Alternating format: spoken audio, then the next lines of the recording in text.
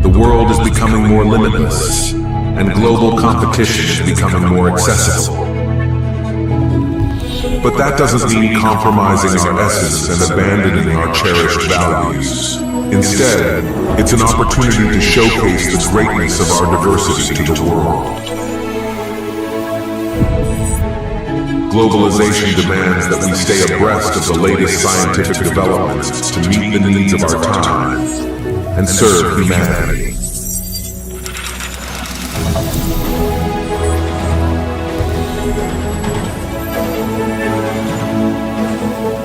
That is why we need to open our hearts, continue learning, and never be content in our quest to become individuals who are excellent, modern, and guided by Islamic values. With this spirit, we believe that achievements are inevitable and that they open up broader opportunities for continuous progress and being at the forefront. Surely on the path of change, we will face obstacles that we must overcome, demonstrating our ability to conquer them.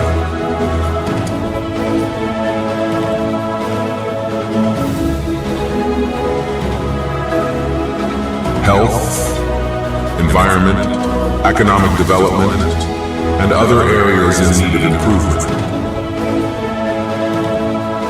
To what extent can we stride forward and contribute to supporting our nation?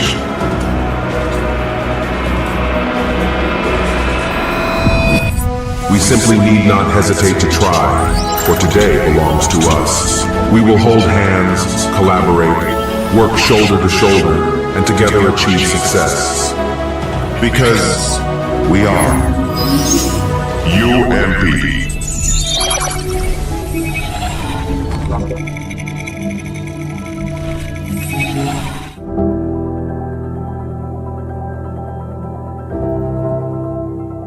Universitas Muhammadiyah Kuto, known as ICBAE.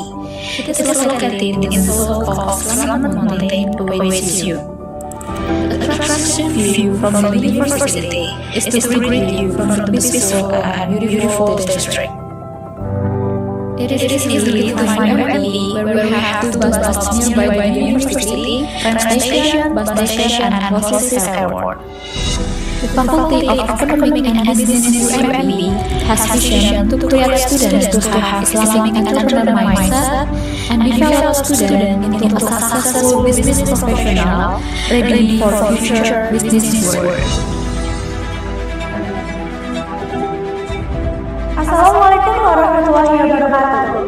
Welcome to the Faculty of Economic and Business Universitas Muhammadiyah Purwokerto. It was established on 1st June 1995. Now, I am standing in front of Faculty of Economic and Business building, the highest building in town. So, let's have a look inside. In the first floor, we have vital water Islamic management invitation and international exchange center in Excellence Gallery. We can actively utilize and mediate to economic knowledge and skill in Islamic banking and capital market. By prioritizing companies as facilities in the economy, we also come to present the services of our students.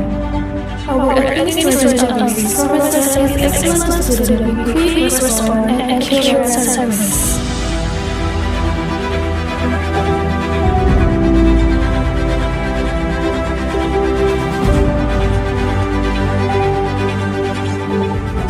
Assalamualaikum warahmatullahi wabarakatuh. I am Nana Tuti, Dean of Faculty Economics and Business Universitas Muhammadiyah Purwokerto.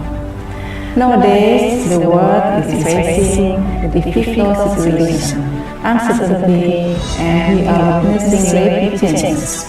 This challenging time pushes us to study economics, understand more about decision making under uncertainty, and crucially generate new ideas and ways of thinking about the issues. Most of our study programs are accredited unggul, called excellent in English term, which is the highest accreditation grade of higher education in Indonesia. We prepare graduates to competitive age and able to offer proper solutions that can be applied to society. Also, we mold our graduates to be ready to have career in company and involved in business world. Assalamualaikum warahmatullahi wabarakatuh.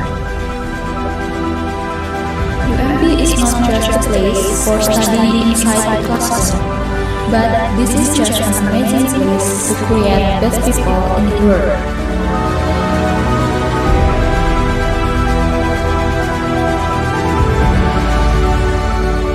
This is also a unique place to explore the great challenges of our time.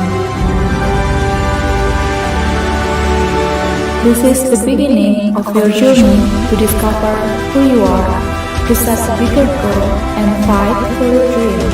As our vision to be the faculty that are excellent, modern, and Islamic, as well as entrepreneurial spirit, we believe to encourage you to push for something greater here in the Faculty of Economic and Business, Universitas Muhammadiyah Purwokerto. So, will you stand up for the challenges in your journey? It is now up to you to take the next step for the journey. We're looking forward to meeting the Faculty of Economic and Business, Universitas Muhammadiyah Purwokerto. Sampai jumpa, see you later. Wassalamualaikum warahmatullahi wabarakatuh.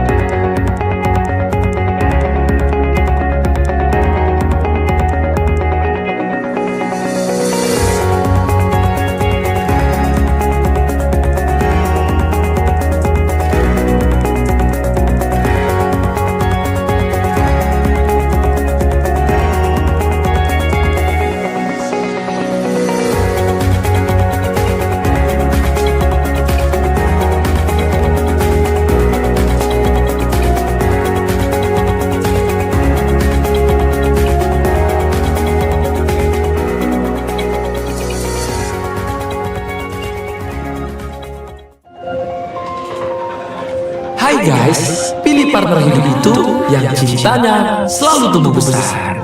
Begitu juga dengan partner bisnis. Pilih yang bisa bikin usaha kita tumbuh tumbuh besar. seperti BSI tabungan bisnis. Yang kasih gratis biaya transfer. Dan limit transaksi besar.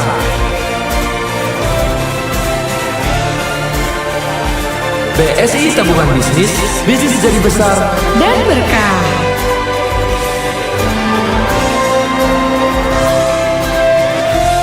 Bank Syariah Indonesia.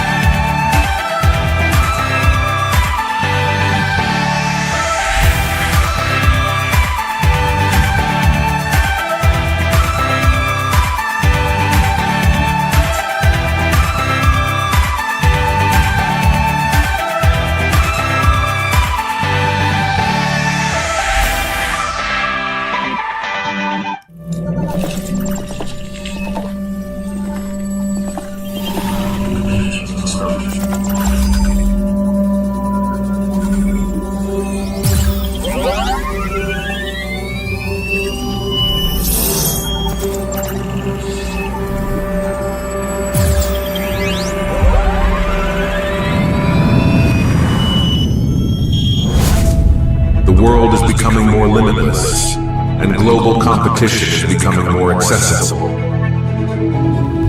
But that doesn't mean compromising our essence and abandoning our cherished values. Instead, it's an opportunity to showcase the greatness of our diversity to the world. Globalization demands that we stay abreast of the latest scientific developments to meet the needs of our time and serve humanity.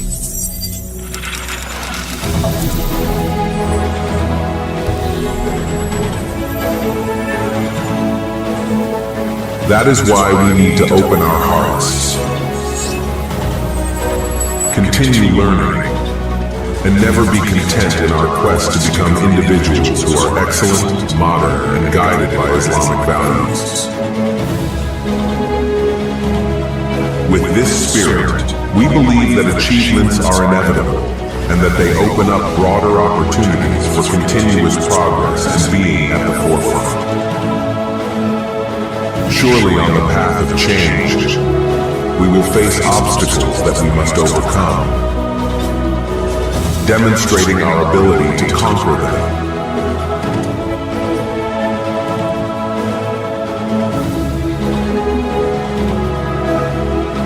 health, environment, economic development, and other areas in need of improvement.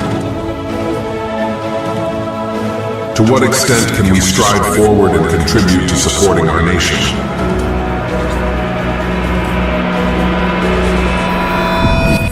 We simply need not hesitate to try, for today belongs to us. We will hold hands, collaborate, work shoulder to shoulder, and together achieve success. Because we are UMP.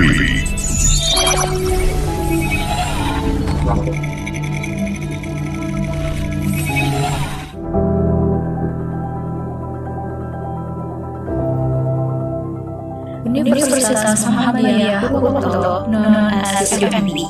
It is located in the soul of Slamet Mountain awaits you. The attraction view from the university is the great view from the peaceful and beautiful district.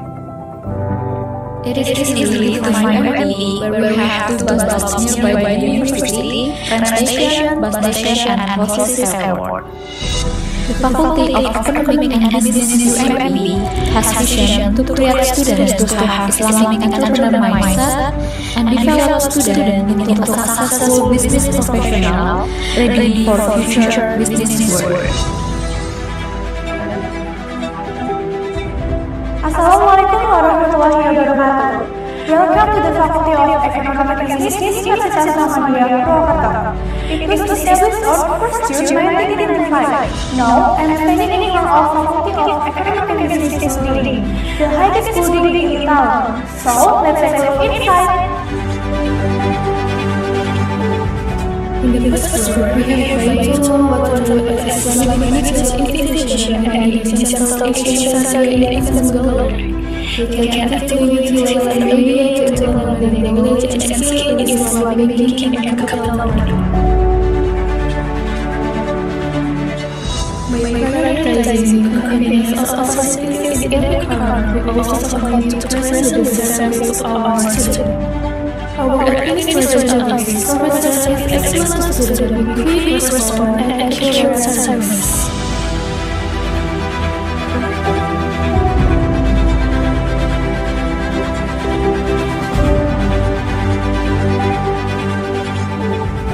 Assalamualaikum warahmatullahi wabarakatuh. I am happy to Tusti, Dean of Faculty Economics and Business Universitas Muhammadiyah Purwakarta. Nowadays, the world is facing a difficult situation, uncertainty, and we are witnessing rapid changes. This challenging time pushes us to study economics, understand more about decision-making under uncertainty, and crucially generate new ideas and ways of thinking about the issues. Most of our study programs are accredited UNGOL, called Excellent in English Term, which is the highest accreditation grade of higher education in Indonesia. We prepare graduates to competitive age and able to offer proper solutions that can be applied to society. Also, we mold our graduates to be ready to have career in the company and involved in business world. Assalamualaikum warahmatullahi wabarakatuh. UMP is not just a place for studying inside the classroom, but this is just an amazing place to create best people in the world.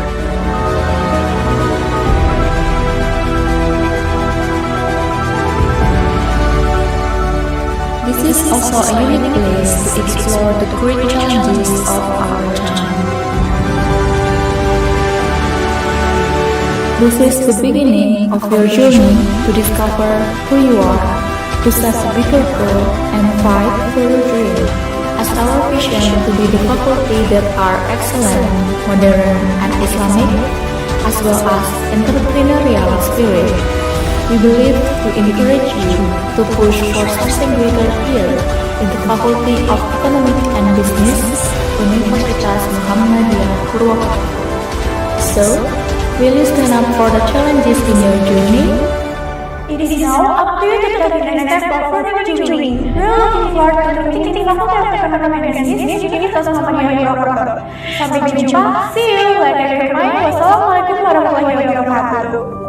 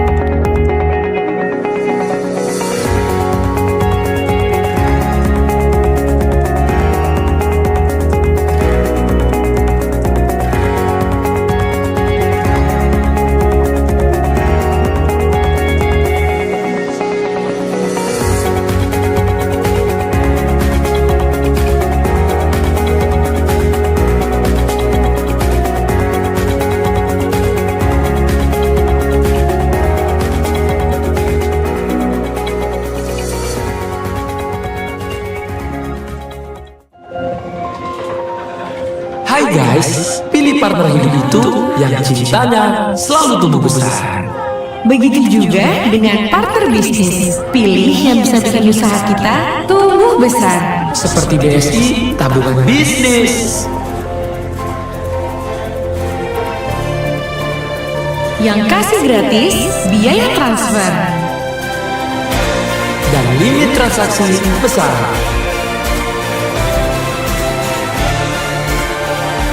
BSI tabungan bisnis, bisnis jadi besar Dan berkah.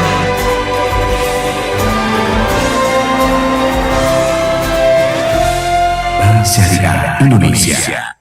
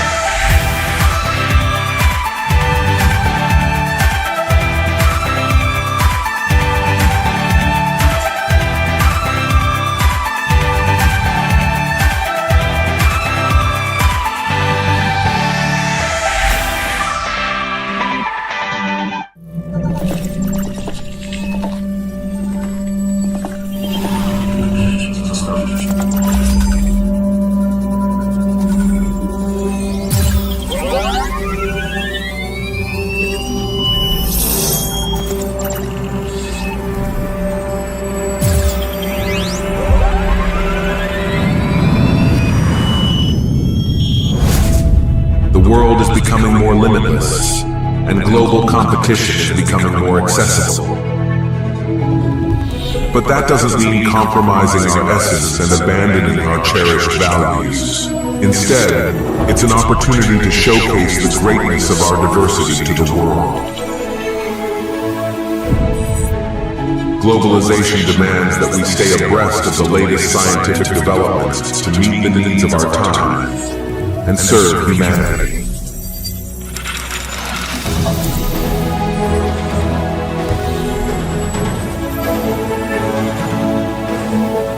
That is why we need to open our hearts, continue learning, and never be content in our quest to become individuals who are excellent, modern, and guided by Islamic values. With this spirit, we believe that achievements are inevitable and that they open up broader opportunities for continuous progress and being at the forefront. Surely on the path of change, we will face obstacles that we must overcome, demonstrating our ability to conquer them.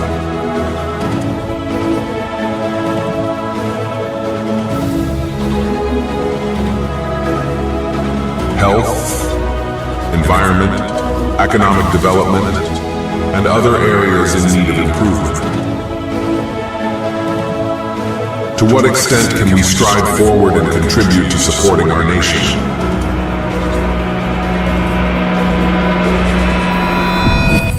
We simply need not hesitate to try, for today belongs to us. We will hold hands, collaborate, work shoulder to shoulder, and together achieve success. Because we are UMP.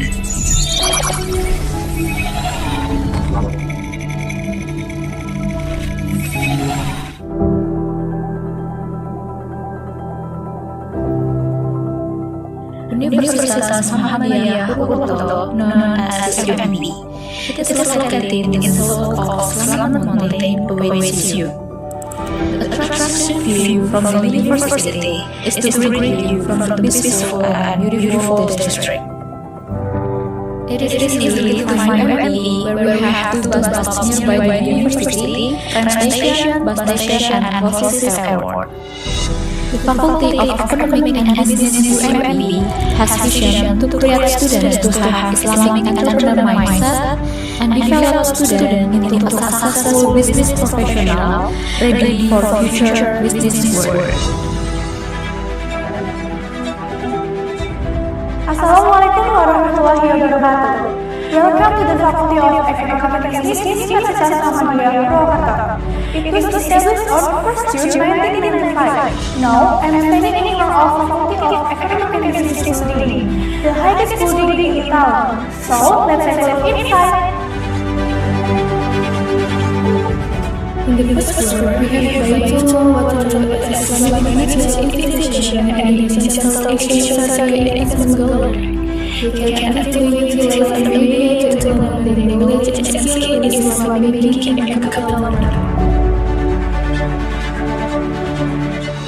By prioritizing companies as facilities in the car, we also come to present the service of our students. Our administration office provides service excellence to the quick response and accurate service.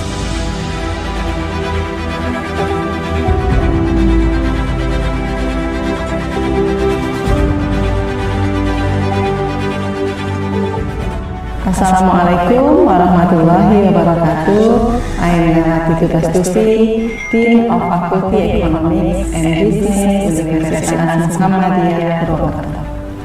Nowadays, the world is facing a difficult situation, uncertainty, and we are witnessing rapid changes. This challenging time pushes us to study economics, understand more about decision-making under uncertainty, and crucially generate new ideas and ways of thinking about the issues. Most of our study programs are accredited unggul, called excellent in English term. which is the highest accreditation grade of higher education in Indonesia. We prepare graduates to competitive age and able to offer proper solutions that can be applied to society. Also, we mold our graduates to be ready to have a career in the company and involved in business world. Assalamualaikum warahmatullahi wabarakatuh. UMP is not just a place for studying inside the classroom, but this is just an amazing place to create best people in the world.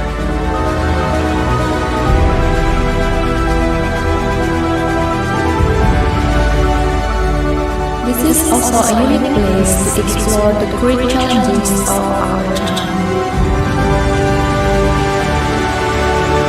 This is the beginning of your journey to discover who you are, to set a bigger goal, and fight for your dream.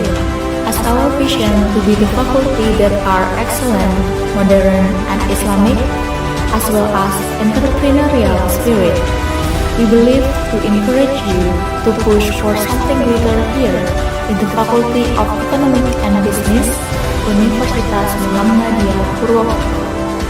So, will you stand up for the challenges in your journey? It is now up to you to take the next step of learning journey. We are looking forward to meeting in Faculty of Economic and Business, Universitas Muhammadiyah Purwokerto. Sampai jumpa, see you later.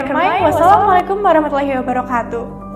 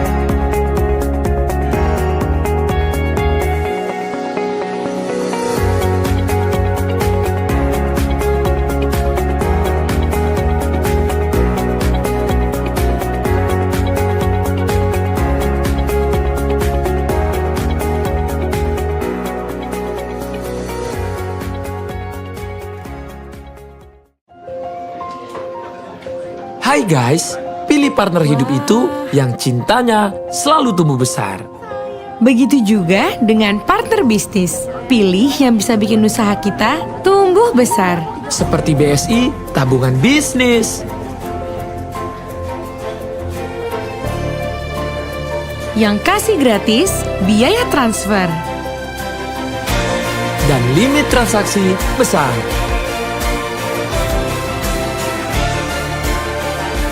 BSI tabungan bisnis, bisnis jadi besar dan berkah.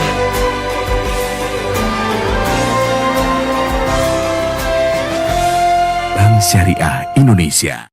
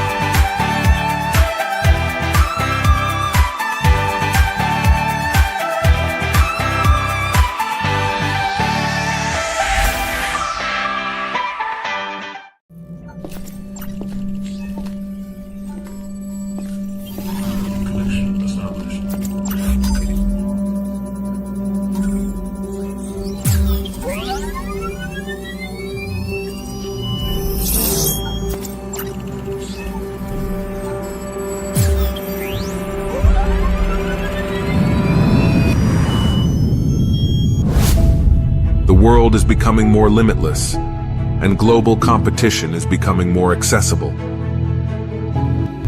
But that doesn't mean compromising our essence and abandoning our cherished values. Instead, it's an opportunity to showcase the greatness of our diversity to the world. Globalization demands that we stay abreast of the latest scientific developments to meet the needs of our time and serve humanity.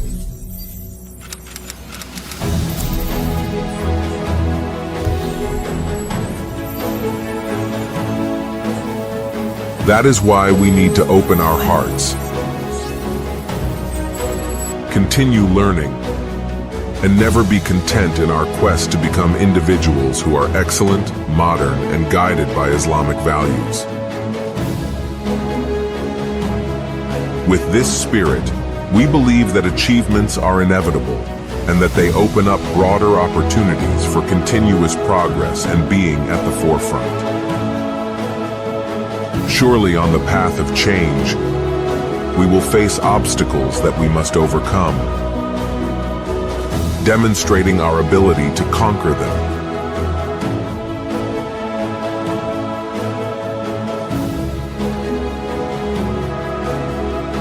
Health, environment, economic development, and other areas in need of improvement.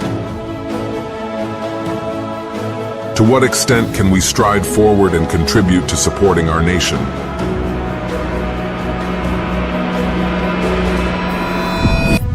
We simply need not hesitate to try, for today belongs to us. We will hold hands, collaborate, work shoulder to shoulder, and together achieve success. Because we are UMP.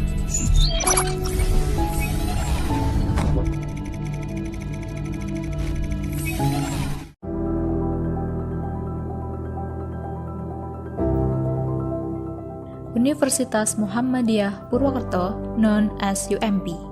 It is located in the south of Slamet Mountain, awaits you. The attraction view from the university is to greet you from the peaceful and beautiful district. It is easy to find UMP, where we have 2 bus stops nearby the university, train station, bus station, and closest airport. The Faculty of Economic and Business UMP has vision to create students to have Islamic entrepreneur mindset and develop students into a successful business professional ready for future business world. Assalamualaikum warahmatullahi wabarakatuh. Welcome to the Faculty of Economic and Business, Universitas Muhammadiyah Purwokerto. It was established on 1st June 1995. Now, I'm standing in front of Faculty of Economic and Business building, the highest building in town. So, let's have a look inside. In the first floor, we have Baitul Mal Watanwil as Islamic financial institution and Indonesian Stock Exchange Sharia Investment Gallery. They can actively utilize a media to implement their knowledge and skill in Islamic banking and capital market. By prioritizing the convenience of facilities in every corner, we also commit to present the best service to our students. Our administration office provides service excellent to students with quick response and accurate service.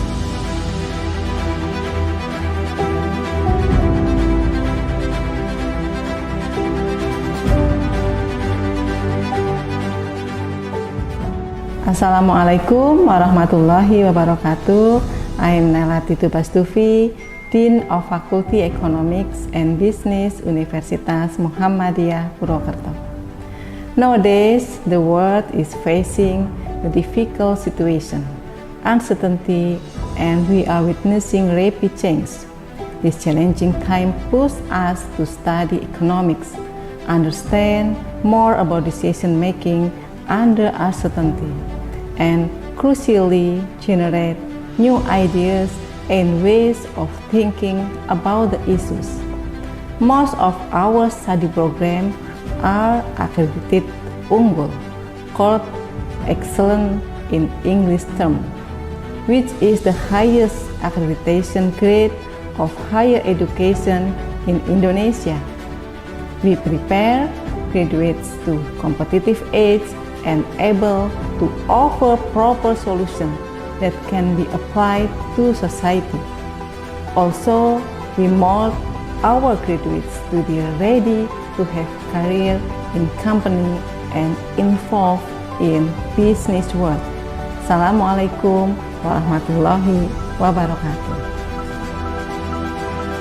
UMP is not just a place for study inside the classroom, but this is just an amazing place to create best people in the world.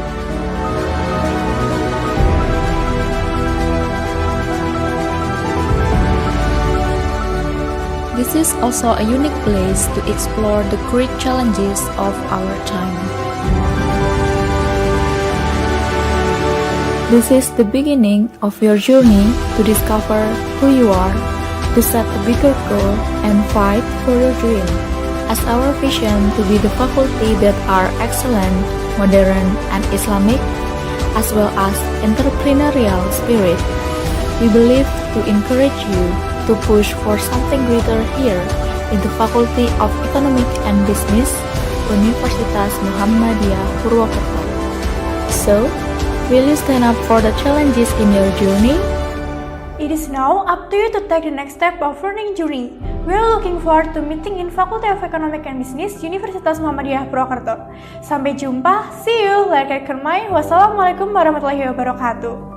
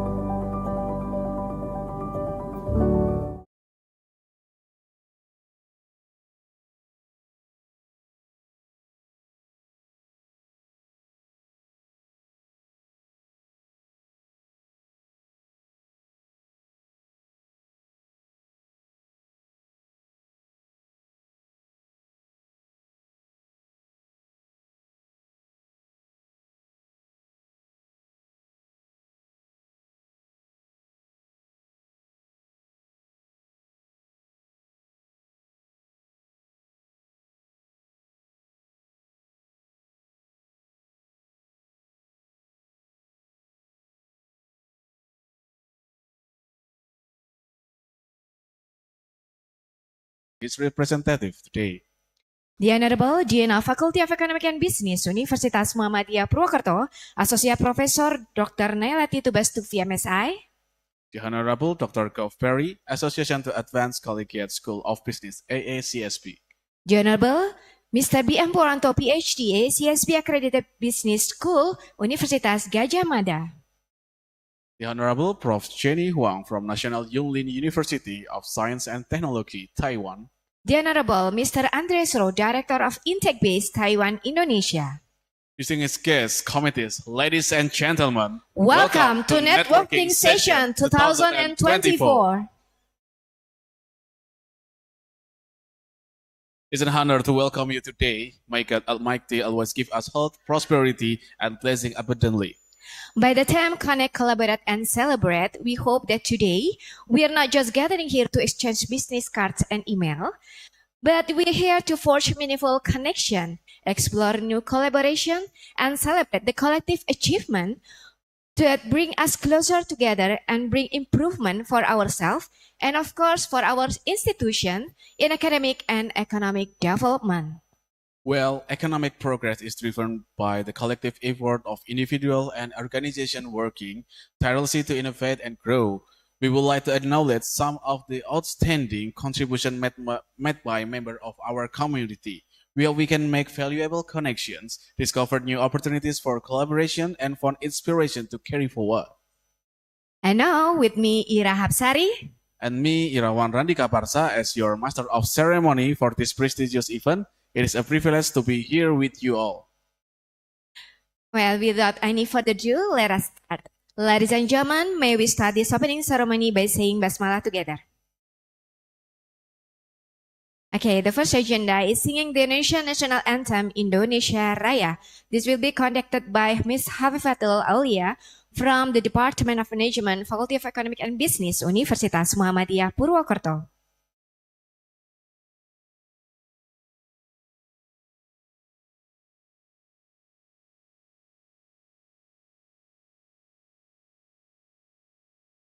Ladies and gentlemen, please be rise and stand up.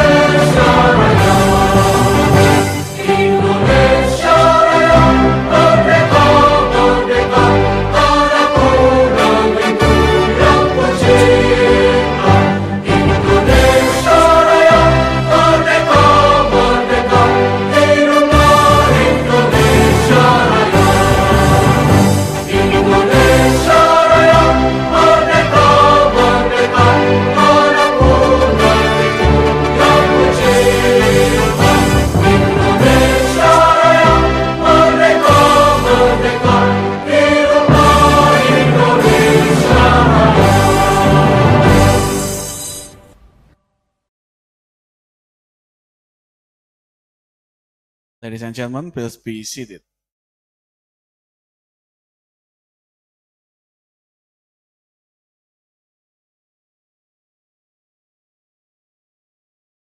Well, thank you very much for the conductor of the national anthems. Well, as we will now proceed with the recitation of the Quran by Mr. Ibrahim Abdul Basit Ahmed Qasim Al-Ghabri, student of Accounting International Class Faculty Economic Business UMP from Yaman.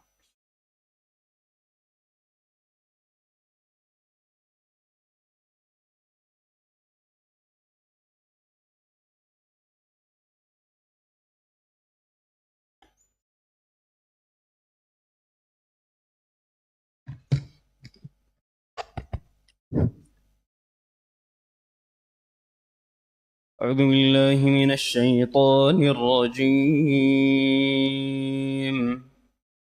لقد صدق الله رسوله الرؤيا بالحق لتدخلن المسجد الحرام إن شاء الله آمنين إن شاء الله آمنين محلقين رؤوسكم ومقصرين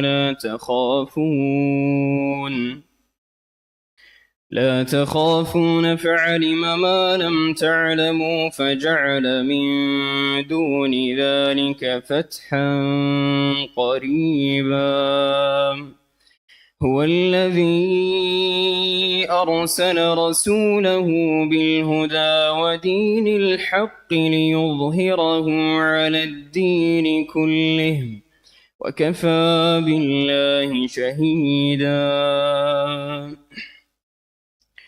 محمد رسول الله والذين معه أشداء على الكفار رحماء بينهم تراهم ركعا سجدا يبتغون فضلا من الله ورضوانا سيماهم في وجوههم من أثر السجود ذلك مثلهم في التوراة ومثلهم في الإنجيل كزرع أخرج شطأه فآزره فاستغلظ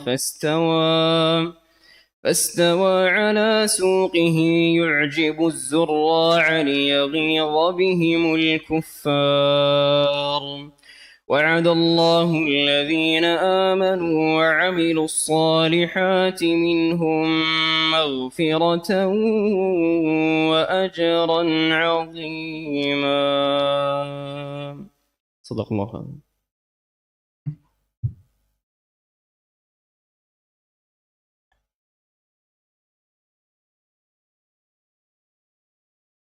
And next, we kindly invite the Dean of Faculty of Economic and Business, Universitas Muhammadiyah Purwokerto. Please welcome Associate Professor Dr. Nelati Tubas Tufi, MSI. The time is fully yours.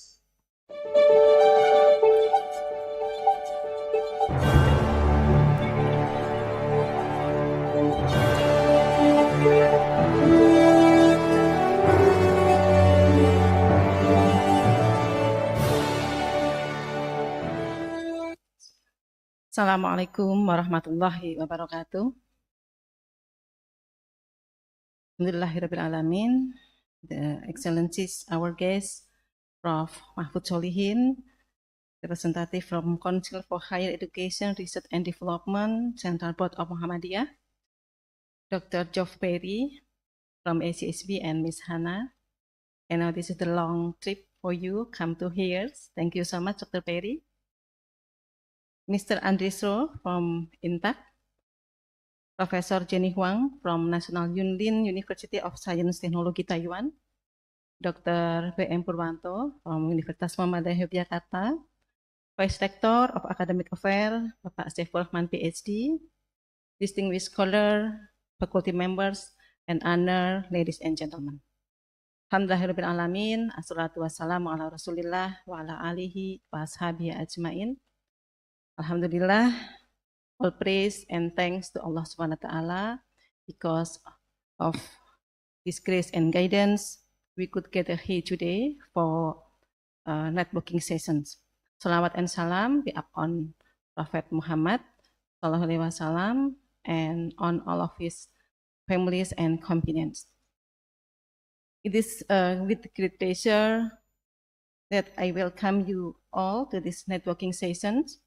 This marks an exciting chapter for the Faculty of Economic and Business, Universitas Muhammadiyah Purwokerto, as we are able to facilitate universities, especially in Indonesia. Here come maybe more than 20 universities to strengthen networking with the most respected organizations in business education worldwide. We believe that the commitment to improving the quality of education and expanding international network is at the heart of everything we do. This event exemplifies our dedication to fostering an environment where learning and collaboration are beyond geographical boundaries. Networking and collaboration are more than just word two. They are foundational elements to drive innovation, growth, and excellence. By engaging with ICSB, Yunlin National University, and ITAC, we encourage every university to find new perspective, cutting-edge research, and global best practice that will enrich academic community. We believe that meaningful partnership lead to transformative opportunities. Through collaboration, we can share knowledge, ideas, and develop solutions that address the challenge of today and tomorrow. This session is a platform for building relationships that will empower our faculty, students, and partners to achieve greater success together. And I would like to express deepest gratitude, especially to our guests, Dr. Perry from ACSB and Mr. Andreso from INTAC, Prof. Jenny Huang from Yulin University, and Dr. PM Purwanto from Universitas Gajah Mada. Your vision and expertise are invaluable to us, and we look forward to learning from your insight and experiences. And to everyone present today, I encourage you to take advantage of this opportunity to connect, to collaborate, and explore new possibilities. Let us work together to create a vibrant network that support our shared vision of excellence in education. And the last, thank you for joining us today. Let's make this memorable and impactful event. Thank you. Assalamualaikum warahmatullahi wabarakatuh.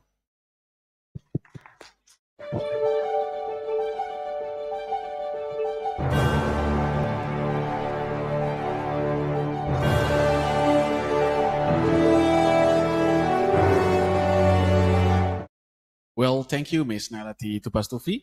Next, we kindly invite the Rector of the UMP, represented by Vice Rector 1, Student Affairs and Cooperation, Mr. Saifur Rahman, PhD, to deliver the opening speech and officially inaugurate this networking session. So, Mr. Saifur Rahman, PhD, please, time is yours.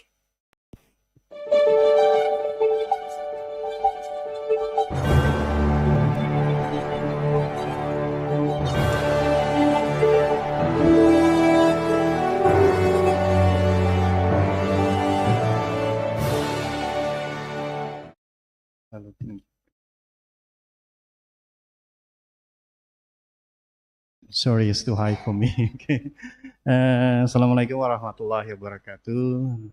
The Excellency, the Vice Treasurer of Majelis Dikti Litbang PP Muhammadiyah, Prof. Mahfuz, the Excellency, our guest from ASCBC,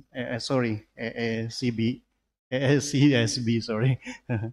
Okay, Dr. Geoff Perry, welcome to Indonesia and welcome to Purwokerto, our university, Doctor.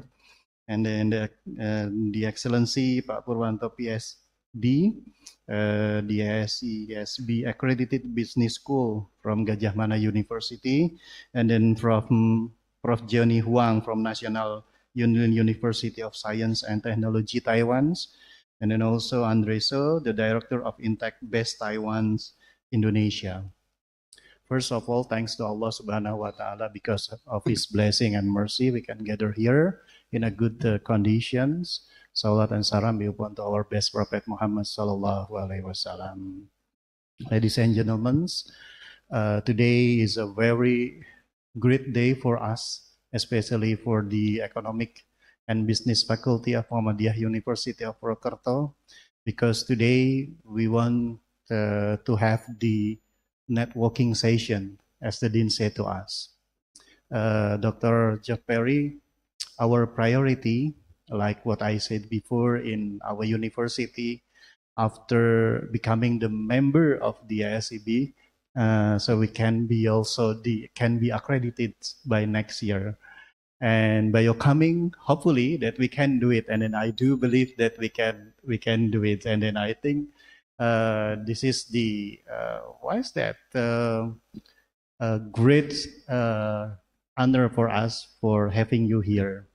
And then also for our partnership university, welcome also to Universitas Muhammadiyah Purwokerto. Today, the FEB will facilitate us with the networking sessions, because nowadays in our words, networking is a very important.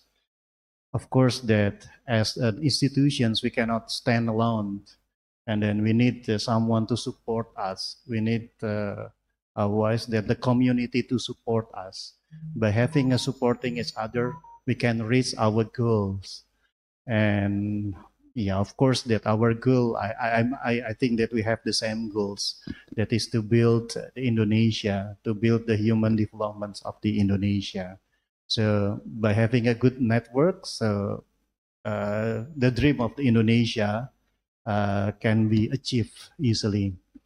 So I think that's all my speech. Once again, thank you so much and have a nice day in the networking sessions. Hopefully that after this, like Bu Dekan said to us, that we have the jargon here, connect, collaborate, and then celebrate. So after having a connections, and then also having after collaborating each other, and then we will have the celebrations. Hopefully after the end of these sessions, we can have the celebrations today, because yes, it is a great day for us. So by saying Basmalah together, Bismillahirrahmanirrahim. So I officially opening the network sessions of the Faculty of Economic and Business Universitas Muhammadiyah Purwokerto. Okay. Thank you so much. Assalamualaikum warahmatullahi wabarakatuh.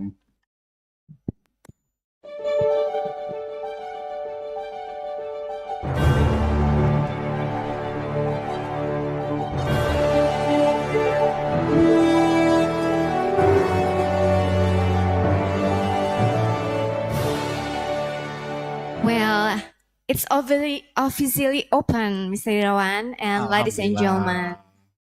Okay. And I wish this, in the networking season, we are not just have a good connection, but in the future relationship, it will be a good, amazing relationship in the future, right?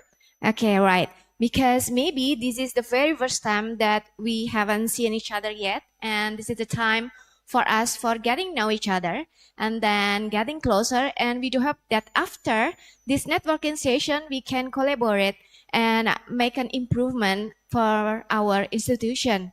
Well, ladies and gentlemen, after this, we will be entertained by the Kentongan. Kentongan. Maybe for you haven't know yet about the Kentongan, this is the music and dance performance, a traditional one. This is origin from Banyumas Regency, or maybe we can mention who is gonna be the first time come here to Purwokerto. Can you guess? Okay. Okay, This is Miss one of Hana. the part of the Kentongan. Yeah, this is the very first and time it's you called come to Purwokerto. Angklung. Yeah, here we go.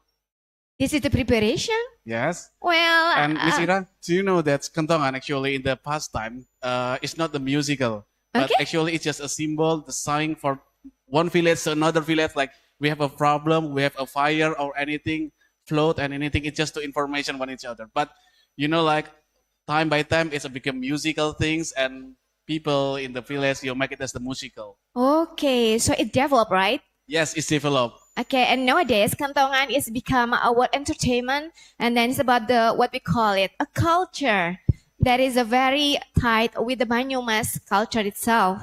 And this is consisting of the music instrumental and dance, and it's very interesting. I'm origin from Regency of the Banyumas, and I'm never getting bored for hearing the Kentongan itself. And almost every year, the government of Banyumas itself, they always make the festival of Kentongan that involves many, many people from the college, the youth from the college, and join in the competition. And it's the prestigious event. You know what? Like maybe approximately more than like 10,000 people, they are in the town square just to the competition of the Kentongan. Okay. Oh, Mr. Irawan, as we know that the delegation for today is from what we call it, from the dean and then the delegation from the university around Indonesia. May I know who is the,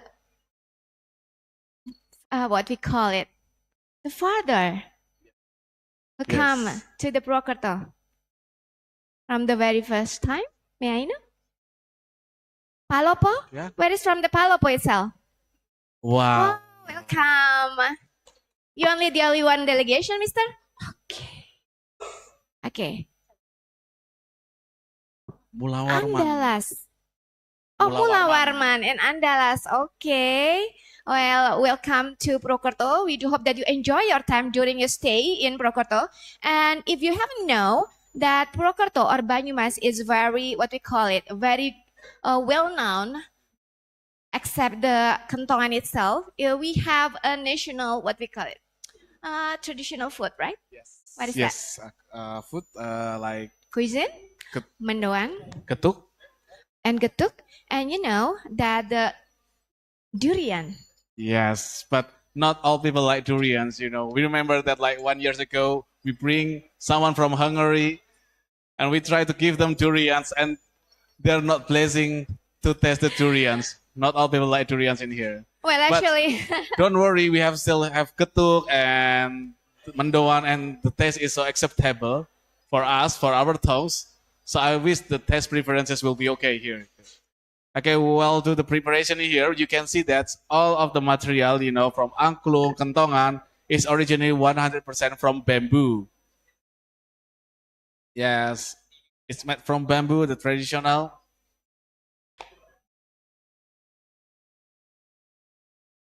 And the youth in here is coming from Desa Kembaran or Kembaran village. They are involved in one community. And you know what, like they are also join in the competition, the prestigious competition in almost every year that held by the government of Banyumas in Town Square. They are part of this.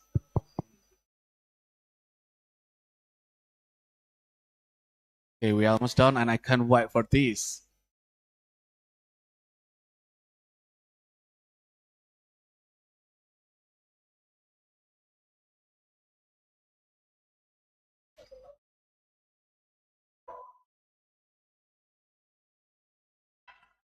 we do hope that for online participants that you still can enjoy about the performance of the kentongan itself. Yes, I can't wait for this, but I think it's almost done. Just be patient for a while.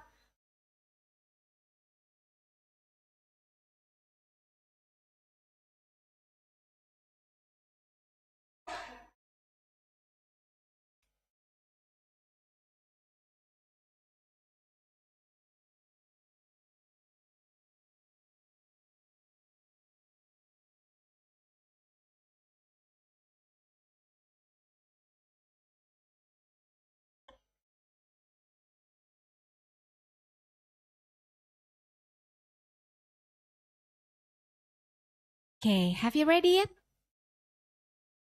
Okay, not yet. Not yet. Yes. And we are very, very open. You know what? Like, if you want to dance in the front of, during the music is playing here, we're really open with this. And I cannot wait to see you to dance together with us today here.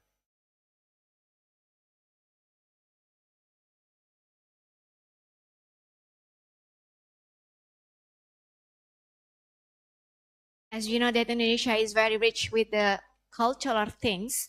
And this is one of the local wisdom that we have. Maybe getting closer to the participant, Mr. Irawan. Okay. We haven't greeting yet for the other participant itself. Okay.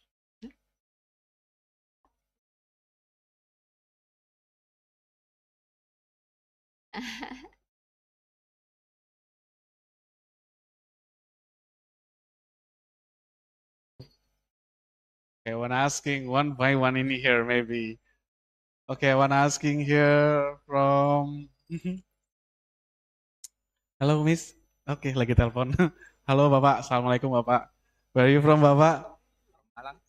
Malang, with Pak Eko. Oh ya, Pak Eko itu orang Ngapak, Pak. Yes, actually he is originally Ngapak, but almost 20 years in Malang ya. Itu Kapak, Pak. X. Okay, we almost done with the preparation in here. I wanna know which one from the Andalas and Mula Barman. Okay. Okay, hello with Mr. Who?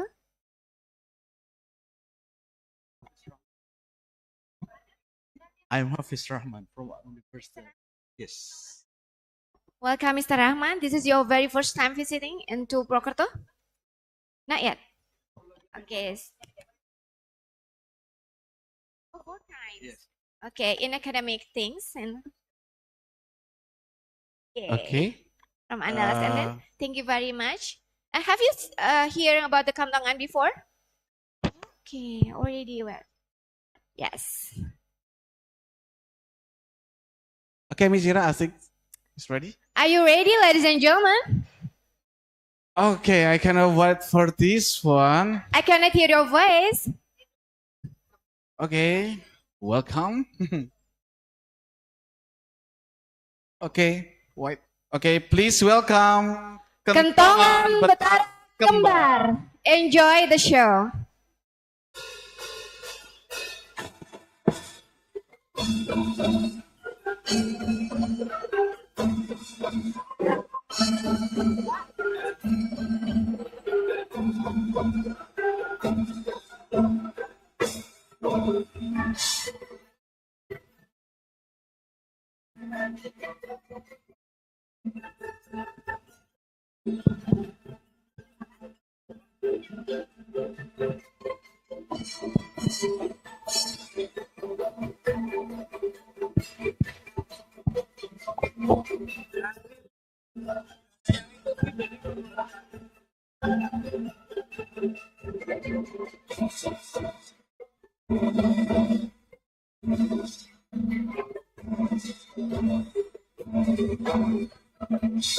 Pancene isi ketira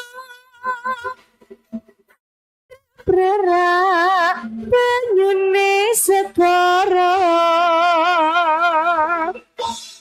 Elak nembak pralaya Intina minggu ki pariwisata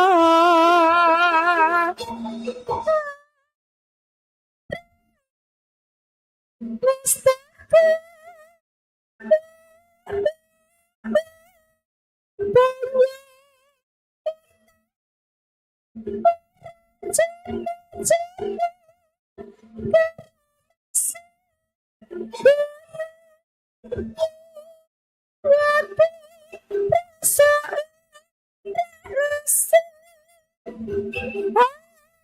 Jawa mas cepet misori Witing kelapa katon ngawe awe Prayogane baji bali wae Dene sesaese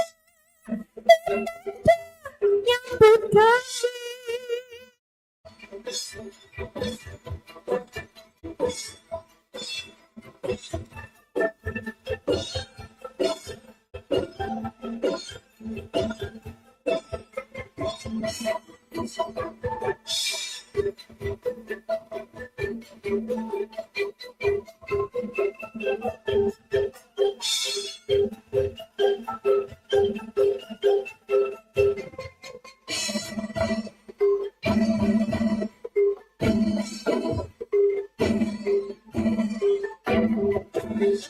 Ya kancane isi ketira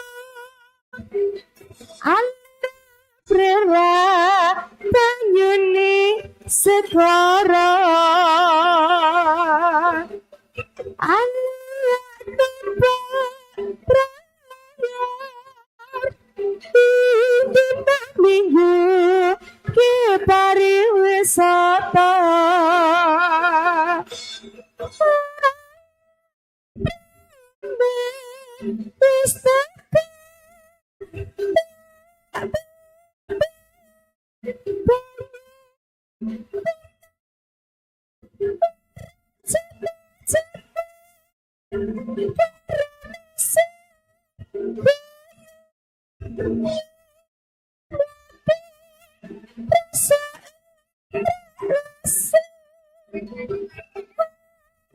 Jawa mas cepet misori Witing kelapa katon awe awe Prayogane baji bali wae Dene sesaese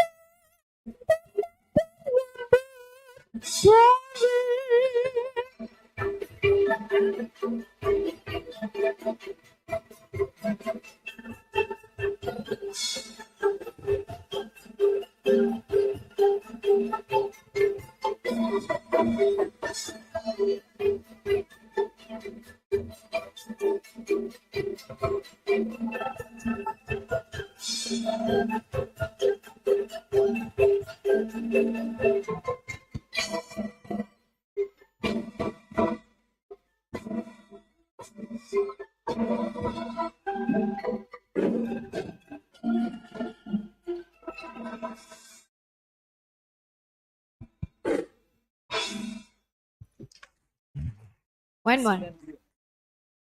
One more song. Kisinan 2.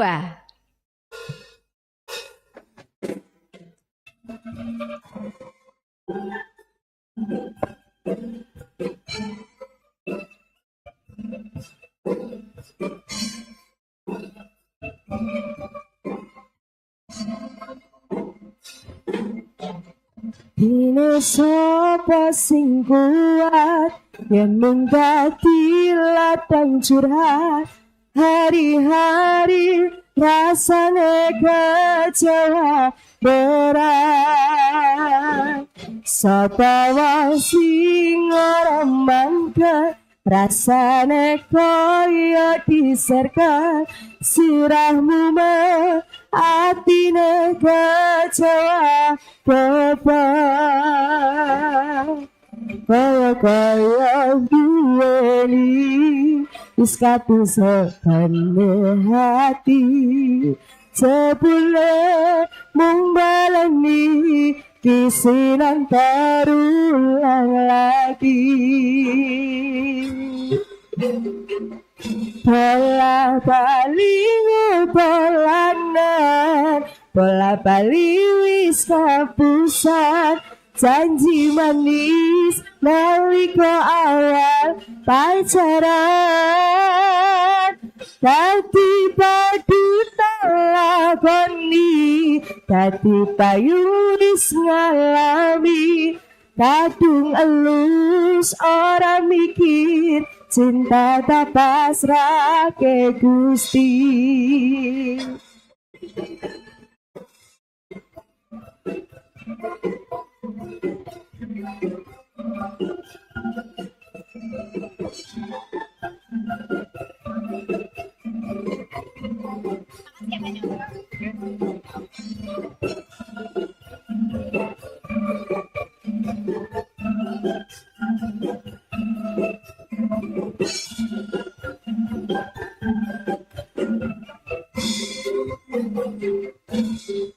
Kaya duweni wis kadusakan hati jebule mung baleni kisinan terulang lagi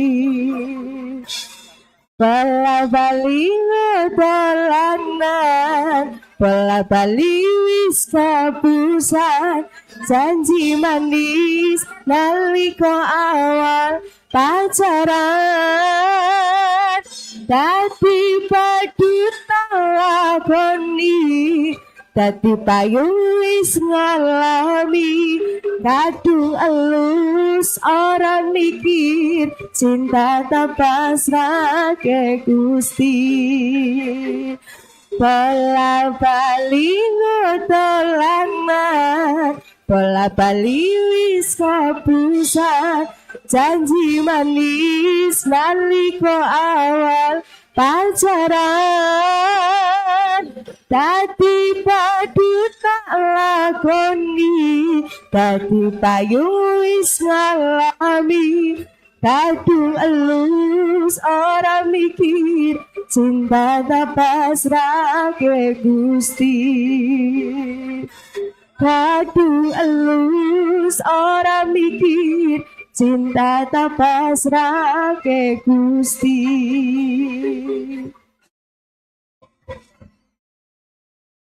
Well, we still have another performance, and it's the the song is quite viral. Like the title is Pamer Bojo. Okay, Pamer Bojo, check this out.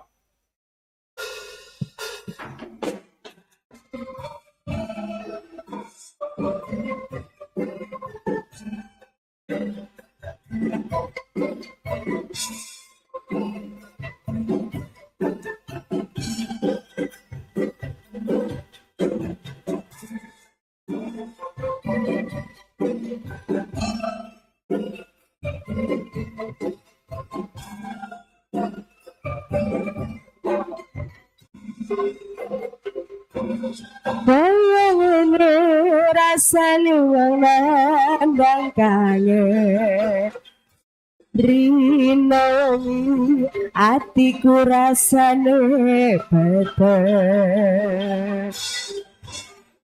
tansah kelingan kepengin nyawa sedelawai wi semotenan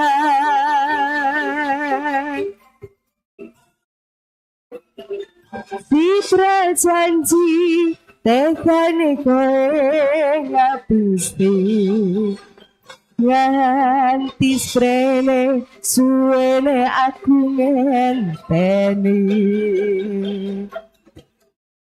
nangis batinku ngerata suriku talas kapa netes elu ning dadaku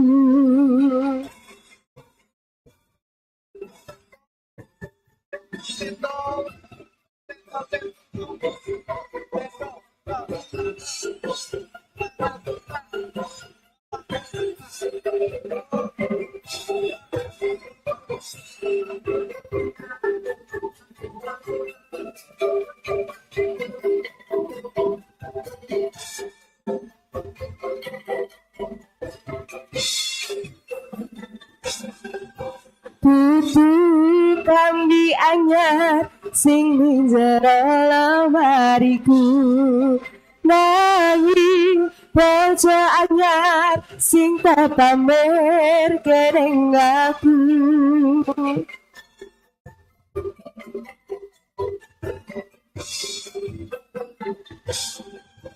Tutu wangi mawar sing tasawal ning mripatku nanging koe lali ngarani wong kaya aku neng apa seneng aku yen mung laraku pamer bojo anyar neng laraku Citra janji tekane koe ngapusi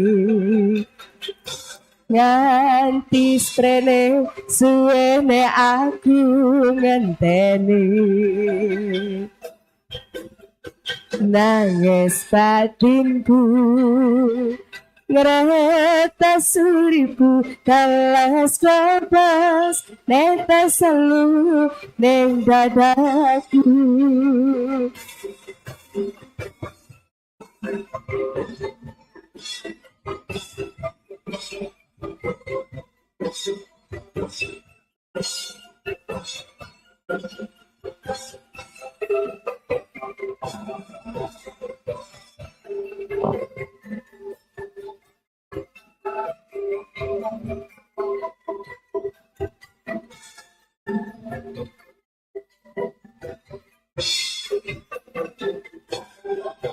Tutu klambi anyar sing ning jero lemariku nanging bojo anyar sing tak pamer keneng aku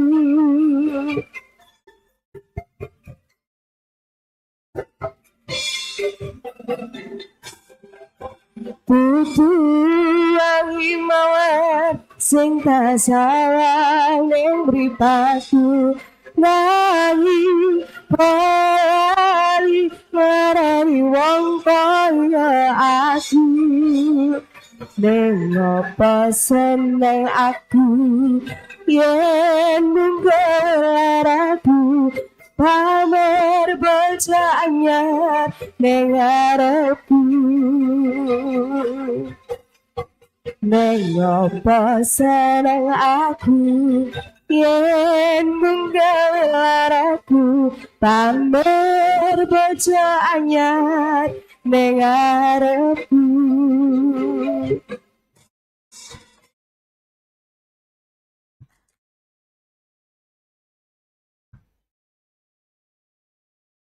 Thank you very much. Please welcome applause once again. And once again applause please for the kentongan Batara Kembara. Batara Kembar, I'm so sorry.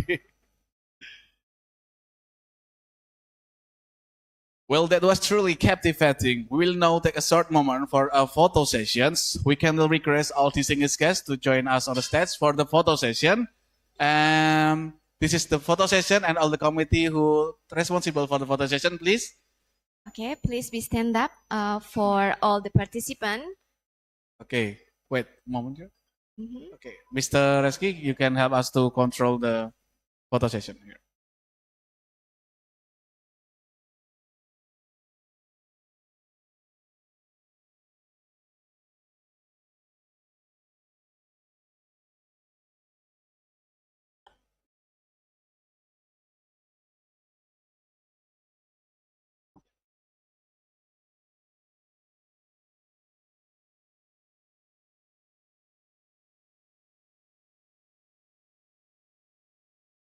Okay. For all participants, please come forward and then take a photo together. All of you, please.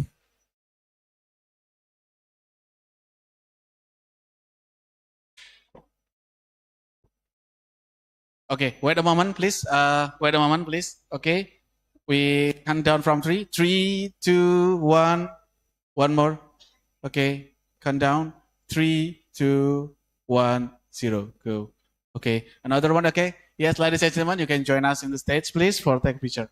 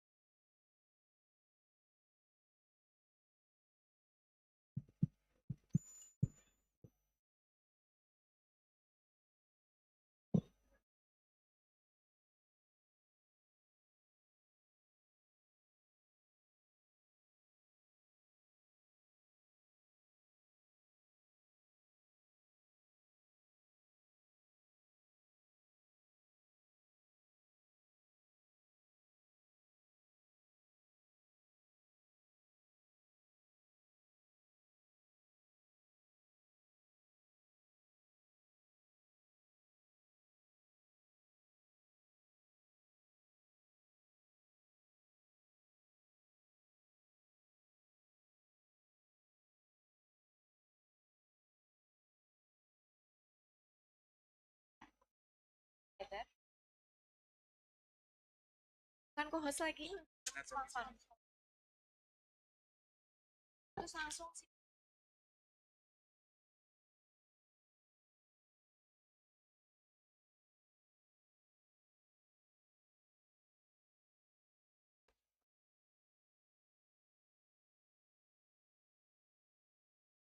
Okay, look at the camera, please. Okay, we count down from 3. Okay, with the formal style first. 3, 2, 1, go. Okay, we'll like to picture with another one with the same style. White. Okay, count down. 3, 2, 1. Yes. And then, ladies and gentlemen, please use this style. Smart University. Like this. Okay. Okay, we count down. Okay. 3, 2, 1, 0. Again, please. Okay. F to every single picture. Okay. Whatever style. Okay. Whatever style. Up to you. Okay. Okay. 3, 2, 1, go. Okay. Thank you, ladies and gentlemen, for this photo session.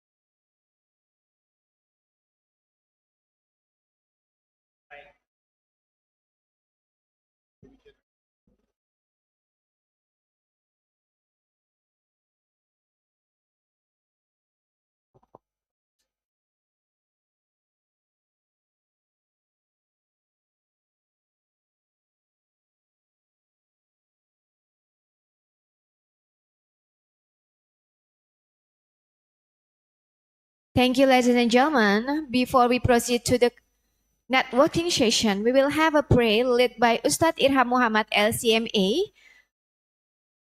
Please, Ustadz Irham Muhammad LCMA, the time is yours.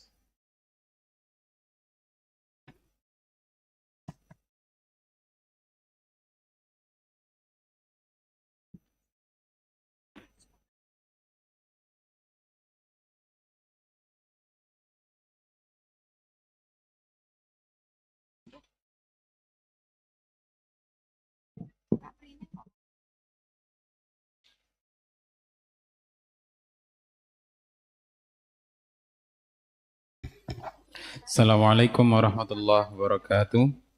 Ladies and gentlemen, let's take a moment to pray to our God, Allah subhanahu wa ta'ala, the Almighty, the God who grants all requests, the Lord who understands all languages. We pray to Him to showing our gratitude to Him, the one we depend on, so we'll always remember that we belong to Him in good and bad times. A'udhu billahi minasyaitanir rajim. Bismillahirrahmanirrahim. Alhamdulillahi rabbil alamin. Hamdan yuafi ni'amahu wa yukafi'u mazidah. Ya Rabbana lakal hamdu kama yanbaghi li jalali wajhikal karimi wa 'azimi sultanik. Allahumma salli wa sallim ala nabiyyina Muhammad wa ala alihi wa sahbihi ajma'in. O Allah, our Lord, all praise and thanksgiving we offer to your presence for the abundance of grace and protection to us. O Allah, we cannot praise you sufficiently for the opportunity to make everything possible for us. Our Lord, guide us among those who have guided, pardon us among those who have pardoned, befriend us among those you have befriended, bless us in what you have granted, and save us from the evil that you decreed. O Allah, accept our efforts and actions. Grant us barakah and blessings in all of our efforts and action. O Allah, today we are carrying out the second day of the fourth of ICBAE 2024, conducted by Faculty of Economic and Business, UMP. We ask you to grant us a good ending in this event as you granted us a good beginning. O our Lord, show and guide the participants and organizers of this international conference to become great people who spread benefits and great leaders for family, community, country, and the world.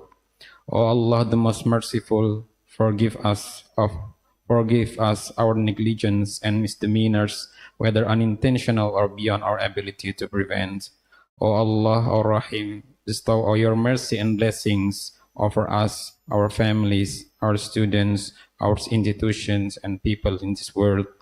O Allah, bless our meeting, our collaborations, our contribution to the knowledge, and bless our farewell. Don't bring destruction and misery upon us and those who are with us. O Allah, benefit us by that which you have taught us, and teach us that which will be benefit to us, and increase us in knowledge. Praise is to you in all situation. Allahumma alif baina qulubina wa aslih data bainina wa wahhid sufufana birahmatika ya arhamar rahimin. Rabbana atina fid dunya hasanah wa fil akhirati hasanah wa qina adzaban nar. Sallallahu ala Muhammad wa ala alihi wa sahbihi ajma'in. Walhamdulillahi rabbil alamin. Thank you. Wassalamualaikum warahmatullahi wabarakatuh.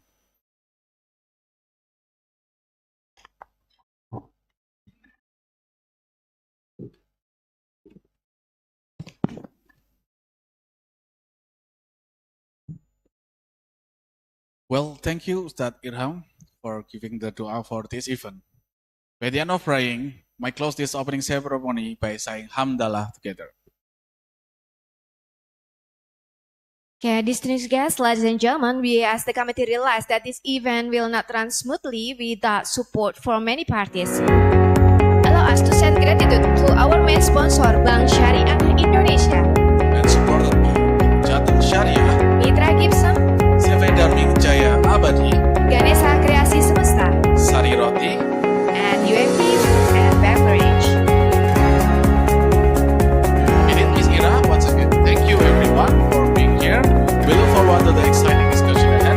Enjoy the network session.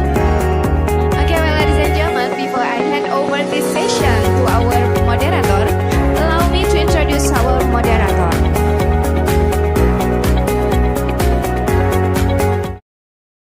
Mr. Bima Chinintya Pratama, PhD, ICBAE.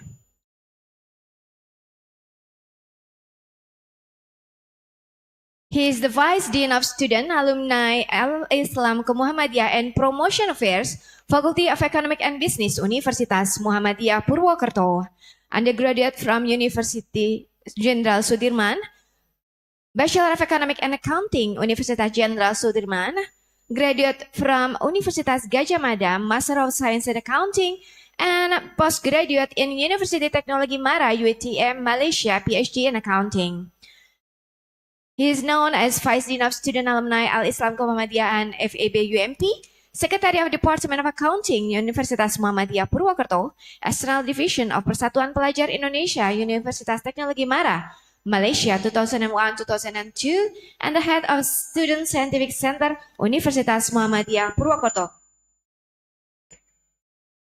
Please welcome Mr. Bima Chinintya Pratama, MSc, PhD, ICBAE. The time is fully yours.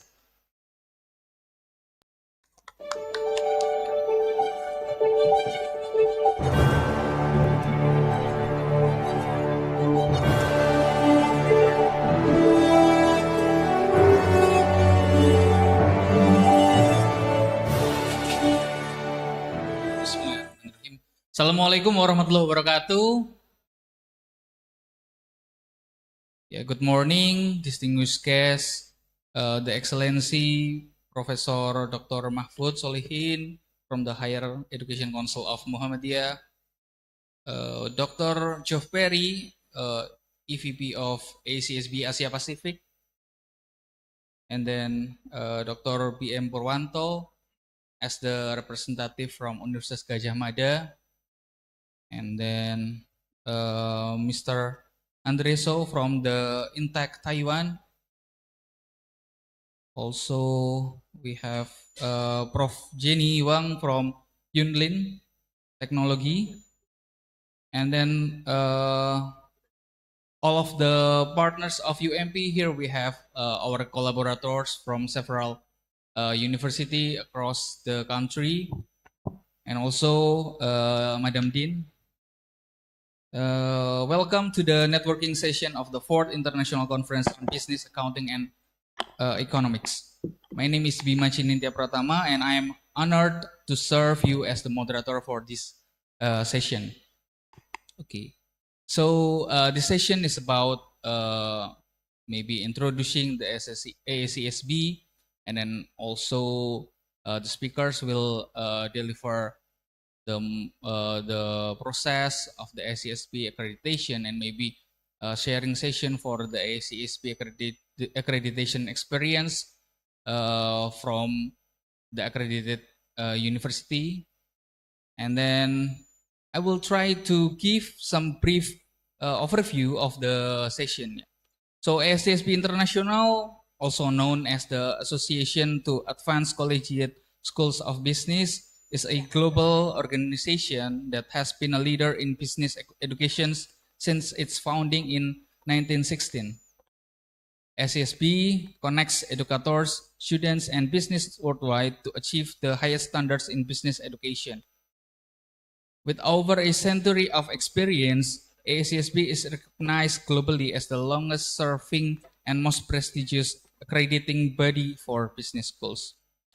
Today, ACSB accredits more than 1,000 business schools across 65 countries, representing a global network committed to maintain the highest standards of excellence in business education. In Indonesia, ACSB has a growing influence with around 30 members institutions, including some of the country's most prestigious universities, and also including our university, Universitas Muhammadiyah Purwokerto. Maybe you can give applause. Yeah. Okay, so of all these members in Indonesia, there are 4 universities that have been achieved ACSB accreditation, which is Universitas Gadjah Mada, Binus Business School, Institut Teknologi Badung, and also Universitas Indonesia. These institutions are recognized for their commitment to quality, continuous improvement, and the advancement of business education. For today, we are gathered here with representatives from 25 leading universities across Indonesia.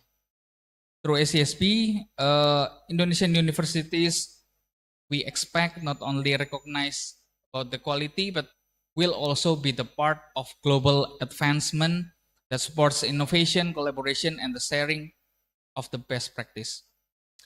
Then for this session, we will have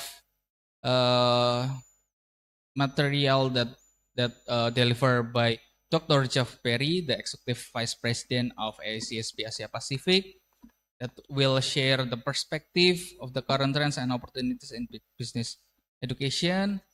And then after that, we will have experience sharing from Dr. PM Purwanto from Universitas Gadjah Mada. Okay, so maybe we will enter the first speakers. I would like to introduce Dr. Geoff Perry, educational background. He graduated from the doctoral degree from the University of Auckland, New Zealand. And currently, he is the Executive Vice President of ACSB Asia Pacific. There are several work and experience that he became 2020 as the EVP of ACSB Asia Pacific, and then also in 2017, Deputy Vice Chancellor of Auckland University of Technology, New Zealand, and then also 2010 as the Pro Vice Chancellor and Dean Faculty of Business, Economics, and Law, Auckland University of Technology. Yeah, we have a lot of deans here, and Dr. Geoff Perry have also been before, so yeah, I think he can share the position as the SCSB director and also as the dean that may join the process before, so we can get a lot of him today. So yeah, without further ado, I would like to invite Dr. Geoff Perry to be here.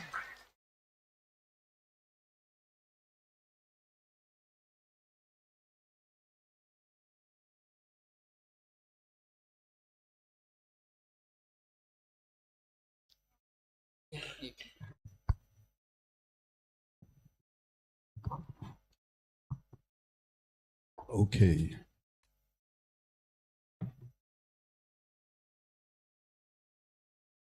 Just stop.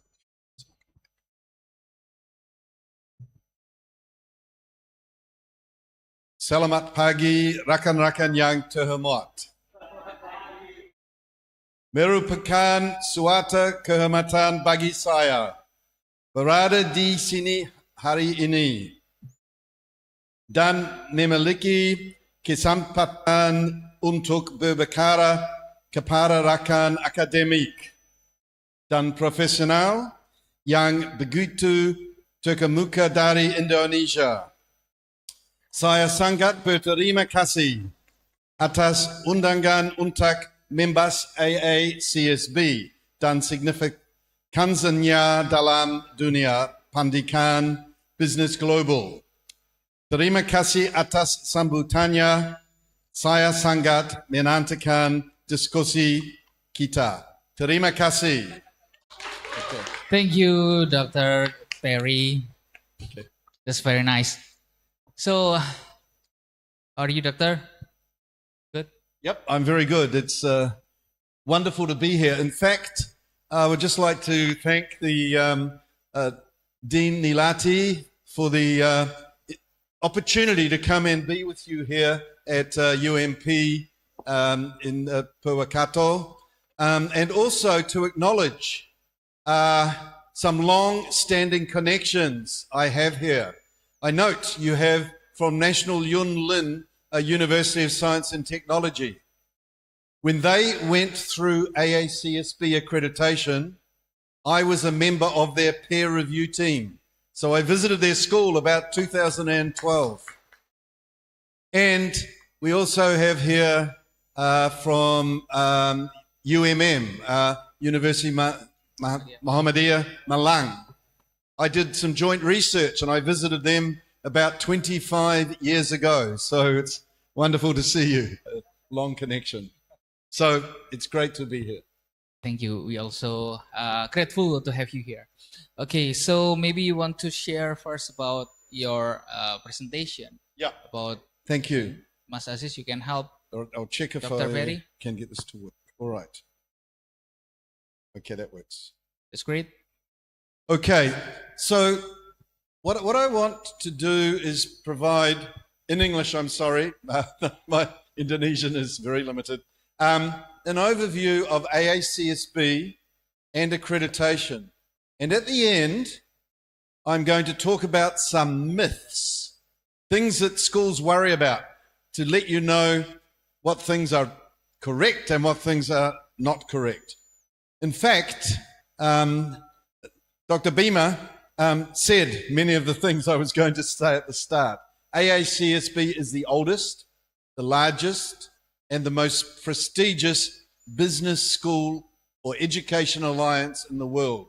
We're in over 100 countries, and we have accredited schools in 65, as you said. Our headquarters is in Tampa, Florida, and we have an office in Singapore. That's where I'm based. And we have an office in Amsterdam, which covers Europe, Middle East, and Africa. AACSB used to be, in the past, an American organization. That's where it started. Until 1960, it was just US schools. Then some Canadian schools got involved. And in the mid-1990s, AACSB started looking outside the US and becoming global. And there was a decision in the late 1990s to become a global organization. So although we are registered in the United States, we are a global organization. I'll talk more about that. If you go through accreditation, when you go through AACSB accreditation, you need to have a mission, a vision, and some values. We have to have that as well. So this is new. In April, we redid our mission and vision. And you can see our mission there is AACSB elevates the quality and impact of business schools. So we're really interested in the difference that business schools are making, the impact. We do this by working with, alongside business schools. As you'll see later, it's when you go through accreditation, it's based on your mission. So that's our mission. So our mission is our identity. It's who we are. It's what we do. Our vision is our future state. It's where we want to get to.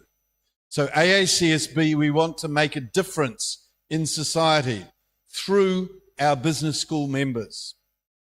And if you look in the values, the first value is members first. And we mean by that our education members, our business schools. So that's the key focus for AACSB. Our strategy, we have three parts.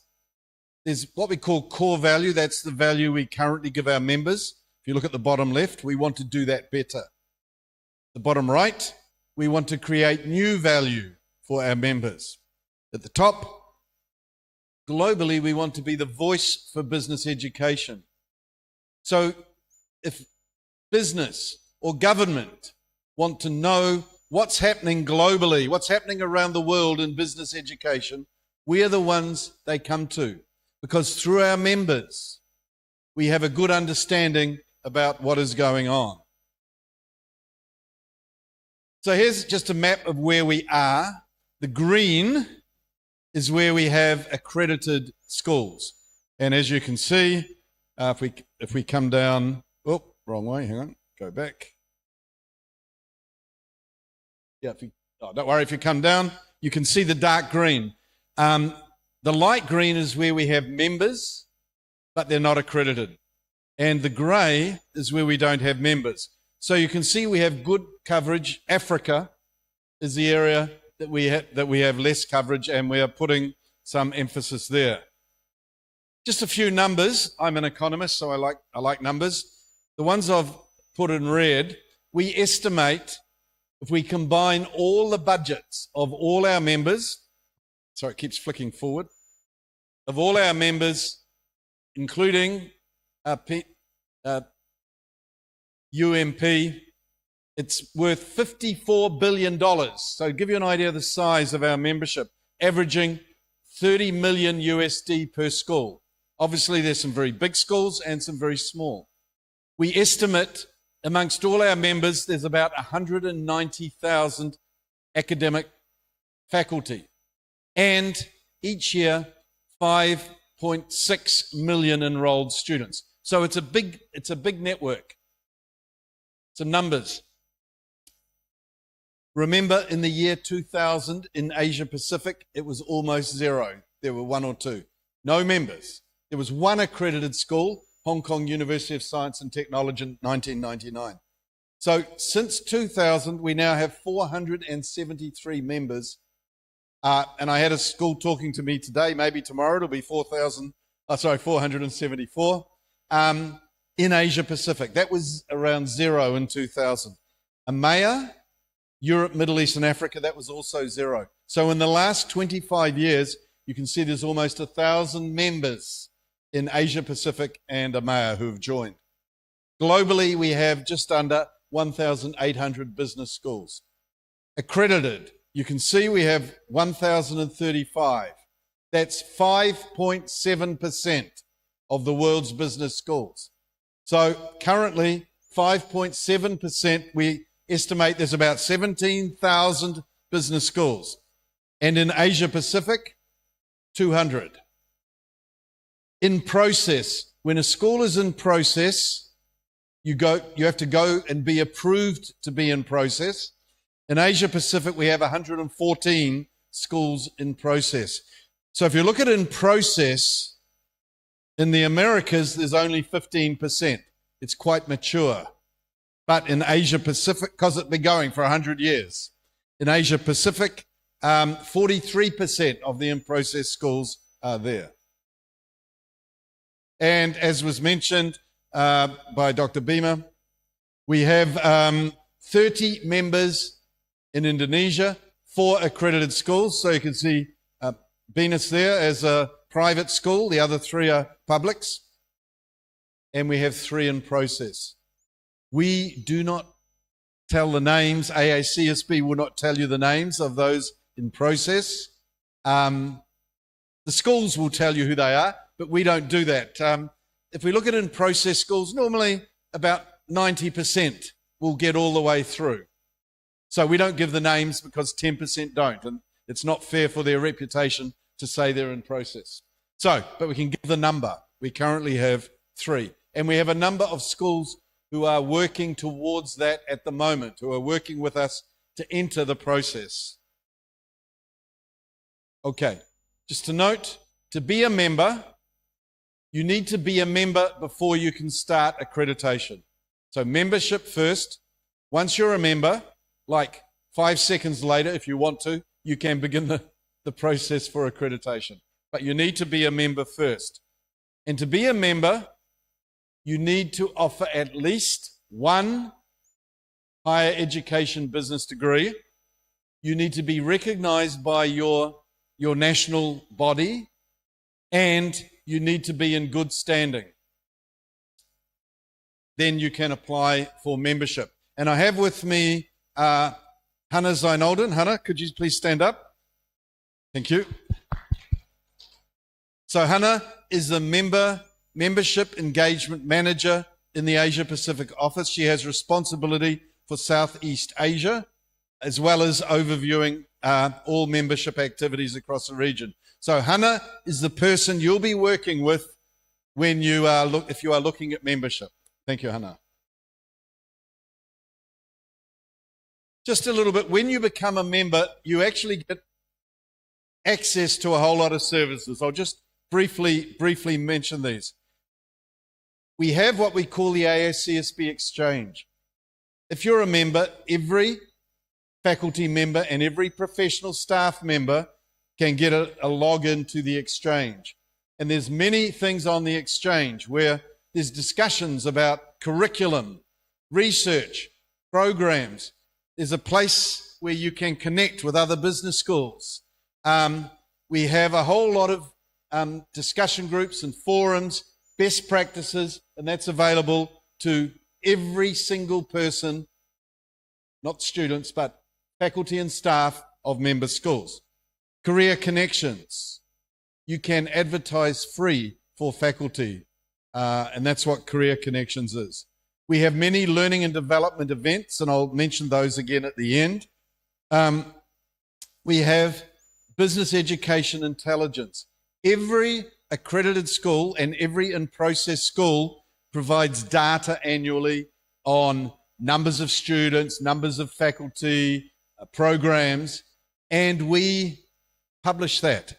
And we have something you can see there called the Analytics Hub. And you can go in, and it's a user-friendly sort of web-based approach, and you can search which programs are growing in different regions of the world, etc. So that's very powerful. And then down the bottom, the accreditation, quality assurance and quality improvement. A member school does not have to become an accredited school. We have members who want to be members to take advantage of those 4 areas I have here and not accreditation, and that's fine.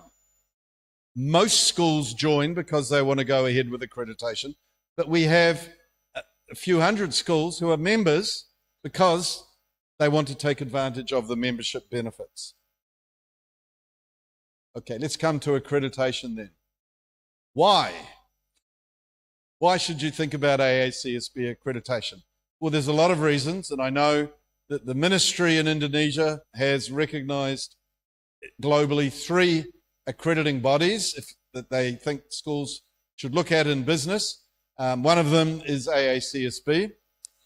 But when I talk about the value, I talk about external value and internal value. And the external value is it helps your reputation. You are recognized as meeting global standards. And that helps internationally, and it also helps domestically. It's a quality benchmark.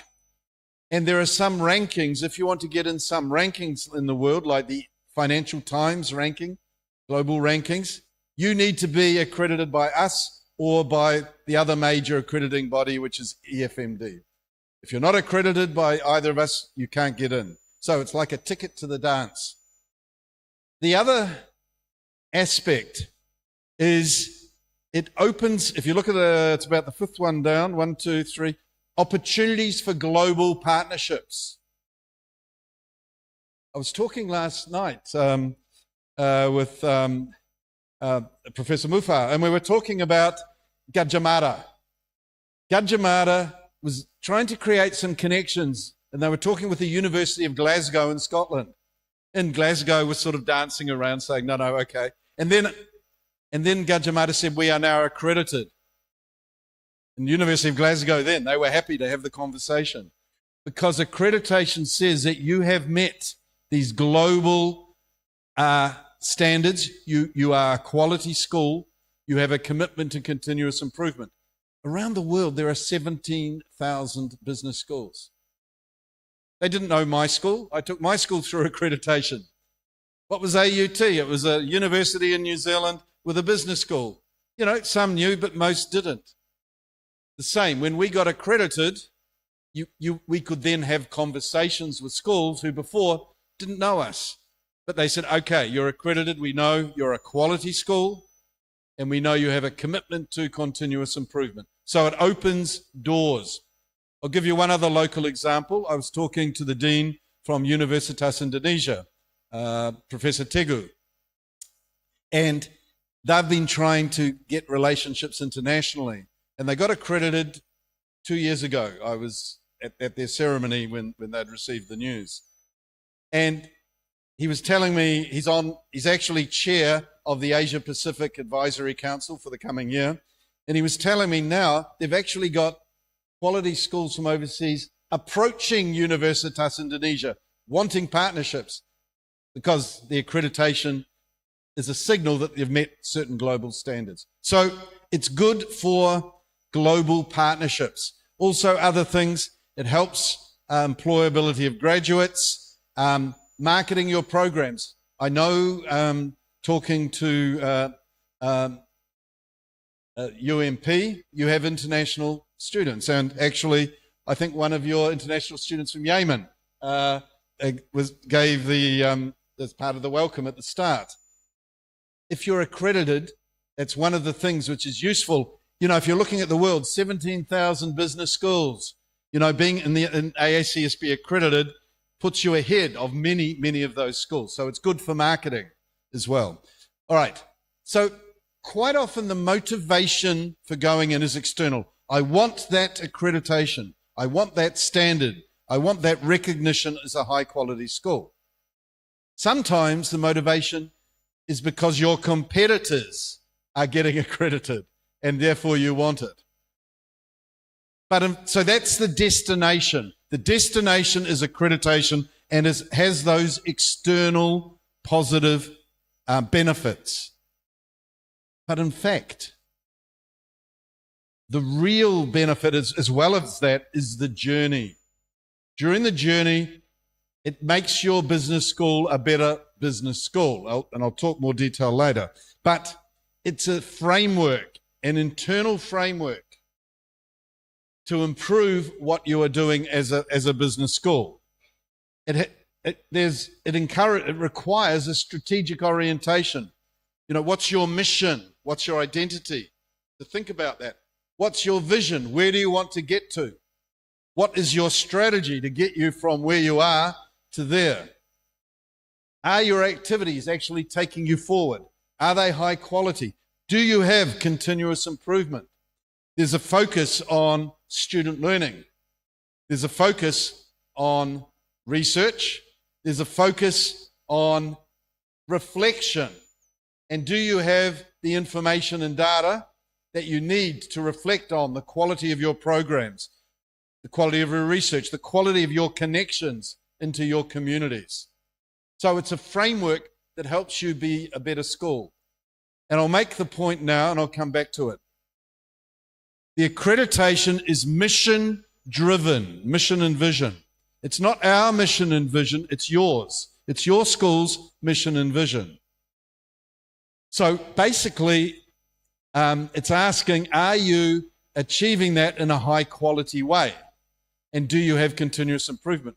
We're not telling you what your vision and mission should be. It's your vision and mission. So it's a process that makes you better as a business school to do the things that you want to achieve because it's your vision and mission. And this is one of the real strengths of AACSB. We're not telling you what your vision and mission should be. We'll ask questions. It needs to be realistic, aspirational, but given your vision and mission, are you achieving it in a high quality way? And do you have continuous improvement? So that's powerful. It's a framework that helps you be a better school in the direction that you choose, not that we choose. Okay, so external and internal. So, firstly, these are global standards. The latest standards, the 2020 standards, before I joined AACSB, I was actually the co-chair of the task force. We had 16 deans from around the world, from accredited schools around the world. It wasn't US deans, it was a global set of deans. It was voted on by all the accredited schools around the world. We had info sessions, we went out, we delivered at conferences, we got feedback. So they are global standards. They demonstrate, as I said, QA, high quality, and QI. I made the point already, it's mission driven, your mission. The other part, this is very important, it's principles based. What does this mean? Many accrediting systems are rules based. It says, if you have this many students, you must have this many faculty. That's a rule. If you have a business degree, it must have these disciplines in it. That's a rule. The problem with rules is rules suggest there is only one way to get quality. So, who says a student-faculty ratio of 30:1 is the best? It's just someone's idea. I have seen teaching where there's been 100:1, it's been fantastic. I've seen teaching where it's been 100:1, it's been hopeless. I've seen teaching where it's 20:1, it's been hopeless. So the problem with rules is they're saying that's the only way to get quality. We haven't got a whiteboard, have we? I normally draw from economics an isoquant. And if you know an isoquant in economics, there's different combinations of labor and capital to create a given amount of output. A rule says there's only one combination of labor and capital you should use. So I say, let's think not about output, but think about quality. You know, there's different combinations of inputs that can create a quality outcome. You know, quality learning, quality research. There's different ways that we can do it. A rule says there's only one way. You've got to do it like this. A principle-based approach says there are many different ways to get quality.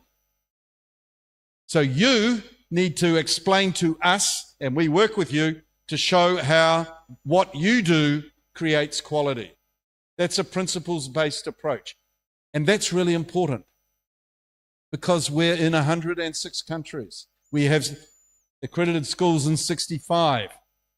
Countries are different. The resources, the systems are different. Even within countries, you get difference. So to have lots of rules does not work for a global organization. That's one reason. Secondly, a principles-based approach is a better approach because it recognizes there is more than one way to have quality. So, I'll give you an example in our standards of what this means. Standard 2 is basically about physical, financial, and virtual resources. Okay? A rules-based approach would be saying, if you have this many students, you need this much money. You need this much space. That's rules. You need this much spending on digital, virtual stuff. That's a rules-based approach. A principles-based approach, basically what the standard says, is do you have sufficient and appropriate resources to create the high-quality outcomes you are seeking? That's the first part. And secondly, because we accredit you for 6 years, and how will they change over the next 6 years because of your developments? Now, that's a principles-based approach. So you are looking at, do we have appropriate resources? Because if I compare, let's take Harvard, right? Harvard is one of our accredited schools. Harvard University has an endowment of $51 billion US. So they can spend money in a way which is different than the way my school could do, and probably the way your school, you probably don't have endowments like that.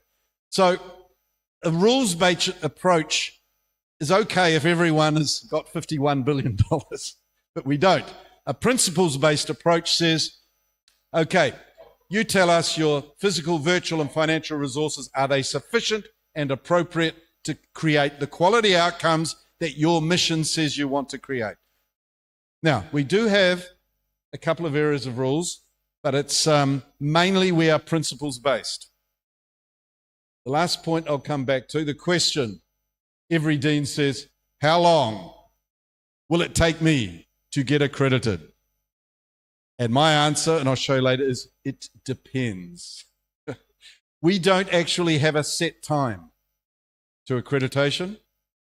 You get accredited when you align with the standards, okay? And how long that takes depends. I'll come back to that. We have 9 standards in 3 categories or 3 buckets. The first is strategic management and innovation.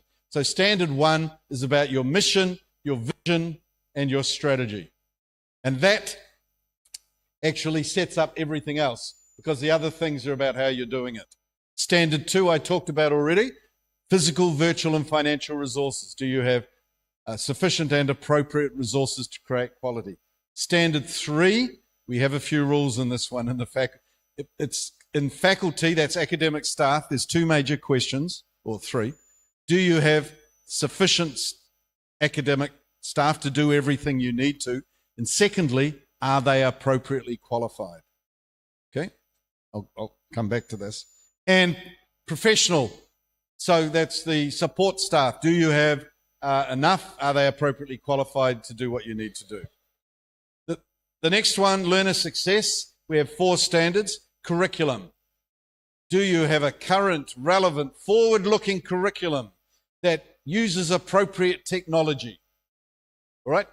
You see, that's a principle-based words. I'm not saying you're correct. If you've got a business degree, it must have this discipline and this discipline. No. We're saying, do you have a current, forward-looking curriculum which is infused with current technology? How do you manage that? How do you keep it up to date? How do you know that it is valuable for your learners? What are your processes? Assurance of learning. Assurance of learning basically is this. For each program, you have what we call competency goals. They're the knowledge, skills, and abilities you want your learners to have when they finish the program. Assurance of learning is you measure how they are doing and you use that information to improve learning. It's continuous. It's a continuous improvement cycle.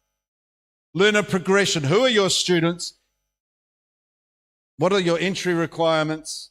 How do you develop them through the program? How do you support them if they're having difficulty? How do you prepare them for their next step? And how do you know where they go? Because normally when we advertise, we say, come to my university, study finance, and we can help you get a job in the corporate sector or whatever. So we're either making explicit or implicit promises. So this is saying, okay, where are they going? And if they're not doing what you said they would, then you should be looking back. Maybe it's our curriculum. Maybe we're not connecting our students as well to the market as we should do. And so again, that reflection and continuous improvement. And teaching effectiveness. How do you keep your faculty up to date? Not only in their discipline, but also in their ability to teach the way students are learning today. My son's in his final year at university. He learns differently than I used to learn. He learns with his friends. I was a loner when I was at university. My learning style, at my time, I'm very old, okay, long time ago. We sort of did it ourselves, whereas he does a lot more group learning. So how are we keeping our faculty up to date with how students learn with technology? And are we making a difference? The last 2 standards, scholarship, that's research, and I'll make the point now and come back to it. Not every faculty member needs to be doing research. All right? In our standards, it's not a requirement for everyone to do research. In fact, we have something called a scholarly academic, which is someone who has a doctoral degree and is doing research. And the requirement for most schools is only 40%. Minimum need to be that. So in our accreditation, not everyone needs to do research. Having people who are involved with practice and linking in with industry is really important. Having people doing research is really important. It's a portfolio approach. It depends on your mission. Some schools are all about taking knowledge forward. So they'll have 80%, 90% researching. But the minimum requirement is 40%. Depends on your mission from there. And then a new standard we introduced is around engagement with society and the difference you're making in society. In fact, this is a really easy one for Indonesian schools because many of you were doing this anyway. In some other parts of the world, it's more of a challenge because they weren't. But it's one of the standards. Very important. In other words, what difference are you as a school making to society? And by society, it depends on your mission. You know, what you focus on. You know, are you a local school, a regional school, a national, or a global? Where you make a difference depends on your mission. Again, we don't tell you what difference you should have. We tell you you have to make a difference based on your mission. Okay? So we keep going back. It's who you are as a school that drives things. Okay. How much have I got left? Hello? 15. Okay. So I've already said it's about high quality and continuous improvement. And the process is a mix of self-review. You do a review and see how you align with the standards and what you're going to do about it. You do a self-review, and then that's reviewed by your peers. We have committees of deans who will assess it. That's how it works. And at the end, when you get to the final step, you have a peer review team who visits your school. 3 deans. Before I joined AICSB, now I'm at AICSB, I can't do it, but I did over 20 of these. I was the chair for about 13 visits. In fact, I was supposed to be the chair for IT Bandung when they went through. But I joined AICSB about six months or a year before, so I couldn't do it anymore, so someone else became the chair. Okay, what are the stages? The first stage, remember, you have to be a member first. You're a member. Then if you want to do accreditation, you do what's called an eligibility application. In fact, and I'll talk about it later, on the 25th and 26th of September, we're running an event with Universitas Indonesia, FAB and La Member at Universitas Indonesia. And on the second day of that event, we're running a seminar. What's it, 5 hours, 6 hours, Hannah? On starting the accreditation process. And it goes into what exactly is involved in this eligibility application. All right. So you submit an eligibility application. When it's accepted, you're in process. You get a mentor. A mentor is a dean from an accredited school. You don't pay the mentor. They have to visit at least once. You pay the airfare and accommodation, but you don't pay them. You get a staff liaison. It's an accreditation manager who will also work with you. So in this part of the world, now we have, in the office, we have 2. Leanne Chin, who is with a number of the schools here, and Sophia, who's so we got 2. One of them will be your mentor. So, you get a mentor as a dean, and you get an accreditation manager, and your key contact person is your member engagement manager, who is sitting right here in the room, Hannah. So she's your key contact, and at different stages, these other people support you.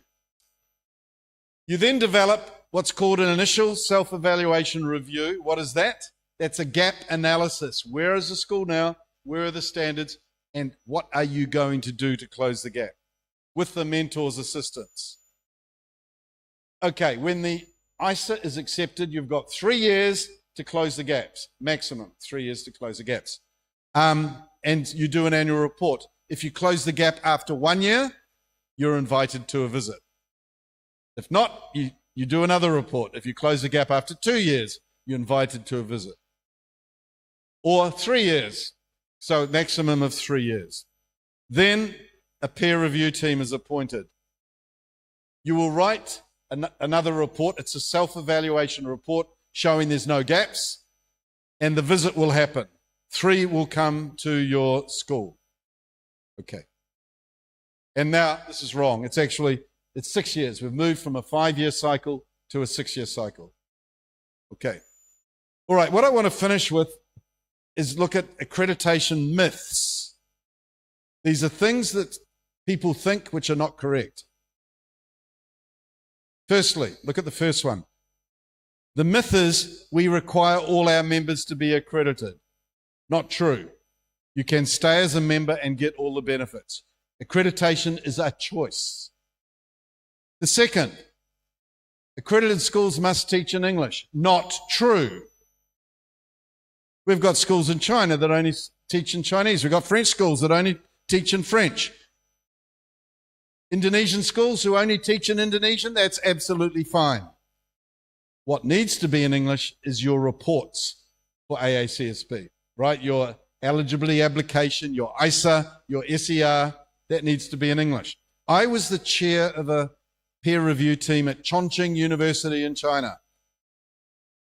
80% of their faculty did not speak English. Most of their teaching was in Chinese. They're accredited. We're a global organization. You do not have to teach in English, but you have to write your reports for AACSB in English, okay? Accredited schools must offer doctoral programs. Not true. You can be a school with only bachelor's programs.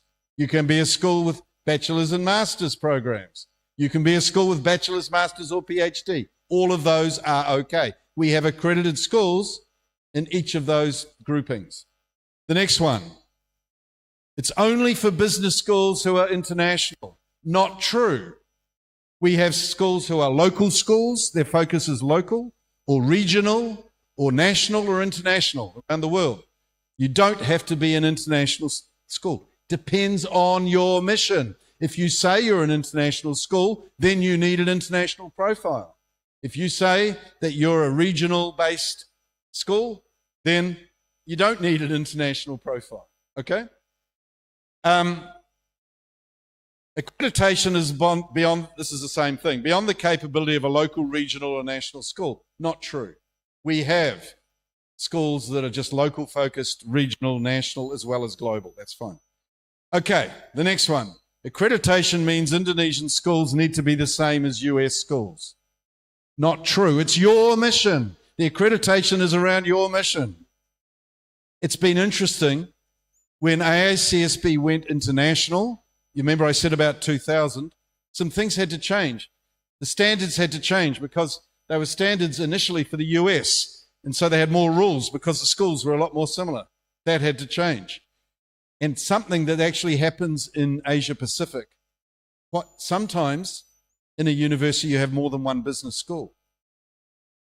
Do we have examples here? I think we might. In Indonesia where there's more than one school.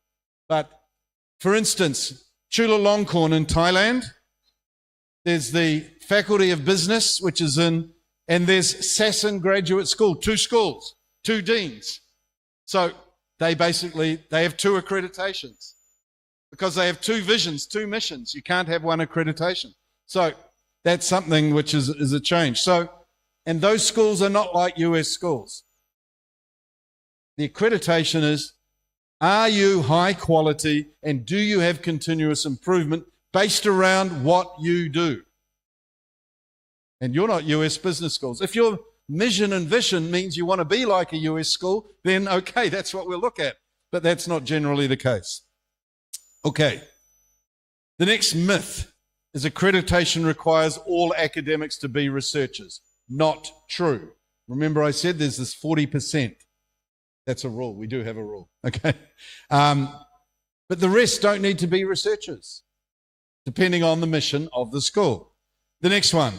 Accreditation can be achieved by Dean, Nilati, and 2 or 3 other people sitting in an office doing everything. It doesn't work. You need a team that run things, but in fact, it touches each person in the school. All right, in different ways, in different intensities. You can't get accredited if you just think you're going to have one small team who's going to do everything. In the assurance of learning, everyone in the program is actually involved. Okay, so it can't be done just by, you do need a team that run it, but if it's only them and it's no one else, you will not get there. The next one, accreditation staff, Hannah, myself and our team, we're not friendly, we're nasty, we're scary. We like to think that's not true. We're actually approachable, friendly. Our role is to try to help you achieve your goals and your ambitions. Work with you to do that. All right, those are some myths, which I think it's important that these are all not correct. And I'll just do, the last thing I want to cover is challenges. What are challenges that schools face in the process? The first is the process can take up to 7 years. On average, it takes schools 2 years to do the ISA, and then they do 2 to 3 progress reports. So that's, you put that together, that's 4 to 5 years on average. And then you have to have the visit, which normally takes another year. That's the average. Some are faster, some are slower, but that is the average. So sometimes deans finish and another dean comes in. That's okay. As far as we're concerned, we know that happens, but that can be challenging. That's why we like the university to be supportive of the accreditation. So when they appoint a new dean, it will continue. The next. As I said, many people in the school need to be involved. It doesn't work in different ways, maybe only a little bit. So people need to understand it's a whole of a school thing. Why? Because it's about improving the quality of your school. Continuous improvement. That involves everyone. It's not just a few. It doesn't mean everyone's involved all the time. You have that group who are, but from time to time it will touch everyone. The next one I said, the school and university needs to be committed and motivated, or it won't happen.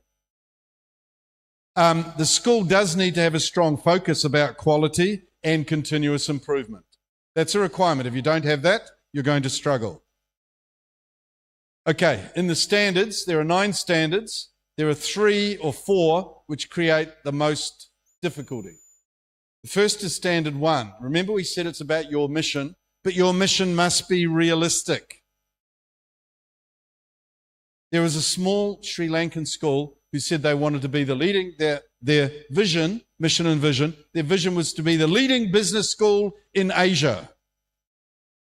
I said to them, so you're going to be better than National University Singapore Business School? You're going to be better than Melbourne? You're going to be better than IIM Bangalore? You're going to be better than Shanghai Jiao Tong? And they go, no. And I said, well, if you say you're going to be the leading business school in Asia, those are some of the leading business schools. Do you know how much money the Singapore government put into National University Singapore to create a university that's ranked in the top 50 in the world? Lots of money, expensive faculty, equipment, all that stuff. I said to the Sri Lankan school, is that where you're going? Oh, no, we haven't got that. Okay. So it's not realistic to say that you're going to be the leading business school in Asia Pacific. So we ask questions. It's your mission. It must be realistic to who you are in your context. It must be aspirational but realistic. So getting that right is critical because basically everything is, when you're being evaluated, links back to your mission. If you're going to be a leading business school in Asia, we're going to be looking at your faculty profile, the type of research you have, because that's who you say you are. And so you have to align. So it needs to match who you are. You don't have to say that you're going to be the leading business school. It needs to be realistic for you. The next one is standard 5, assurance of learning. Remember I said for each program you identify the knowledge, skills and abilities, we call them competency goals, that you're going to have in your graduates, and you measure that and you use that information to improve your learning. Now, it's not hard, it's just a process you have to put in place because most schools don't do this. Okay, it'd take me too long to explain, but we have a seminar on this, the IOL seminar. So that just takes a little while to put in place. Doesn't happen overnight. Standard 3 is the faculty qualification. The 40%, there are 4 categories of faculty, okay? Scholarly academic, they have a doctoral degree and they're meeting research expectations, and we give guidelines for you to come up with your criteria. We have a practice academic, doctoral degree, who's connecting with industry, and you come up with what that looks like. We have that's a practice academic. We have a scholarly practitioner who has a master's degree, industry experience, but is doing research. And we have an instructional practitioner, has a master's degree with industry experience, who is connecting with industry. And then we have something called additional, people who don't match any of those, and that can only be 10%. So the challenge quite often around the world and in Indonesia is firstly getting the definitions right for all 4 categories, but it's the scholarly academic, i.e. PhDs and meeting research expectations. That's the one. And research, you can't turn it on overnight, right? It takes a while if you need to grow the research a little bit. Remember, you only need 40%. It's not 100%, but it can, if you're not aligning, you can't suddenly have a whole lot of research. It can take a year or 2 or 3 to grow research. It doesn't happen overnight. And then linking with that is the research profile of the school. That can take a while. And the other challenge is there are some costs. You don't pay the mentor, but you do pay for them to come and visit your school. And the mentor cannot be from your country. It has to be from another country. Could be Malaysia, so it's not too expensive. And you have some say in who this person is. But like I was a mentor for some schools in India, Thailand, Japan, Australia. It didn't cost the Australian schools much to get me from New Zealand, but the Indian schools, for me to travel from New Zealand to India was more expensive. So there are costs. Plus, it's not compulsory to go to seminars, virtual or face-to-face, but if you don't, you won't know stuff. So there are some costs associated with that. All right, so we've covered myths, we've covered challenges. Just some events. We have events, you can see there, the one I mentioned on 25th and 26th of December. It's at the Universitas Indonesia campus. It's not this. Yeah, that's the one. And it's a combination of this. We actually started this 3 years ago. The first one we ran at Gadjah Mada. Last year we ran it at IT Bandung.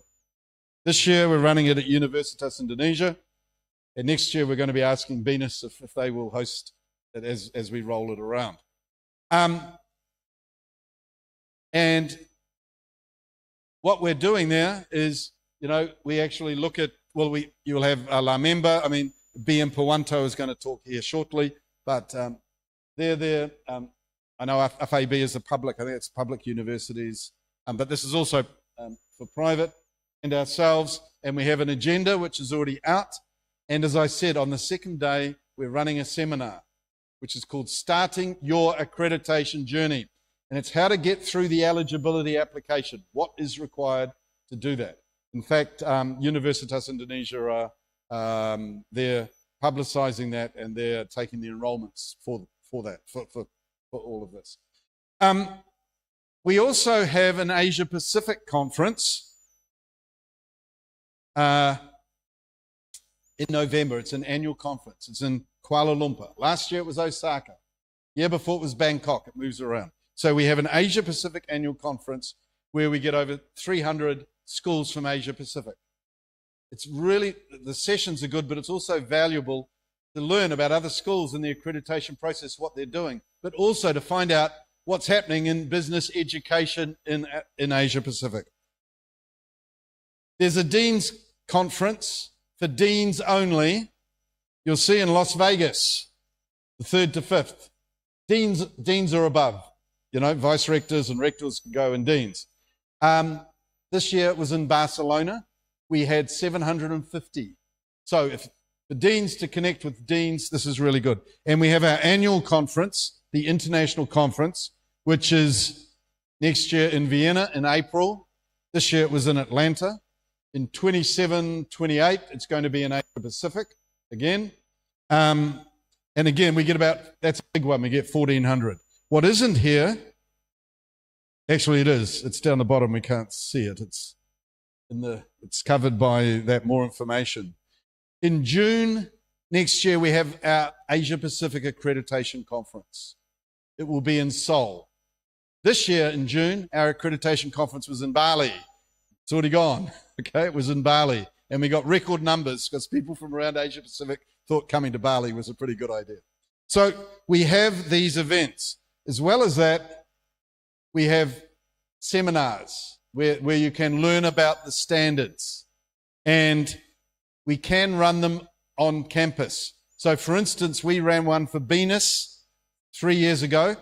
They wanted to understand the 2020 standards, the new ones back then. So we ran a seminar for them. So we can run a seminar on campus for all of these. But here's, we have a basic business accreditation seminar. There's a face-to-face one before the Kuala Lumpur conference. We also have online. We can run strategic planning, faculty standards and tables. That covers standard 3 and standard 8 tables. Assurance of learning. Societal impact, thought leadership and research impact from standard 8. These are just some where they are. And we are setting up a series. We do it online. You can go to our website. You can see where they are. We're also setting up some face-to-face. We're probably going to run some in Singapore in February. This year we ran it in Bangkok, so we moved them around. And the thing about private seminars, it reaches a point, if you want to have more than about 13 or 14 people to go to a seminar, it becomes cheaper to run it on your campus because we fixed a price, which is about, you've got to get a facilitator. It's about the cost of 14, say, people attending a seminar, and then you can have up to 50. We fix the price and you can have up to 50. So I've just been in Seoul. I ran it for one for a business school there. I was in Hong Kong before that. I ran one for a business school there. Later, I ran one in Thailand. We're running one in Cambodia. As I said, I run one at Venus. So it's if a school wants to have a lot of people and they want to focus more on what you're doing, then running it on your campus makes sense. What you lose is when you go to one with other people, you hear what others are doing. That's what you lose if you do it. But what you gain on campus is it can be matched much more on yours. So like the Assurance of Learning one, and I just run one in Seoul and in Hong Kong. When we do that, when we do work in it, it's got some workshop and we get people in their program teams to start working on the goals and how they assess it for their program. Whereas if you do it for lots of schools together, it's not as focused on your program. So that's the advantage of the private one. Okay, I think I'm just about out of time. You're going to tell me time. So a couple of things. I hope that's given you an overview of AACSB, an overview of accreditation, an understanding of things that are not true, an understanding of some of the challenges. Hannah and I are here throughout the day. There's actually some room later on where we can have some one-on-one discussions. I look forward to meeting with you and taking any questions you may have. So thank you very much for your time. Terima kasih.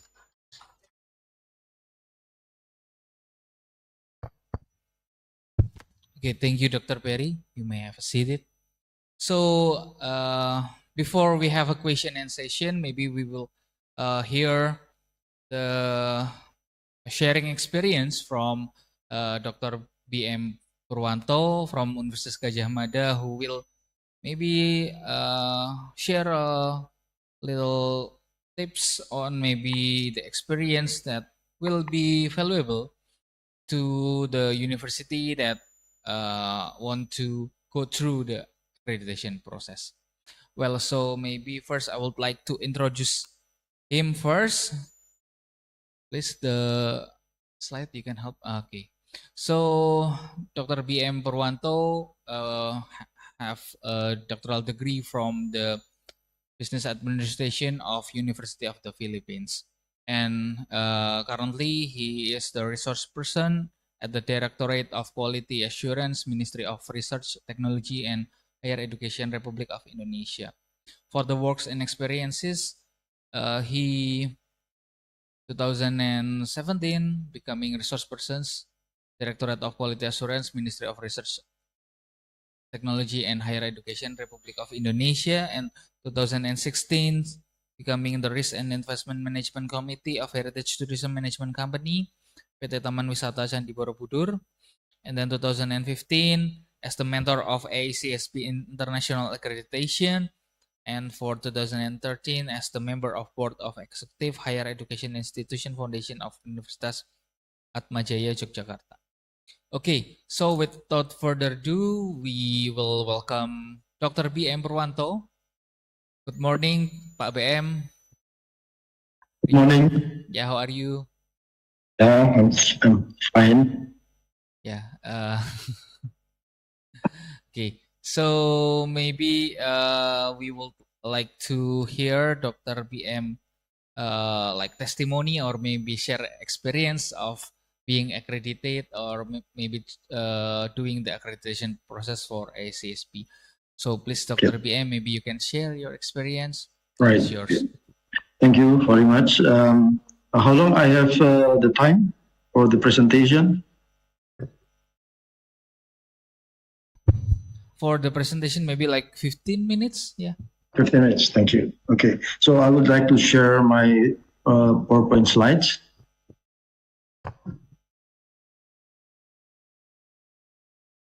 Okay.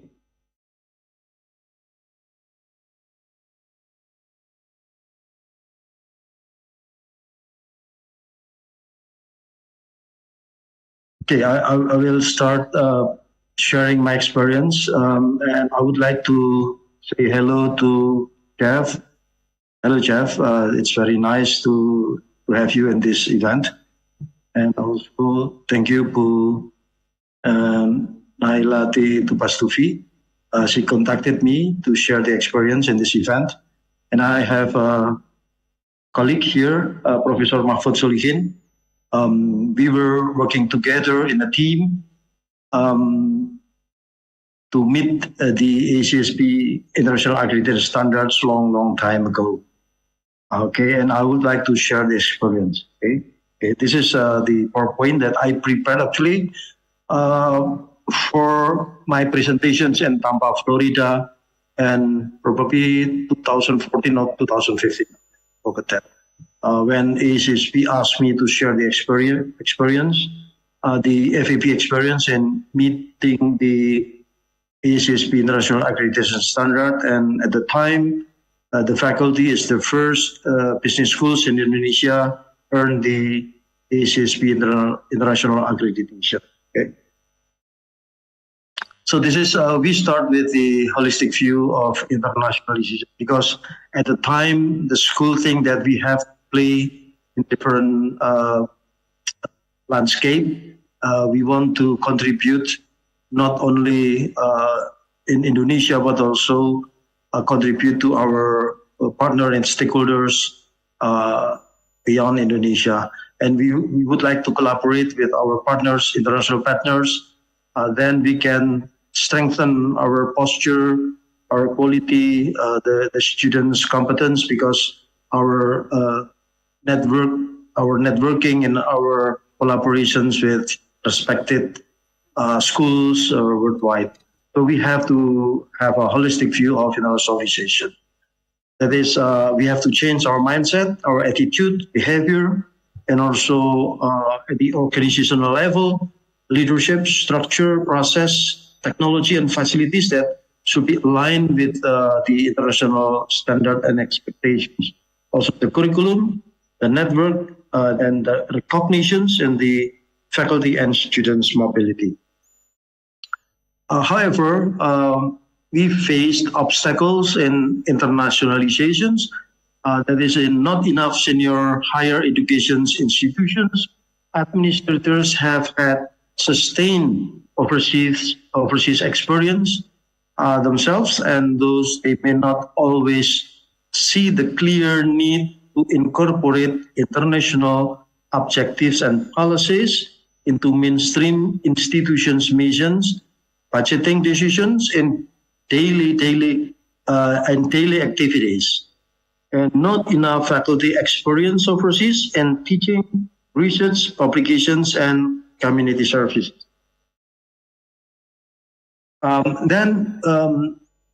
We look for strategic vehicle to help us improve our competence, improve our experience.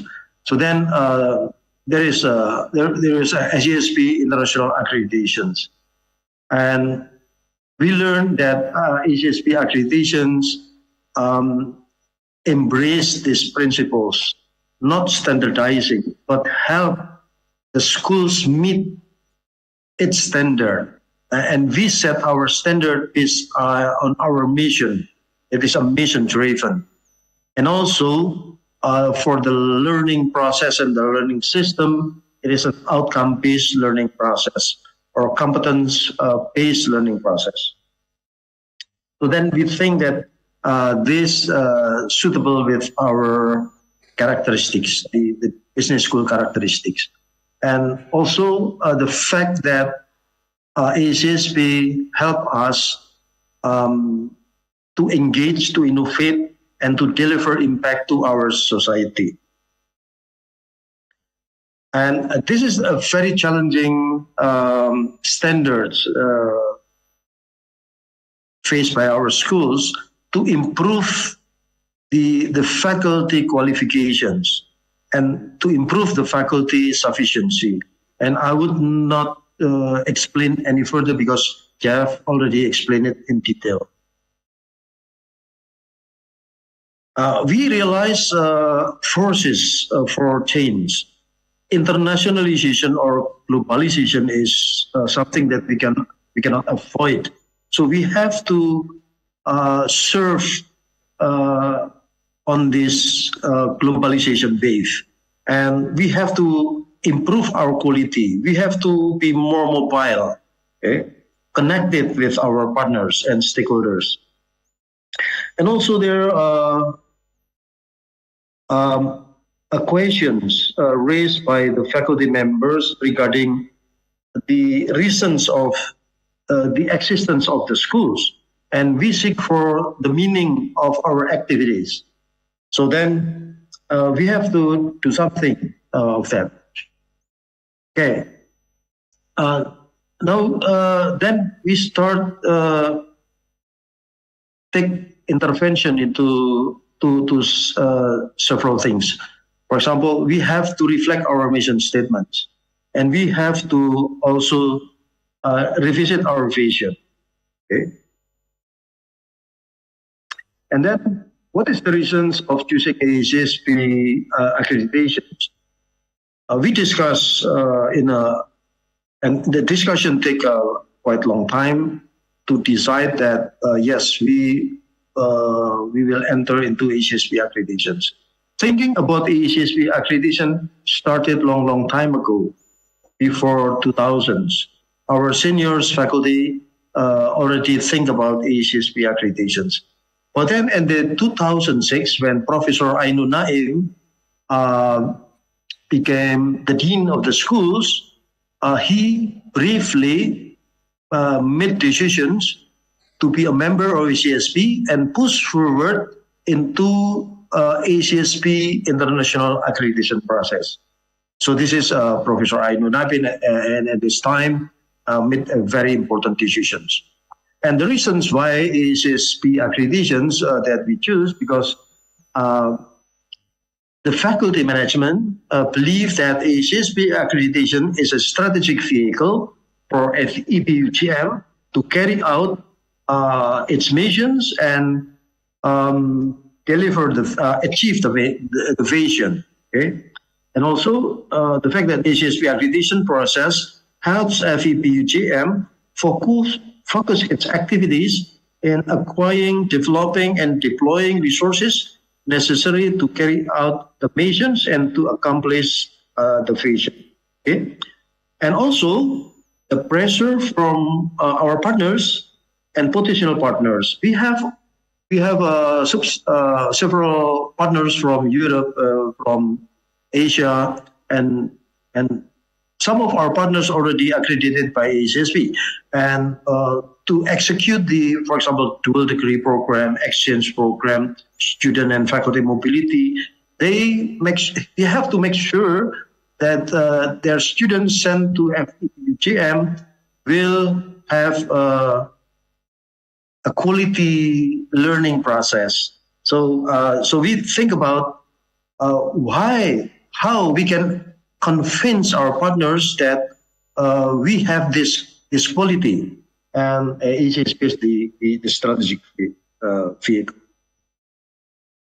And there are several obstacles to obtaining ACSB accreditation.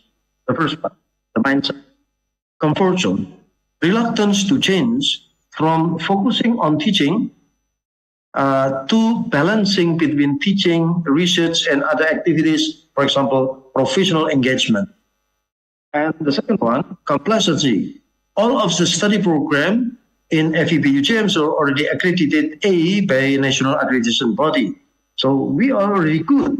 So this is a sense of complacency, and we are inert or inertia, not suitable with our culture. Some of faculty members see that the standard of ACSB not really fit with our tradition, our culture, like this. Too expensive. So I have to emphasize this. Hello, Joe, Jeff. We don't need that, some faculty members mentioned. And also the mission and visions of the faculty are not internalized. We have to revisit our mission and visions and how to develop mission and vision that's really meaningful to all faculty members and align with the mission and visions of the institutions. And this is a big challenge. And at the time, we are fortunate, the rector or the presidents of the university is very open-minded and invited us to discuss about the mission and the visions of the faculty that if we push it forward, it will be a little bit different with the mission and the visions of the university. But however, then we manage to align our mission and visions with the need of the faculty members and also the need with the institution. Another obstacles to obtaining ICSB accreditation is the organization structure, system, and process. Lack of autonomy. UGM is a state university. Administrative, procurement, and financial administrations are centralized at the central government and the university. Not competitive compensation system, not flexible recruitment and terminations of employees and faculty members, a high teaching load, not flexible in using financial resources, significant gaps among faculties in the university, very low awareness and knowledge about ICSB in Indonesia. So there is no, I think, pressure from Indonesia that school need ICSB accreditation because they are not knowledgeable about ICSB in Indonesia. The industry, the people, the user, the employer, they don't have enough knowledge about the ICSB and the value of being accredited by ICSB. Now, and what is the strategic interventions that we started at the time to push forward the process of ICSB accreditations? We create core teams to sustain effort. And one of the member of the team is Professor Mahfud speaking. He is, I believe, he is in Purwokerto right now. Okay, hello, Prof. Mahfud. And the core team responsible for the following things: socialization through many meetings and workshops involving a large number of faculty members, identify passionate and committed faculty members, and create core team of 5 faculty members as a core team. 5 to 7. Support and protect the core team in order to be able to work effectively and efficiently with every faculty members and all the study program management. Commitment from leaders to meet ICSB standards and to earn ICSB accreditation is very important. Okay. Then we also design incentives and support. Provisions of incentive for research, community services, conferences, seminars, training, publications, and qualifications, and also at the professional engagement of faculty members. It was a very tough negotiation with the university to obtain the incentives, considering that there were significant gaps among faculties in the university because there is a competition regarding using the limited budget. Okay, another incentive provisions of incentives for research community. Okay, sorry. Next one. Okay. Promoting the value of ICSB accreditations to internal stakeholders. Activities at the time, internal meetings and workshops with faculty members, with students, with professional staff in the school, sending many faculty members and staff to attend ICSB seminars and conferences. This is very powerful because then this will make a faculty member realize our existing position and comparing our existing positions with the positions of our partners and our potential partners. Okay, Dr. I'm sorry, you have 3 minutes left. 3 minutes, thank you. And also we invite students to compete in developing video clips competitions on ACSB accreditations, student essay competitions on ACSB accreditations, ACSB students and staff ambassadors. We make a t-shirt, polo shirt, and there is a phrase in the back of the t-shirt, ask me about ACSB. And we train the students about ACSB, and other student ask this ambassador about the ACSB. Okay. Every time they go to the schools, they wear the t-shirt with ask me about ACSB. And we also organized what we call the ACSB week. Okay. Promoting the value of ACSB accreditations to international stakeholders, also introducing to ACSB in the first class meeting. We provide PowerPoint slides describing, explaining about the ACSB, informing FEB UGM efforts in pursuing ACSB accreditations.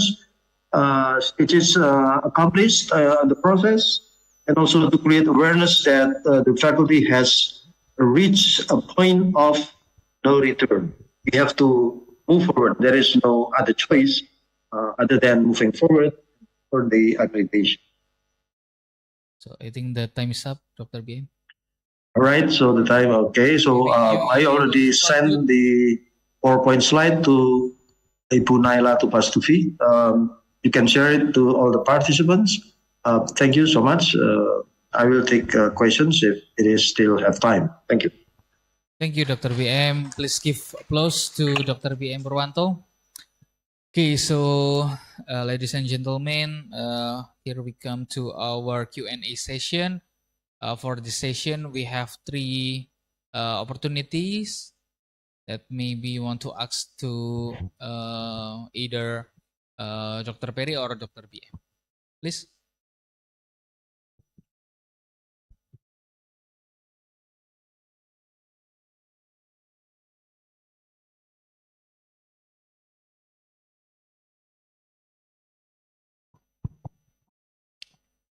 Thank you so much. My name is Eva from Business Muhammadiyah Bekasi.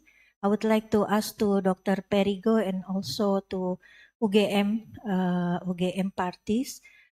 Firstly, our campus is still in accreditation good, just running operation for 9 years. And then I would like to ask what kind of stages or hidden secret that we could be at least in superior or accreditation unggul. Yeah, we know that the operation time is still a very baby, still 9 years, but actually what we should do in stages so we could reach the best accreditation. Thank you so much. Thank you for the question. We can directly answer. Okay. The committee. Yeah. Yeah. Okay. So, in fact, under our requirements, you need to have had 2 or 3 graduating cohorts. So you are old enough. It can actually be quite useful entering the process when your school is quite young. I was a mentor for a school in India, a new IIM, and when they started, they'd been going for about 3 years. When they were accredited, it was 8 years. And the dean found it was very useful because the framework was very valuable for moving the school forward. But to answer your question, you are old enough to move forward with accreditation. Maybe BM, you have a comment. All right. So come again, please. The questions, the focus of the questions. What is it? I hear about what is it? Hidden secret or what is it? The university is still young, Dr. BM. So still young. What It's do okay. you comment about that? All right. So I think I hear that is 9 years old, the university. Okay. I think young university, yes, experience is very important.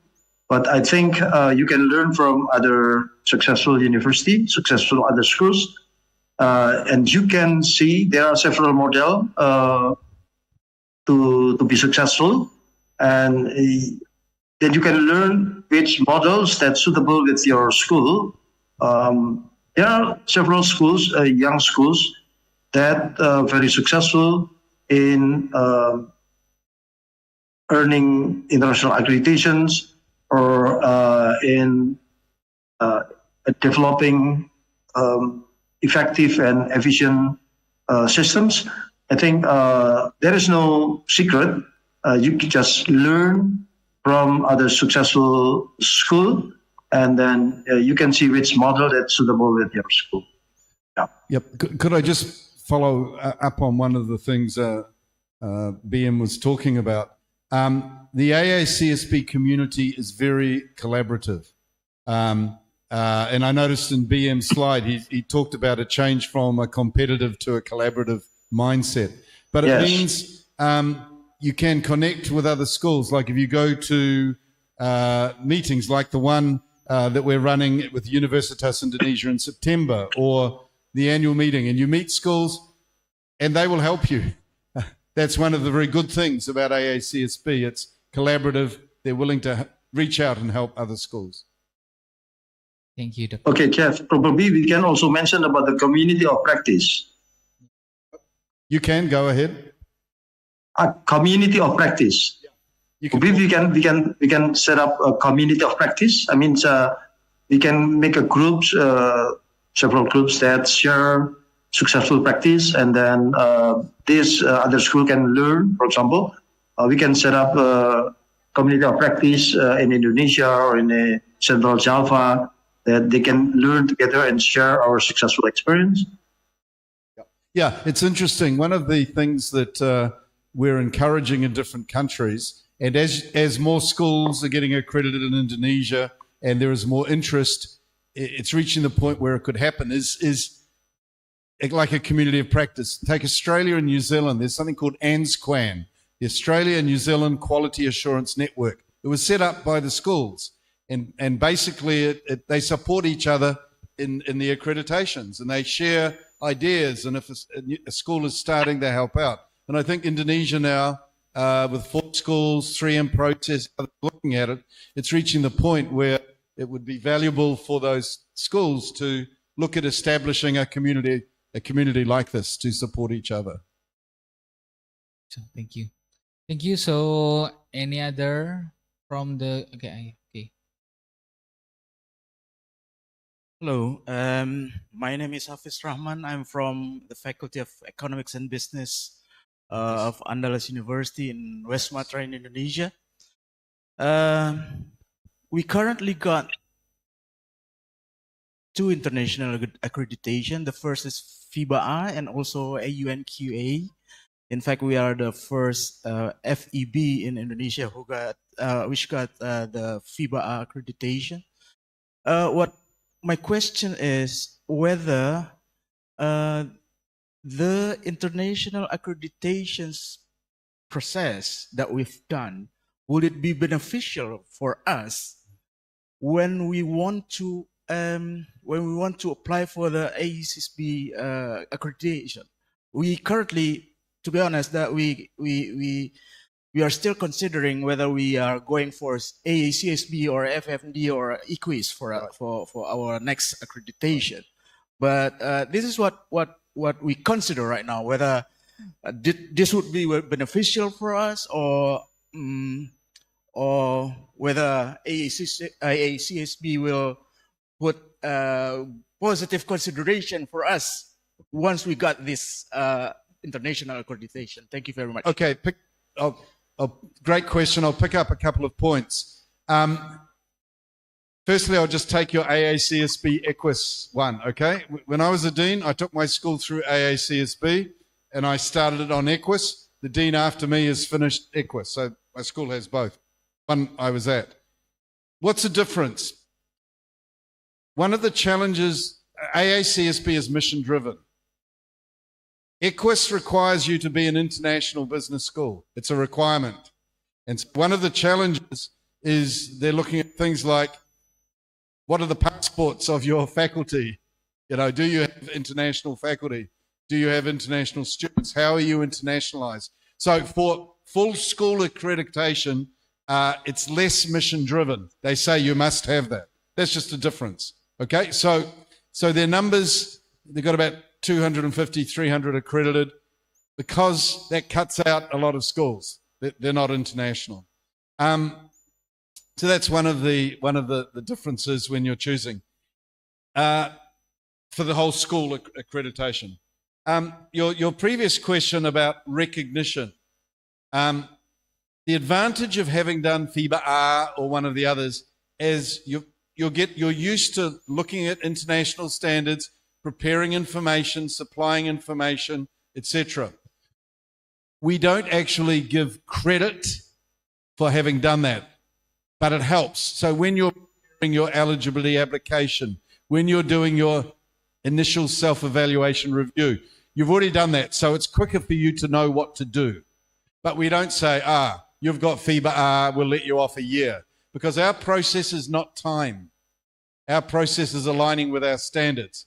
So having done others means you are likely to get there faster because you're used to that type of system.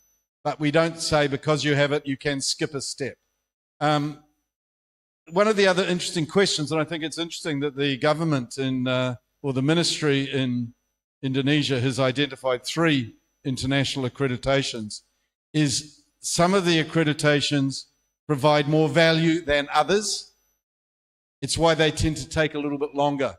The point I was making with the story about Gajah Mada in Glasgow University, the one that Professor Mufar told me about, and the one I told you about Universitas Indonesia, where the Dean, Professor Tegu, was telling me that AACSB, suddenly they've got international schools wanting to talk with them.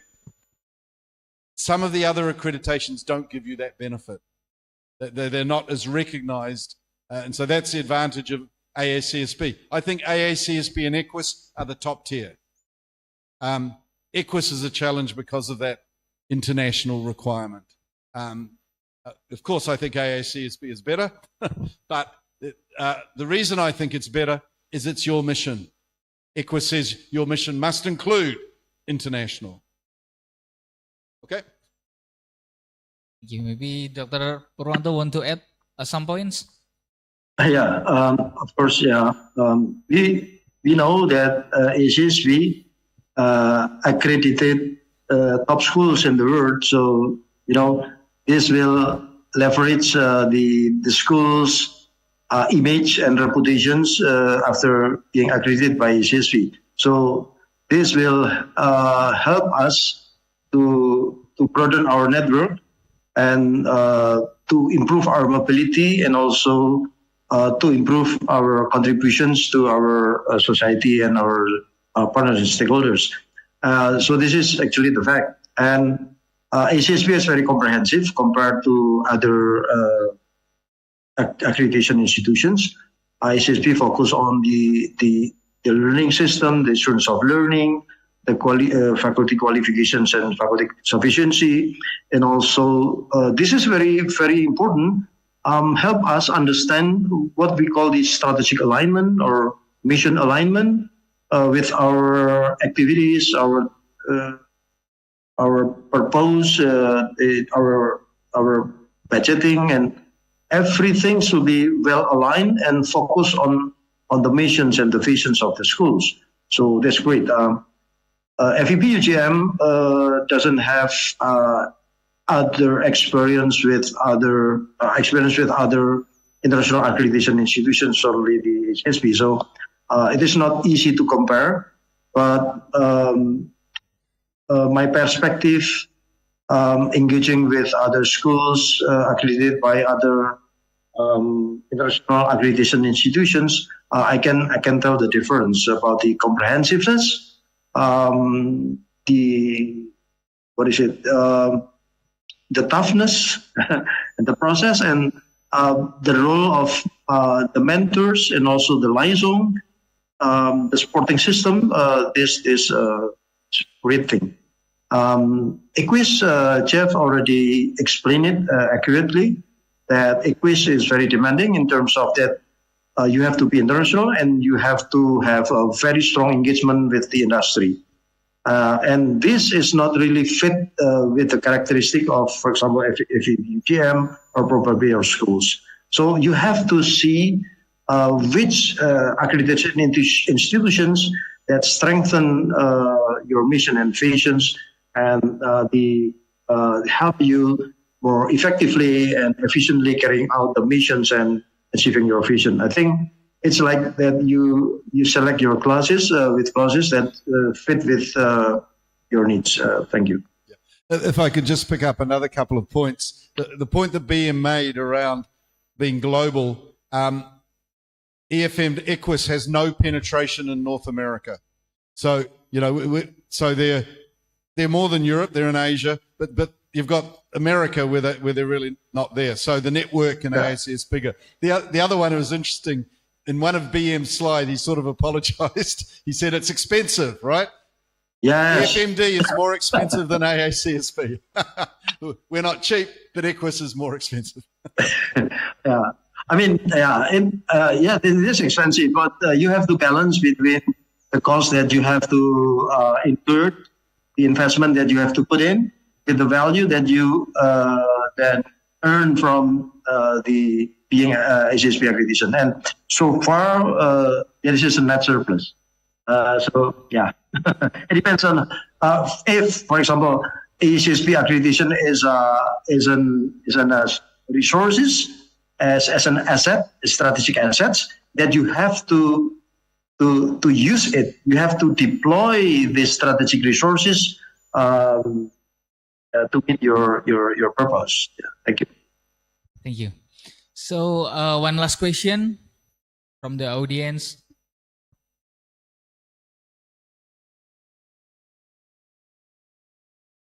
One more question? No?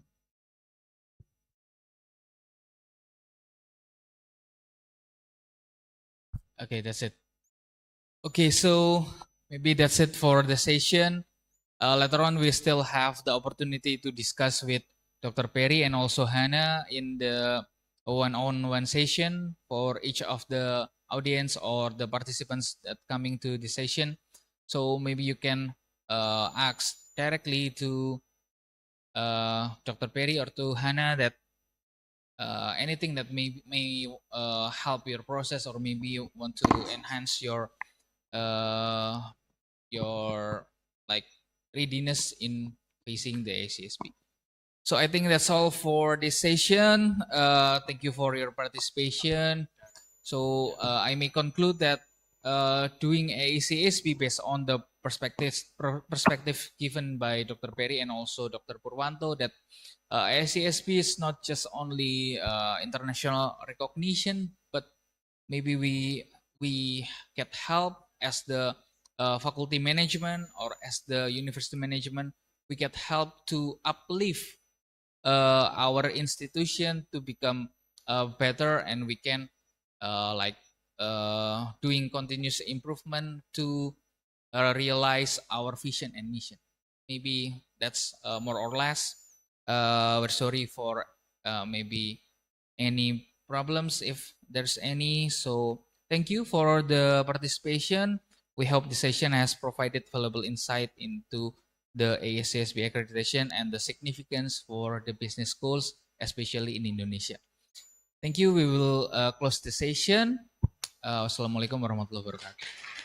Well, applause please, one more. And Mr. Moderator, we have a gift to give to Mr. Geoff Perry. We have a gift for Dr. Geoff Perry. Madam Dean, please come forward to give to Dr. Perry. Yeah.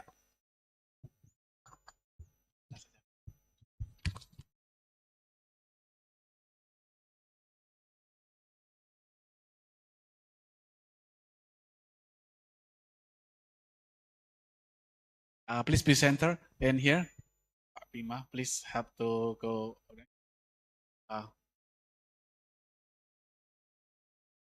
Pardon.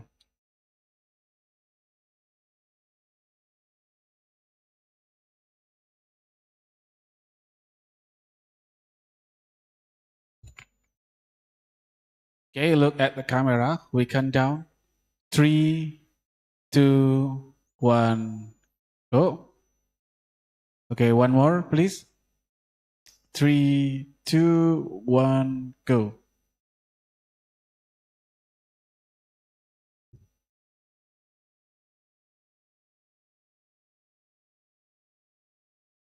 Yes. Okay. 3, 2, 1, go. We still have one more.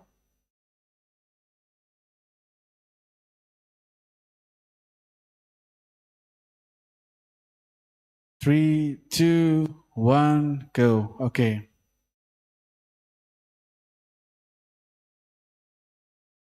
Okay, ladies and gentlemen, please applause for Dr. Joe Perry and Mr. Moderator, Dr. Bima Sinintya Pratama here.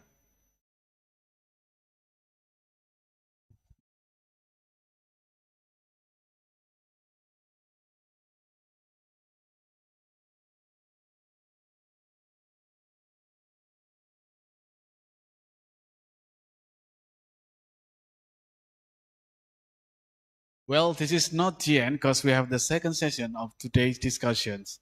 And before to start to the next speaker, I would like to invite and call Mr. Ali Akbar Anggara, SAK MBA CDSB, as the moderator of the second session. Mr. Ali Akbar Anggara, may I see the CV, please? Okay. Wait, nanti. Okay, this is the CV of Mr. Ali Akbar Anggara. The educational background is undergrad from Universitas Jenderal Sudirman and then graduate from National Yunlin University of Science and Technology, Taiwan.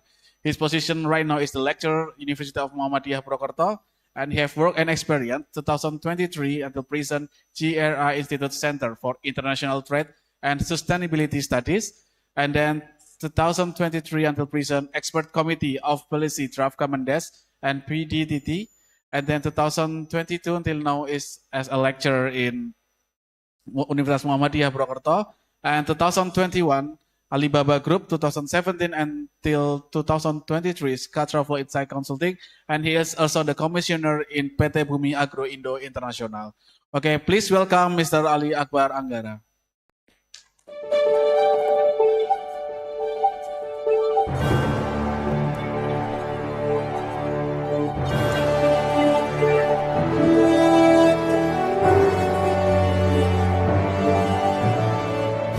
Assalamualaikum warahmatullahi wabarakatuh.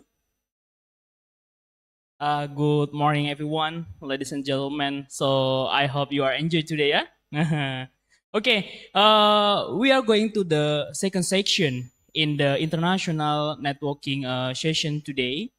And in the second section, we will have really excellent speakers from the National Yunlin University of Science and Technology.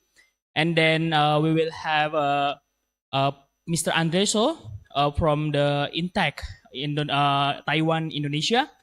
And in this section, we will talk and discuss about how we collaborate, build the network, looking for the opportunity with the Taiwan University. In this section, I hope that Bapak, Ibu, everyone here can ask anything, ask about opportunity, even like discuss how we can achieve and how we can develop the international exposure collaboration with the Taiwan University. Here we have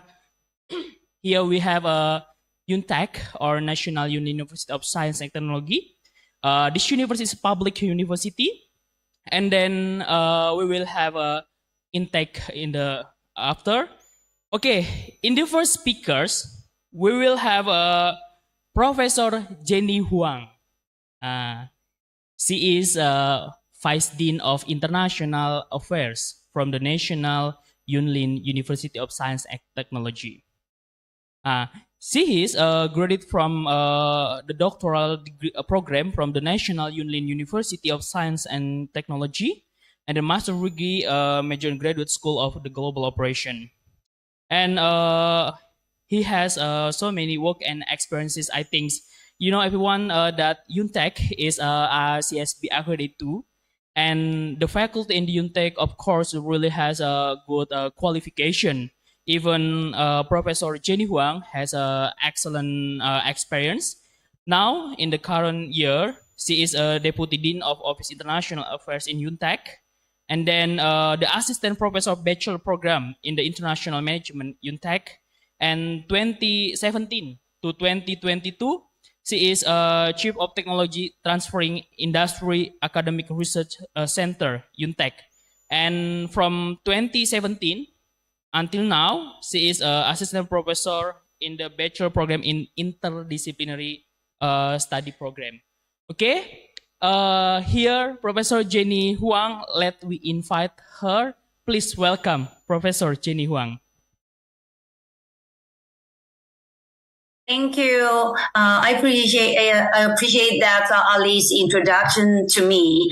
And I am Jenny Wang from UNTEC. It's my pleasure to meet you, all of the distinguished guests from Indonesia and different universities. And today, I want to share some experience about what is happening in the campus of UNTEC. Because the two speakers, they share some experience about AACSB accreditation. And also, we are lucky because we initiated to receive AACSB accreditation for many years. And now we are in the third round, and we just passed the SEC accreditation. So because Dr. Perry and Dr. PM shared lots of their opinions, and from my own opinion, I believe and also understand how the AACSB can benefit for a college, even for a university. Okay, and the topic for today, I'm going to share the leadership from the President Nanshu Yang. He is right now our president, and he is running his last year, the 8th year of being a president of UNTEC. And during the past 8 years, we changed a lot and we improved a lot. And also a lot of stories happened in UNTEC campus. So one of the key factors is really about AACSB. Because from the speech of Perry, we understand the AACSB educate us that we should do what we say. Okay, always I remember it was very impressive when the mentors came to our campus and they interviewed our president, our faculty, our students. And they got some information from the students, just like the students said, they got some financial support from UNTEC. So the mentor asked our president, what is the system that you help your students to get the financial support? Something like that. And when the faculty, when the professor, they taught the mentor, I really support our students and to fix their problems. And the mentor asked us how you did it. Okay, what's the process? And can you give some examples that you support your students?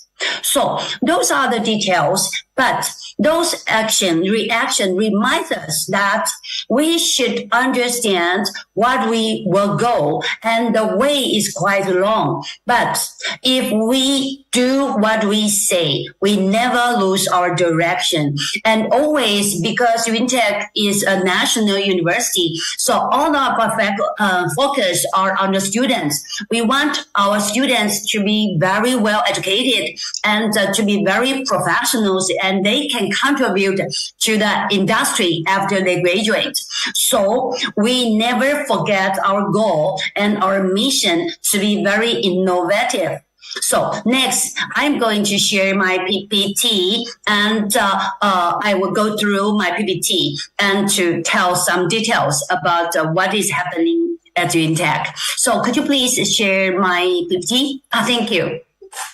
Okay, so today's topic is the governance achievement of UNTAC. Start from mindset change. Okay, based on the speech of Dr. Perry, I do agree with him because this is a very long way to go. Try to receive AACSB accreditation, and you cannot forget it's the meaning start from the initiation, not after receive the accreditation. So before you start it, you improve yourself, okay, at the beginning, not after receiving the accreditation. This is the first thing, and I really think the AACSB is really valuable. Okay, next please. Okay, and this is the online that I'm going to introduce. And for example,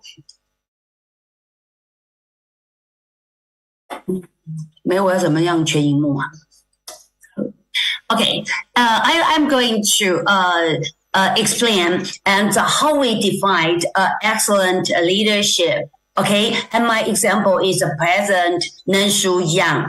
And unfortunately, this year is his last year of running his presidential career, and he is going to be retired by the end of next January. Okay, so during the past 8 years, what happened in tech? Next, please. Okay, and this is my background. I try to introduce myself, and thank you, Ali, that you have done my job for me. And because Ali and I are the alumni of UNTAC, so you may see we are the true example. If we want to educate our students, our alumni, to have some contribution to our own university or to the industry, how can we create alumni or to unlock the students' potential? I believe during the education period and also after I graduate and I become an employee of UNTAC, I changed a lot, and I did not expect how much I can do. So I'm really lucky that I got opportunity that I can contribute to my own university. This is what I really appreciate. Okay, next please. Okay, and my current position is Deputy Dean of OIA, and actually I have really very deep connection with a lot of Indonesian universities. And last year I visited twice in Indonesia, and this year I believe at least twice. And in July I took a summer camp group to 4 different universities, and we had a very good time, and also we built very close connection with different universities. Okay, and also because UNTAC is very famous for industry academia cooperation, we are the first one university, the top one university in Taiwan at this field. And I was lucky because I was the leader of business consulting division. And my main job was to build like a platform and try to offer total solution for the industrial. Because at UNTAC, we have more than 400 PhD professors. They have different background, and they have very, very good qualification professionals. So we don't want the professors stay in the campus and only teach or do the research. We encourage the professors to go out of the campus and to create some contribution to the companies. So that's why in tech, we have different kind of incentive to encourage the professors to do so. Okay, the President Yang told to everybody, the professors cannot be only one who know to teach. We we need also to build a very good connection with industrial. Why? Because the students we are educating are for the industry. After they graduate, they need to understand how can they do their best job and how can they create their own career. And then they will be very successful. And after they become very successful alumni, they will go back to the campus and to have a contribution to the university. So this is a kind of circle. Okay, next, please. Okay, and this is our specialties about myself, and you can look at the experience of industry academia cooperation because I was the leader of this department, and for myself, I also need to do a lot of things and to run my projects to with different industry. For example, the companies that I cooperated is like semiconductor companies. Later, I will explain this part because we are running a very huge project with TSMC. Okay, next. And this is the things that I think it's very interesting for me because I was the translator of a textbook, Strategic Logistic Management, and I translated to Chinese. It was a very, very challenging, but I did it. And for AACSB, my qualification status of AACSB is SA. Okay, because under AACSB, we have a different category, and I belong to SA category. Okay, next. Okay, and now it's the time to introduce you about our president, Nanshu Yang. Okay, next. Okay, and because the topic of ICBAE today is about sustainability, so the Nanshu Yang promoted sustainability in our campus from many, many years ago. So we changed a lot of systems, okay, not only the hardware, but also the software. How can we control the power, the energy consuming, and also how can we transfer UNTAC campus to become a sustainable campus? So we are lucky because the things we have done are seen, and the President Yang received a very, very outstanding award. It is Outstanding Chief Sustainability Officer. Okay, and it is from APSAA.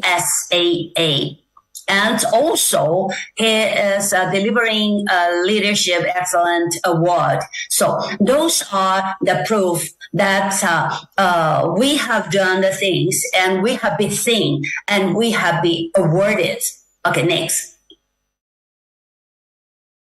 And this is the campus. I really welcome UMP delegation because you are visiting UNTAC at the beginning of September. Okay, we are ready to receive you. And we always call our campus a Lucky 7 because we are not urban university. We are in the countryside. So the area of our campus is very big and we have everything. We have 5 different colleges and I belong to the College of Management, which is accredited by ACSB. Okay, and our campus is really comfortable and environmental friendly. Okay, next.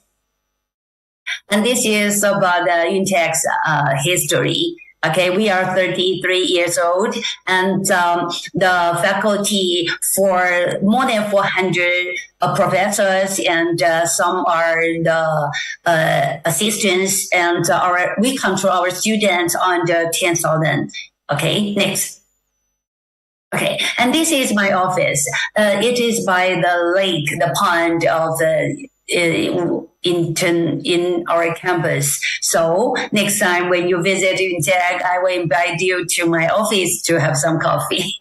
Okay, these are the beautiful photos. Okay, and lot of people nowadays discuss about the AI, and I also want to follow the trend and to show the role of AI as in tech, because we should understand and the AI can be a very useful tool. But the argument between using AI or not using AI is no longer to be discussed. No one can be out of using AI. We believe so. So in tech, we encourage professors, students, everybody to use the AI tools, different AI tools. So we have a lot of seminars that teach professors how to use AI in the classroom. And also in the classroom, the professors teach students how to use AI to help them to finish the assignment. I mean, help, not take the place of students, not ask AI to finish the assignment, but AI can be a useful tool for students to finish the assignment. Okay, it's not possible to stop students from using AI. It is not possible, but we should educate the students how to use AI. So this is what's happening in our campus. And we do hold a lot of seminars, not only from the InTech, but also we invite a lot of professors from other universities. They are really good at as the AI users. So they taught us how can we use the AI and become very close to AI. But sometimes we are just confused. If we encourage students to use AI, and are you sure the homework is done by AI or is done by students? Okay, but for my own experience, I think it's quite easy to distinguish because we understand students' level and what kind of homework they can do.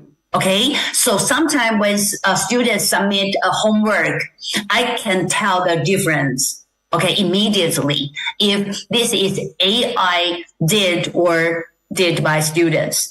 Okay, so this is the AI tool. Also, now we have a lot of data. Okay, for example, the students' performance, their scores, and any kind of test, they will get their own scores. How can we use AI to analyze the students' performance? So those are what we did.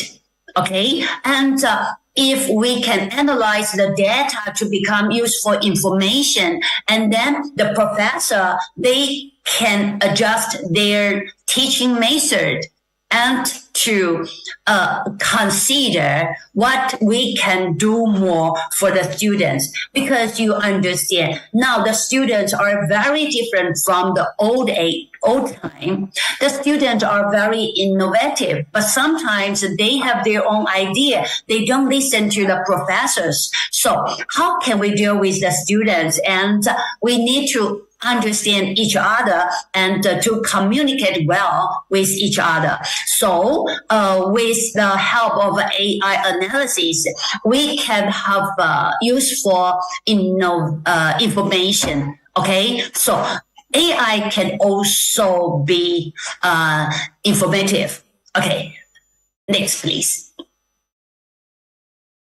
Okay, and this is the vision of UNTEC. Every university, I believe, you have your own vision. Okay, and for myself, I'm lucky because you can see the internationally distinguished university, and now I'm working as a deputy dean of OIA, and also I was the section leader in Department of Industry Academia Cooperation. So sometimes we think about who you can hire or where you should put someone on some position. This is very important. Sometimes we just think why some works cannot go well. It depends on the system. Okay, sometimes the people do matter. So we understand to build a great team is important. Next. Okay, next. Yeah. Here is the ranking of the THE that I'm going to share about the UNTEC and the 5 important factors. Okay, for example, the second one, industrial income, and internationalization. I am lucky that I had the opportunity to contribute in the 2 different factors. But even I need to spend a lot of time on working it. For myself, I improve myself. Okay, I unlocked my potential. So I become a better person. I believe that. Okay, every work can be a very good opportunity. So at the UNTEC, I am not the only one professor that contributed to not only the students, but also the industry. Lots of professors, we have UNTEC DNA, and we understand the teaching is not the only main job for a professor. The research is not the only main job of a professor. We can do more and we can contribute more. Also, we can improve ourselves more to unlock our potential. Next.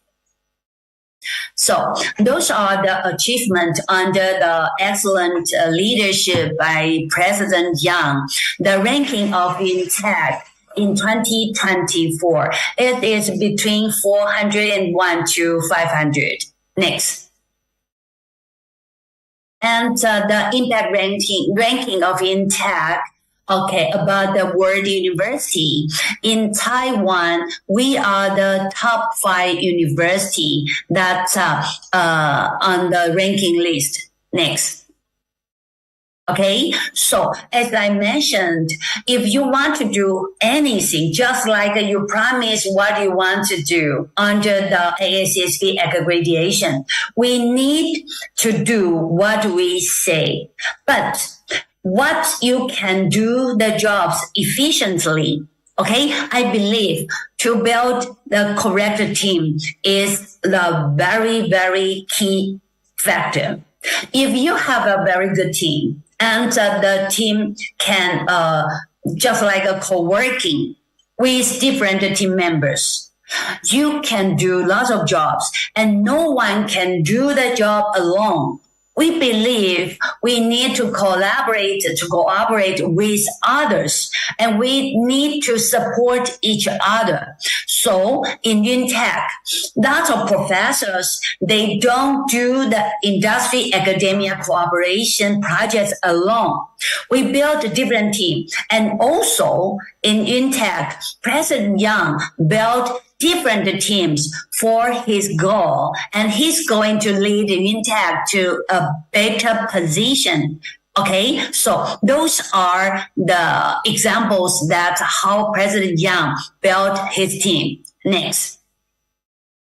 Okay, and because the goal for him is very clear, so all of the team members are very clear our duty. Okay, for now, because I work in OIA, so I believe to build a connection with global universities are my main job. Okay, and later I will share how can I do my job better. Next. Okay, and about the sustainability, after we run the sustainable projects, all of the buildings in our campus are green building. Since maybe 10 years ago, we only have a green building if the building is a whole new one.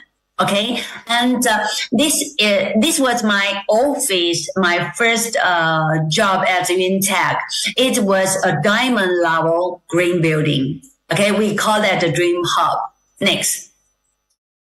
Okay, and here, because UNTech is a vocational university, so the students need to be trained as very professional, and they need to do job not after they graduate. Before they graduate, when they are students, they follow their professor and they contribute to the industry academia cooperation projects. They work for the company before they graduate. So this is a very good mechanism that we train students and all the professors, because we have a very close connection with the companies, with the industry. So we always change the way we train the students, we teach the students, because the industry changed so fast. For example, now the semiconductor industry in Taiwan is the top of the world. And how can UNTech modify the way we change and the way we create some program for semiconductor?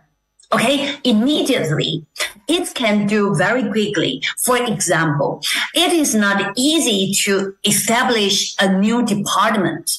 And now we don't establish some new departments no more, because any kind of department can be limited, the student's potential. So we create a different program, and it is integrated between different departments.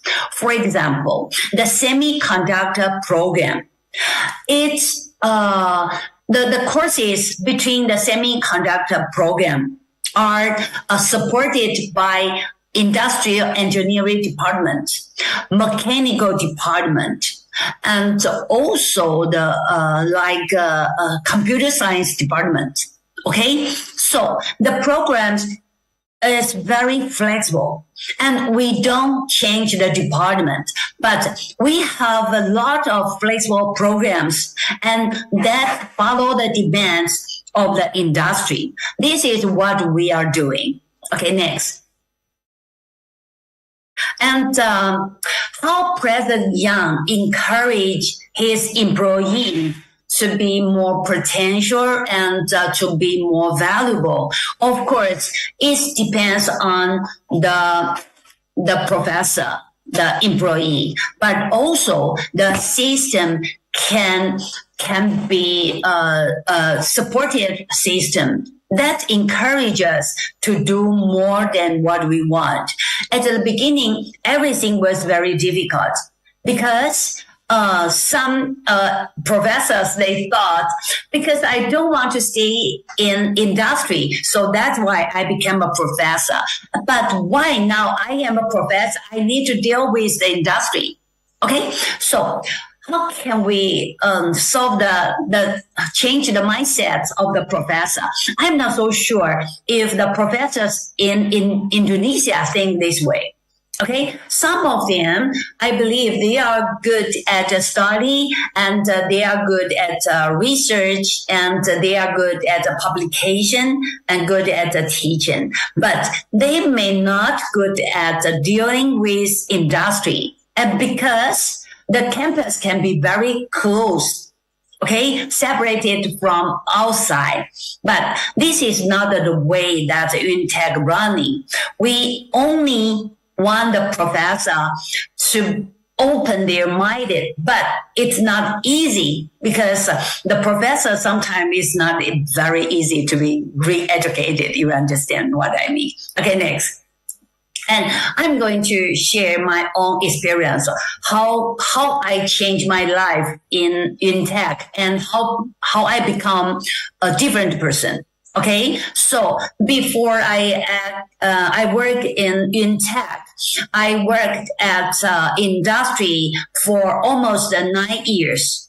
Okay, and during that time I was too young, so I did not think too much. I just want to find a job, and then I get my salary, and I can keep my life of quality. That was what I thought.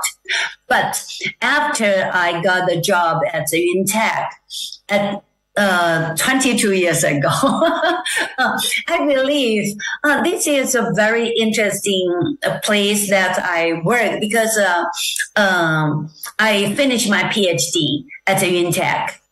Also, after I graduate, I worked as an assistant professor at Intech, and I was assigned to be the section leaders in different departments. Those are very precious experience for myself.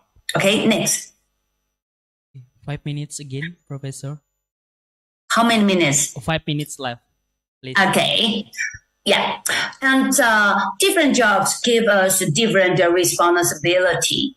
So never say no to the job. This is the suggestion that I want to share the professor in this conference today, because every job can be a very good opportunity for us to do more things and to make yourself be better. Okay, next. Okay, and we have a lot of jobs to be achieved. Okay, and so far, Intech is the number one in Taiwan on industry income. Okay, compared with more than 1,005 universities in 93 countries in 2021 and 2023, we are always the top 30. Okay, next. Okay, and those are my personal achievements. I can skip this slide. Next. Okay, and the teaching is no more only the professor's job. Next. Okay, to help students, ICBAE does care about this part. Okay, when we say we support the students, we care about the students. The mantle of ICBAE always how and when, and give me some examples. Okay, and we are really surprised after we initiate the process of ICBAE accreditation. Lots of professors and students, they change their mind because we understand we need to do what we say. So maybe in May, okay, when the mentors came to university and they had an interview with the students, we were so surprised. All of the students told the mentors they felt the professors at College of Management, they always be supportive anywhere, anytime. So the students feel free to ask help from professors. This is the mentor told us, and we are really satisfied with students' response. Okay, so this is also the value that ICBAE create for us. I believe if the university, you want to initiate the ICBAE accreditation, of course, it is a long way to go, but you cannot only think about after accreditation. You need to change your mindset, your behavior, the way you do things, the way you support students, and the way you contribute to your university from now on. This is what I really want to share, and this is our experience. Okay, next. Okay, and always because I belong to SA group, so I need to have my publication and also to run some national projects. Okay, that's all our duties. Next. Okay, and here I want to share with all of the Indonesian students because from Taiwan government we have a lot of projects that we can apply for financial support, and I really enjoy applying any kind of program. For example, the TEP this year. By the end of August, we have one student from Greece. Okay, the student will go to Taiwan, a very good company, to run his TB, my project, but I give the opportunity to upgrade students. Also, I reserve 2 capacity for UMP. Okay, if you can suggest 2 students who are interested in internshipping in Taiwan's company, I will help the student to do it. And the scholarship is very good. It's almost 20,000 NTD per month. Okay, I told Ali and the dean when I visited Purwokerto in July about the information. Okay, so I keep my promise, and also some university who join today's event. If you are interested, I can reserve some capacity for you. Okay, those are very good opportunity that for Indonesian students, they can get a scholarship and they can get the opportunity to work, to intern at a Taiwanese company. And because we want to satisfy the company, lots of Taiwanese company, they have the factories in Indonesia. So if the university, you can build the connection with Taiwanese company, I believe it's benefit for the university, for your alumni, and for your current students. Okay, next. I'm sorry, Professor, time is over for your section. Okay, time's up. Okay, I think I can stop here because I already finished the project that I want to share. Okay. Thank you. My pleasure, Professor. And Bapak Ibu, ladies and gentlemen, actually UNTEC is really offer a good opportunity for everyone. This campus is ICBAE accredited and open the collaboration who want to join the collaboration with the UNTEC.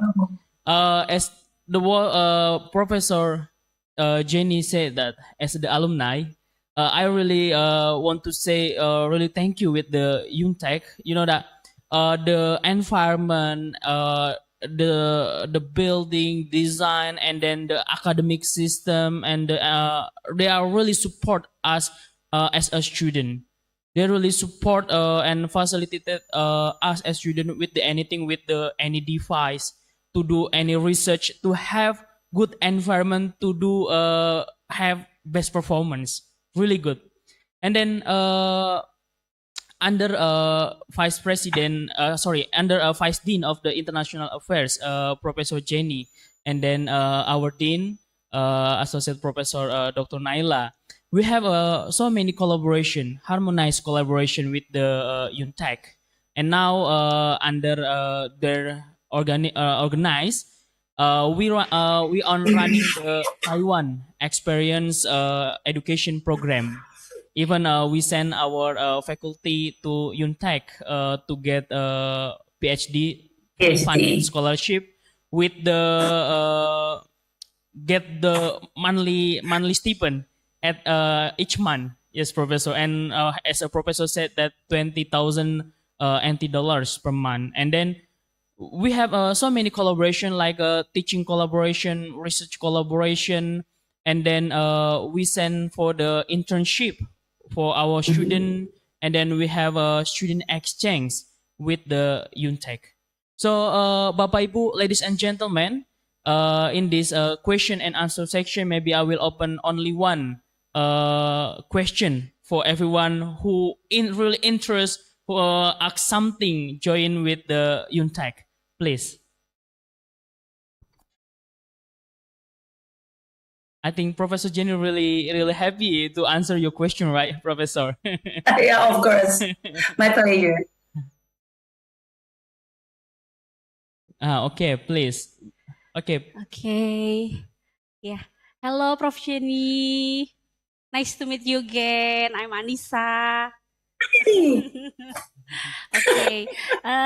So, ladies and gentlemen, next fall semester, I will go to UNTEC to take my PhD in accounting there. Yeah. I choose UNTEC because the School of College of Management there is accredited by ICSB, so it's accredited. It's valid, yeah, Dr. Perry. Yeah, course. and also UNTEC give me full scholarship until I finish my PhD there. Yeah, so excited to go to UNTEC, Prof. Jenny. And then my question, as you said before, that you have a program for student mobility. It is student from vocational study program can join the program because here in FEB UMP we have vocational accounting study program. And how long the program will be last? Okay. Per batch. Yeah. Thank you. Okay. Thank you for your question and welcome to UNTEC. I will take care of you. And before I answer the question, I also want to share news about the Elite Scholarship from MOE, from the government. If you are a lecturer of university and your university is on the list of our MOE, okay, you can apply for Elite Scholarship. And I believe it's 25,000 per month for 4 years.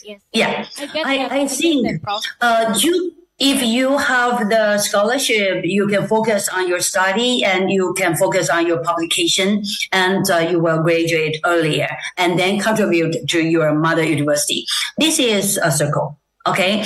And for the internship, for the project, I call that a TEP. TEP is also from MOE, okay? And it's support the students, not to support the lecturer. Okay, and the regulation, the rule of TEP, at least 1 month to 6 months. Okay, so for example, your students, you have an international mobility, the criteria for graduation. You can encourage your student to join this TEP program. Okay, and my job is try to find a good company. They can offer the internship opportunity for your students. For example, your background may be business, accounting, or economics. Okay, and lots of companies, they need these background students. So I will create the opportunity and I will discuss with the companies and to make sure they have the internship opening. And then the company doesn't need to pay for your students. I will pay for your students, the fee, the scholarship. But the company, maybe they offer the accommodation, the meal, the dorm, okay, from the company. And the scholarship is from my project. And you qualify the students. So it's also an international industrial cooperation. So this is what we can contribute to each other. From your side, you select qualify the students. From my side, I apply for TEP project and also select a very good company for the student to intern. And for the company side, they need to offer the dormitory and the meal, the insurance for the students. And then we will work together. After the students graduate, maybe they can find a better job from the company in Indonesia. And their position will be very higher, just like a manager, not a low-end level. Okay. Okay. Professor, before we close the section with you, I would like to ask, and with the quick answer. Here in this forum, there are 30 more university attendants in this forum. And the question with the quick answer, how if we contact the UNTEC if we want to join the collaboration with the UNTEC? You can contact Ali. Ali can be the key window.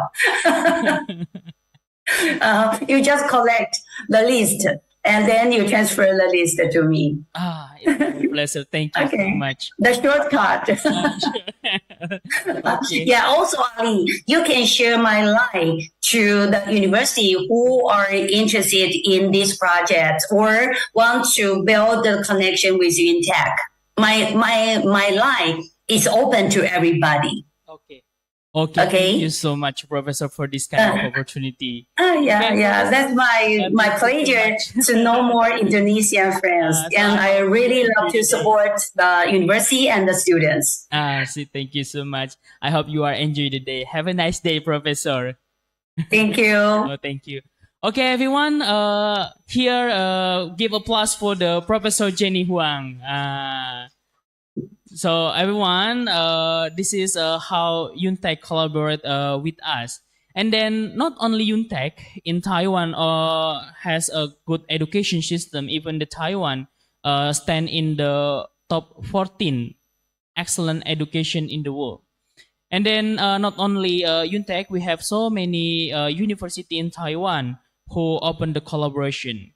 Here under the INTEC, International Talent Circulation Base, Indonesian Taiwan.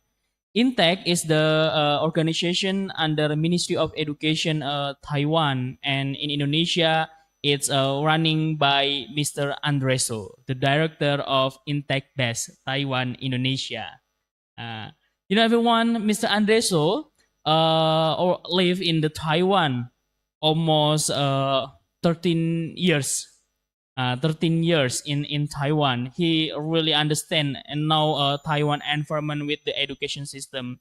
And in Indonesia, in the home country, of course, he really helped us, help Indonesia University to have more collaboration with the Taiwan University under INTEC.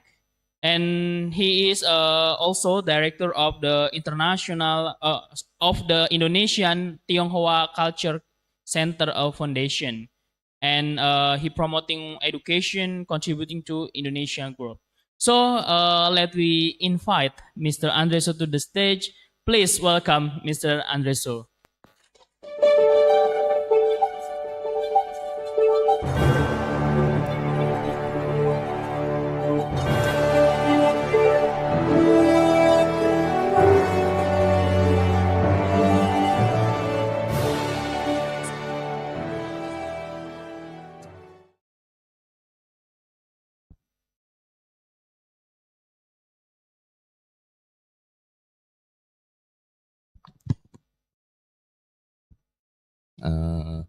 Hello everyone, ladies and gentlemen, 你好吗？那今天我是用中文来跟大家介绍一下我们的 program， 可以吗？然后他帮我 translate to Indonesia maybe or English, okay? Can help me? 一点点。那 How can I do now? Ya, oke. Tadi Kok Andre itu berkeringat dingin karena speak English semua. Nah sekarang kita lebih relax, bisa nggak bahasa Indonesia? Yes, please, I will translate. Nanti lidahnya nanti telor-telor untuk udah Inggris, udah Mandarin, aduh capek. Ya terus ini mau ngomong bahasa Indonesia campur Jawa lagi ya. Nah di sini katanya Jawanya Jawa ngapak. Bingung lagi saya, pergi tadi makan-makan jajan di luar, nggak ngerti ngomongnya bahasa apa itu. Bilang Jawa bukan, bilang Sunda bukan, bingung sama orang Jawa Timur mendengar Purwokerto punya logat Jawanya. Oke, mungkin tadi sudah diperkenalkan. Jadi Andre ini di saat ini di Indonesia, khususnya di Surabaya itu menghandle satu program pemerintah MOE ya, Ministry of Education, untuk kolaborasi. Jadi kami kerjanya kolaborasi antara kampus-kampus yang di Taiwan dengan di Indonesia. Jadi kami ini setengah pemerintah tapi dipayungi oleh salah satu kampus, yaitu Chaoyang University of Technology. Nah tadi yang diceritakan yang terakhir itu kan katanya Miss Jenny ya, dia ngomong bla bla bla yang terakhir itu, yang bagus sekali itu adalah salah satu program yang kami promosikan di Indonesia. Jadi katanya nanti ini si industri akan memberikan meal ya accommodation dan biaya hidup. Nah itu yang kami promotin. Nah, itu masuk di intake base, kurang lebih begitu. Nah karena waktu Andre cuma 20 menit, jadi mungkin PPT-nya nggak perlu dipromotkan, tapi bisa cari kami setelah ini, bisa cari kami di sana, di paling belakang sana ya. Jadi kita bisa kolaborasi. Jadi tadi sudah diceritakan sama Miss Jenny, udah gitu. Itu jadi adalah program kami datang ke sini untuk mengkolaborasi. Ya saya rasa penting sekali untuk para Bapak Ibu untuk kolaborasi dengan kampus-kampus yang ada di luar negeri ya. Untuk apa? Ya untuk membantu para mahasiswa kita membuka wawasan internasionalnya. Nah membuka wawasan internasional ini ribet. Kenapa? Karena butuh dana dan lain-lain, biaya dan lain-lain. Ada program intake ini justru menghemat banyak sekali dana. Terutama untuk para mahasiswanya. Kedua untuk kampusnya mengupgrade mungkin akreditasinya, mungkin mutunya dan lain-lain. Contohnya apa? Apabila mahasiswa pergi dengan program intake ini, itu akan si Jenny tadi ngomong masih kurang satu. Masih ada lagi satu. Tiketnya gratis. Oh, tiketnya gratis. Ono uang tiap bulan 10.000, 5,5 juta. Setiap bulan dikasih 5,5 juta. Masih SPP-nya nggak usah bayar. Jadi nanti kalau Bapak berkenan, Andre bisa pergi ke kampus Bapak-Bapak untuk menginformasikan ke mahasiswa. Coannya di mana? Coannya di sini Ibu, Bapak. Mereka cuma cukup bayar SPP di lokal, bisa kuliah 2 kampus, bisa dapat 2 ijazah. Ini yang gila sekali untuk kita terapkan. Kalau Bapak Ibu masih mau cuek-cuek sama Andre, repot. Coba Bapak lihat. Dia bayar SPP di lokal. Jadi Bapak juga nggak stres. Ini kok Andre datang ngambil murid saya. Saya capek loh cari murid keliling se-Indonesia. Baru ono fakultas ekonominya baru ono 100 orang. Satu angkatan. Terus sekarang kok Andre sudah goda-goda suruh pergi. Terus piye SPP ya? Taiwan nggak usah bayar Pak. Bayar aja yang punya sampean. Jadi ngomong SPP lokal kuliahnya di luar negeri. Sopo yang nggak mau. Udah kuliah di luar negeri nggak opo, ono plus-plusnya. Plus-plus apa? Dikasih uang 5,5 juta sak bulan. Uangnya ditik. Masih dikasih apa lagi? Dikasih kerja. Setelah tamat kita bekerja internship. Itu digaji 20 juta per bulan. Puas nggak? Lumayan kalau dia bekerja 2 tahun udah bisa buat modal pulang ke Indonesia buat modal nikah. Ya, terus masih dikasih apa lagi? Dikasih pengalaman kerja gratis. Kalau anak Bapak sekarang cuma dapat 1 ijazah, tamat, masih pergi ngelamar kerja, benar nggak? Masih interview, masih nunggu dipanggil atau enggak? Habis itu disuruh lagi pergi periksa darah, prosesnya masih panjang. Ini enggak, setelah tamat langsung di check out, ya di check out sama kampus perusahaan tersebut. Nah, paling kurang kita harus melakukan kolaborasi 2 tahun dengan perusahaan. Jadi gini, 2 tahun kuliah, habis itu 2 tahun ke perusahaan untuk bekerja. Habis itu pulang ke Indonesia, sudah bawa 2 tahun punya pengalaman kerja. Terus yang 2 tahun kerja itu nggak harus kerja di Taiwan. Seperti tadi si Jenny ngomong, bisa aja di Indonesia. Benar, karena perusahaan-perusahaan itu mungkin aja ada di Indonesia. Jadi mereka akan mengutus anak ini untuk kembali ke Indonesia untuk bekerja di Indonesia. Dengan standar gaji Taiwan. 20 jutaan lah standar gaji Taiwan untuk anak S1. Nah, jadi ini program 2+2 ya. Jadi ini sangat membantu kampus Bapak Ibu untuk mengangkat mutu dari kampus tersebut. Nah, jurusan apa aja yang ada di dalam? Jurusannya banyak. Ya, nanti kita lihat mulai dari vokasi tadi kan Ibu dosen ngomong masalah vokasi. Kalau Andre punya vokasi keren. Akuntansi mestinya kan kalau 3+2 ya. 3 tahun di D3 plus 2 tahun di sarjana. Sekarang programnya Chaoyang tidak. Yang D3 itu 3 tahun dapat S2 langsung. Jadi 3+3 sama dengan master degree. Terus Chaoyang masih buat lagi kalau D3-nya itu sudah ada pengalaman kerja, jadi cuma D3 2 tahun sudah master degree. Jadi cuma 2 tahun aja bisa dapat master degree. Gimana caranya Pak? Jadi terus ijazah S1 ono enggak? Ono. Jadi S1-nya cuma setahun, S2-nya cuma setahun. Tapi di dalam kategorinya dia harus punya D3 yang sudah gap year, yang sudah beberapa tahun lulus. Kalau yang mau dipluskan jadi 3+3 sama dengan master degree. Di dalam itu ono bachelornya sekalian master degree-nya. Jadi langsung dapat 2 ijazah, 3 tahun dapat 2 ijazah. Itu bisa di program vokasi yang mau kita kolaborasi kalau memang Bapak Ibu bersedia. Itu kurang lebih yang saya infokan. Nah, saya berharap program Andre ini bagus. Bahasa Andre kan memihak ke Indonesia. Mumpung wong Taiwan iki masih api, ono duit deh, mau kasih gratis, kita OTW. Karena yang namanya wong api itu nggak selamanya. Ya, jadi ini kesempatan kita pergi ke sana mempergunakan jatah yang Pak, berapa banyak jatah? Kampusku ake orangnya banyak.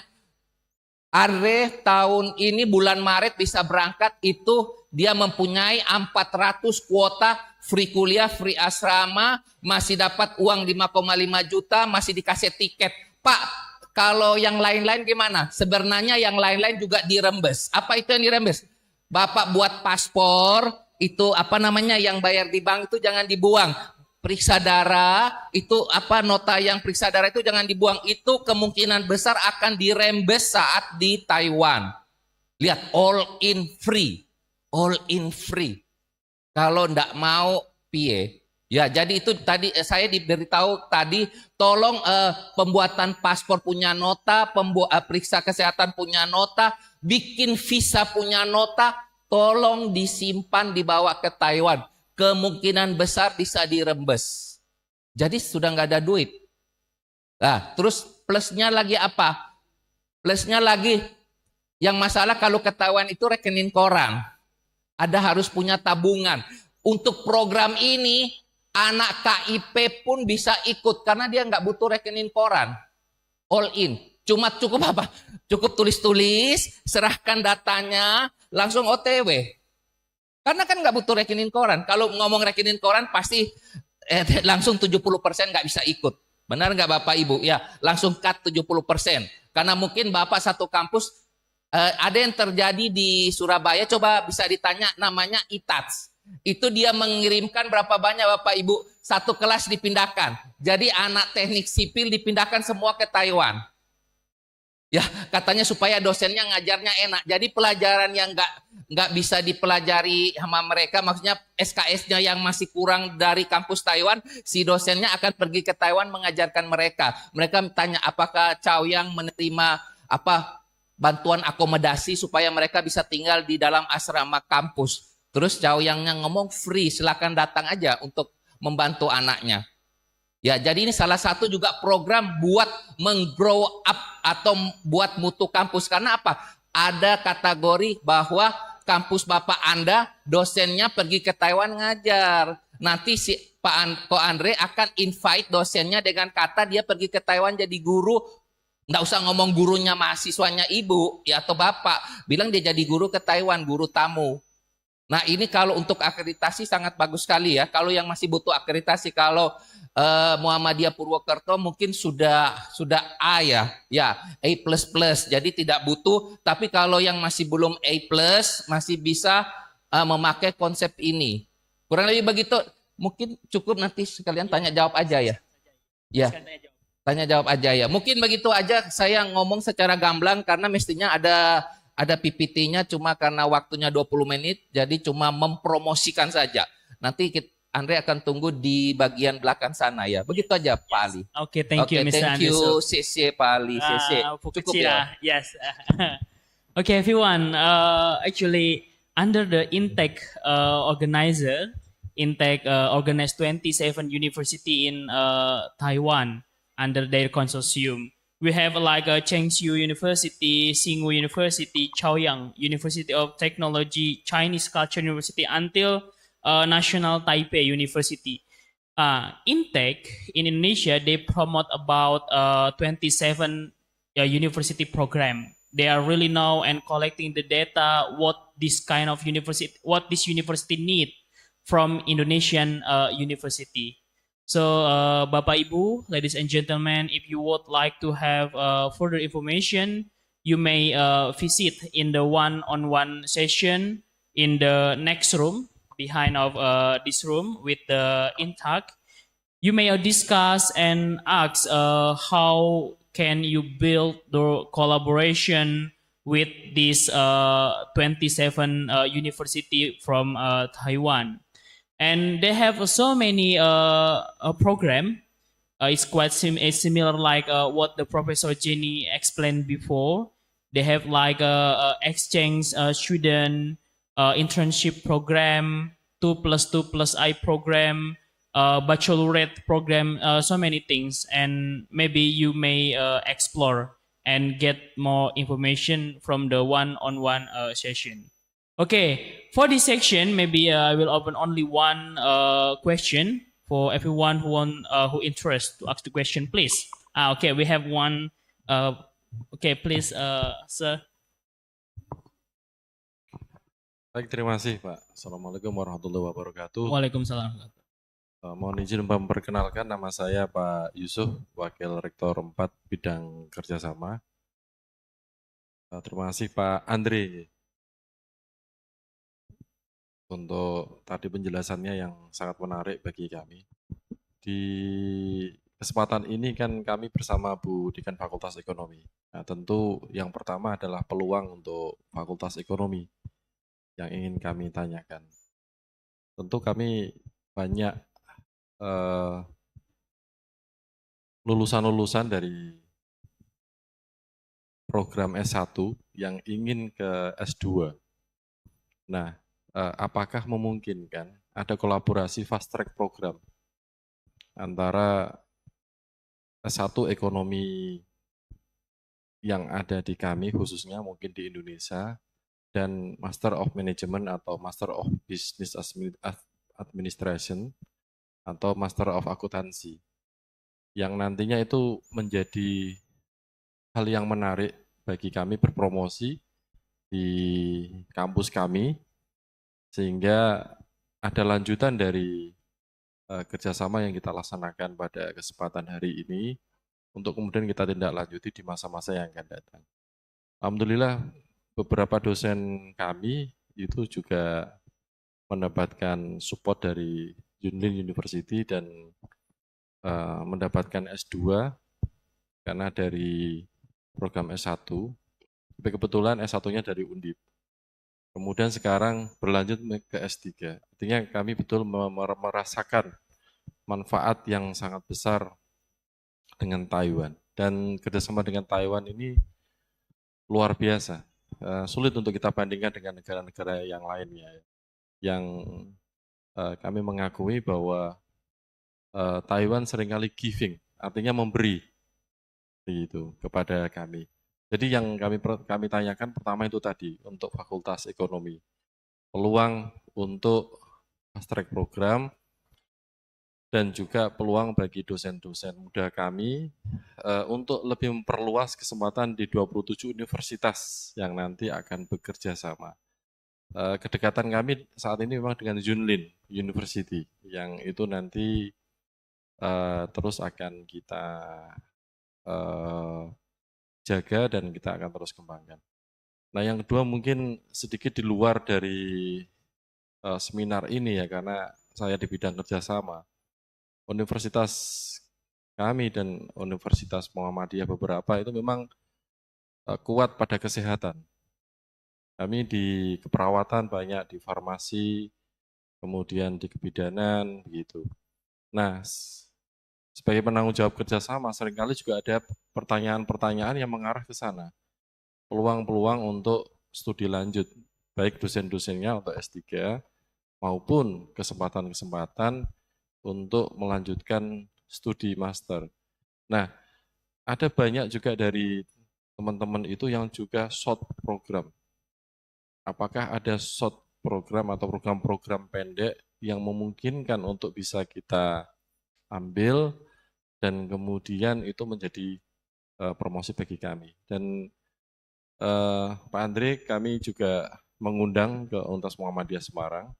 Nanti kalau ke Universitas Muhammadiyah Semarang sekaligus universitas-universitas terdekat kami kumpulkan sehingga one stop, tapi ada beberapa universitas karena kami bersaudara dengan di sekitar itu, ada Muhammadiyah Kendal Batang, ada Muhammadiyah Magelang, ada Muhammadiyah Kudus, dan mungkin juga universitas-universitas swasta lainnya yang tertarik apabila nanti Pak Andri datang ke kampus kami untuk kami kumpulkan bersama para penanggung jawab kerjasama dan juga para mahasiswa dan dosen.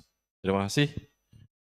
Assalamualaikum warahmatullahi wabarakatuh. Ko Andre, mungkin kalau kita buka dua lagi, ada yang mau tanya, mau di-polling dulu atau gimana? Boleh. Oh gitu. Oke. Oke. Jawab dulu apa? Kita jawab dulu, boleh. Okay. Pak, pertama yang tadi Pak ngomong apakah fast track-nya Chaoyang 2 plus 3 boleh? 2 plus 3 gini. Yang anak sarjana itu 2 years di sini tuh, terus 3 years di Chaoyang langsung dapat S1, S2. Jadi nggak ada program kolaborasi yang tadi kan Pak ngomong, ada program kolaborasi untuk Fakultas Ekonomi 2 plus 3. 2 years plus 3 years. 3 years-nya itu langsung dapat S2. Jadi itu udah fast track-nya 1. Tapi kalau after bachelor, terus Pak ngomong bisa nggak ke sana? Kalau ke sana berarti 2 tahun. Kalau sudah tamat S1, ke sana S2 harus 2 tahun. Yang kelebihan sama Chaoyang itu dia memberikan beasiswa. Jadi cuma modal asrama sama tiket. Jadi SPP-nya free, asramanya bayar. Gitu aja. Nah asrama di Taiwan piro? Asrama di Taiwan 1,5 juta sebulan. Sama kayak lokal. Mungkin di sana 1,5 juta tanpa AC, kalau di sini 1,5 juta udah ber-AC. Bedanya itu, ya nggak apalah kipas angin cukup. Ya, jadi saya rasa cuma modal 1,5 juta per bulan, terus kita bisa mendapatkan fasilitas yang luar biasa dari Taiwan. Terus kalau S3, kan Bapak tadi ngomong ada dosen-dosen yang mau melanjut entahlah yang dari kesehatan atau dari ekonomi atau dari industri lainnya, boleh. Dari fakultas lainnya boleh Pak. Di sana kita memberikan beasiswa sama seperti yang didapat Bu dosen dari Muhammadiyah Purwokerto, free kuliah, free asrama, setiap bulan dikasih uang sampai tamat. Kalau Bapak memang mau kirim dosen. Kalau S2 tidak seindah S3, dia cuma free kan SPP saja. Tidak sebagus dengan yang S3 yang all free. Itu. Nah untuk kalau kan saya cuma bisa ngomong dulu yang mewakili tadi katanya ada ilmu kesehatan. Yang bisa saya wakilkan jurusan farmasi. Kalau jurusan farmasi ada dosennya yang mau S3 itu bisa lanjut ke Chaoyang karena saya juga termasuk membawai Chaoyang. Nah, itu di Chaoyang itu ada program farmasi S3 itu juga bisa dapat beasiswa full, Pak. Nah, kalau untuk perawat bidan itu apalagi ya, perawat bidan dan tenaga ahli-ahli mesin itu nanti saya carikan lagi di kampus lain untuk Fes menjawab tadi Bapak kurang lebih begitu. Nah, terus yang terakhir terima kasih banyak Bapak tadi ngomong mau membantu kami untuk mengumpulkan kawan-kawan dari kampus lain untuk diadakan suatu program. Saya rasa kita lebih cepat Pak. Pak tolong dibantu karena sekarang program ini bagus sekali menurut saya karena dia memberikan all free untuk mahasiswa kita. Saya rasa bisa nggak kita balap mumpung ini belum Taiwan sama Cina belum perang, kita pergi sana kuliah dulu ya. Nanti kalau udah perang, piye ya. Ayo kita balap ya, mumpung mereka masih belum perang. Nah, saya rasa Taiwan itu angkatannya 2 Pak setahun. Jadi di bulan Maret 1 kali angkatan, kalau nggak keburu berarti di bulan September nanti 1 angkatan. Nah mungkin anak-anak semester 5 itu bisa nggak kita yang mau masuk semester 5 kita bisa kirim ke Taiwan. Jadi loh Pak, kalau semester 5 berarti di sana kan tinggal 3 semester. Kemungkinan 3 semester tapi tetap ijazahnya 2 tahun. Karena kan apa persetaraan. Masa Taiwan dikecilkan terus Indonesia diangkat Indonesia 2,5 tahun, cuma 2,5 tahun itu biasa kan nggak seimbang namanya. Kolaborasi kasih. Jadi gini, mungkin aja anaknya mahasiswanya cuma kuliah 3 semester sudah tamat tapi dia harus menunggu 2 tahun baru dapat ijazah. Nah di waktu itu dia bisa melakukan magang atau bekerja part time. Karena di Taiwan itu bisa bekerja. Kayak kita ke Jepang, Korea kalau mau kuliah ke Aussie itu bisa bekerja, kuliah sambil kerja boleh. Nah itu kalau ditanya mahasiswa kenapa bagian internasional. Kalau saya kerja-kerja di Taiwan berapa part time job? Part time job itu 1 jam 100.000. Jadi sangat membantu sekali untuk mahasiswa kalau dia bisa berkuliah di Taiwan, dapat ijazah pulang, dapat ijazah, dapat biaya hidup yang lumayan saat dia kuliah. Jadi nol sebenarnya kalau kita bisa kuliah ke Taiwan itu sebenarnya nggak ada biaya besar. Lebih besar kita kuliah di Indonesia sebenarnya. Kalau dihitung-hitung ya, yang berbiaya ya. Tapi Indonesia juga banyak beasiswa dari KIP dan lain-lain. Okay, thank you, Mr. Andre. So for everyone who would like to have more information, you may visit the one-on-one session with the Intech. And you already has a MOU, right? With the draft which sent by the Intech. You may bring the MOU and get the ceremonial with the Intech. And then for the MOA who would like to propose the agreement, I believe that you already learned about each university under the Intake organization. You may propose the agreement, what kind of program you would like to propose. Please, you have one-on-one to discuss about the program who would like to propose with the this kind of university.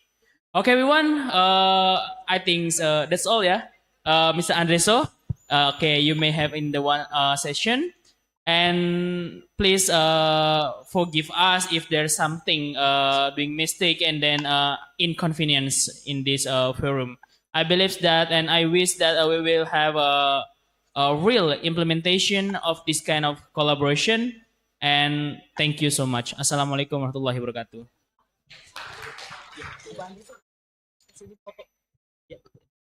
Well, thank you very much. That was the session coming from Mr. Andreso.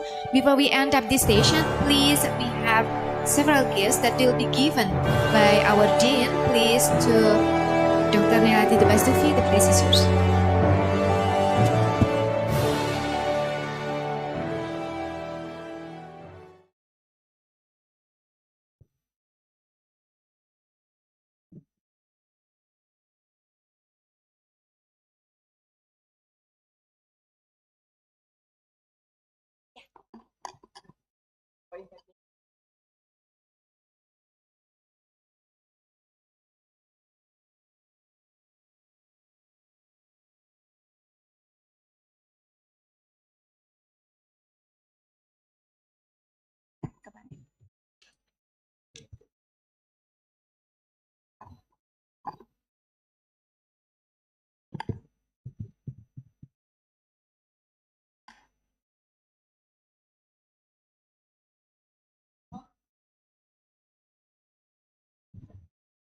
Okay.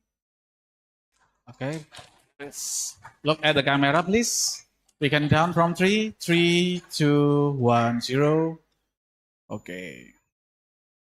闪亮。好了。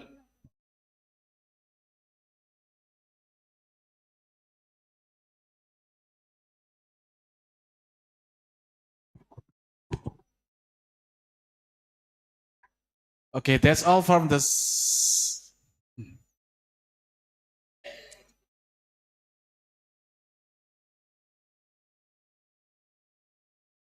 Okay, that's all from the second session. Applause, please, for the inspirational speaker in here, and what a wonderful moderator who joined with us. Well, this is the time that we waiting for. Yes, Mr. Dewan. So please, ladies and gentlemen, after this we will have a break for salat and having lunch together. We will continue our session, one-on-one session with Mr. Dr. Perry and then also with Miss Andre So. We will gather, we will divide you into 2 rooms, which is the VIP 1 and VIP 2. And the corner outside of this room, we will inform you how it's gonna be work. Okay, so here we will have a room with the AACSB session with Dr. Geoff Perry. And at the corner, we will have a session with Mr. Andeso. For the very first time, we will divide you into 2 groups, as you can see, and we will inform you in your presenters group at the participants group itself. So we will divide you into 2 batch. The first batch, for example, I will read for the room during with Dr. Geoff Perry. The first one is Universitas Aisyah Yogyakarta. Second is Universitas Muhammadiyah Makassar. Third, Universitas Muhammadiyah Malang, Universitas Profesor Dr. Hamka, Universitas Negeri Yogyakarta, Universitas Islam Nadatul Ulama Jepara, Universitas Andalas, Institut Teknologi Telkom Purwokerto, Amikum Purwokerto, Universitas Wijaya Kusuma Purwokerto, Universitas Perwira Purbalingga, dan Institut Bisnis Muhammadiyah Bekasi. So that's the batch 1. So please anyone, this is for the ASCSB 101 that Miss Ira just mentioned. Anyone please, after at 1 o'clock, please go over here, the corner, right? Yes. Here. And then for batch 2 or? As batch 2. And the batch 2, we have Universitas Muhammadiyah Yogyakarta, Universitas Muhammadiyah Palopo, Universitas Muhammadiyah Gresik, Universitas Muhammadiyah Buton, Universitas Muhammadiyah Magelang, Universitas Mula Warman, Universitas Peradaban, Universitas Ahmad Dahlan, Universitas Muhammadiyah Purworejo, Universitas Muhammadiyah Pekajangan Pekalongan, and the last Universitas Muhammadiyah Semarang. Okay, that was for the second batch. The rules is when you are finishing on the batch on your room, and then you're going to move into the another room itself. So you will have the 2 sessions with those practitioners. Okay, the batch 1 in each room will be run, and after you finish it, you go into the other room itself. And I will read for the batch 1 for the Mr. Andeso sessions. The first one is Universitas Muhammadiyah Yogyakarta. Second is Universitas Muhammadiyah Palopo. The third is Universitas Muhammadiyah Gresik, Universitas Muhammadiyah Buton, Universitas Muhammadiyah Magelang, Universitas Mula Warman. And then the 7 is Universitas Peradaban, Universitas Ahmad Dahlan, Universitas Muhammadiyah Purworejo, Universitas Muhammadiyah Pekajangan Pekalongan, and Universitas Muhammadiyah Semarang. That's the batch 1 for the institution that gonna meet with Mr. Andre. So, you know what? I want to remind you, the place is over there. I mean, that is close to the toilet and the elevator. So that's for the Andreso with the intake, okay? And for the second batch with Mr. Andreso intake is Universitas Andalas, Universitas Aisyah Yogyakarta, Universitas Muhammadiyah Makassar, Universitas Muhammadiyah Malang, Universitas Profesor Dr. Hamka, Universitas Negeri Yogyakarta, Universitas Islam Nadatul Ulama Jepara, Institut Telkom University Purwokerto, Amikom Purwokerto, Universitas Wijaya Kusuma, Universitas Perwira Purbalingga, and the last is Institut Bisnis Muhammadiyah Bekasi. Okay, don't get any confused because there will be our team to assess you in each room, so it will make you easier to understand how it's gonna be run. Okay, thank you. Have a nice lunch, and then take a break. And after this, we are going to continue the one-on-one session. And after you finish in the one-on-one session, we will gather here to following the closing ceremony. Thank you very much. Wassalamualaikum warahmatullahi wabarakatuh. And don't worry if you have any question, don't hesitate to asking. And don't worry, in this room we have someone who coordinate for the operational of the one-on-one session. So don't worry, we are open to discuss.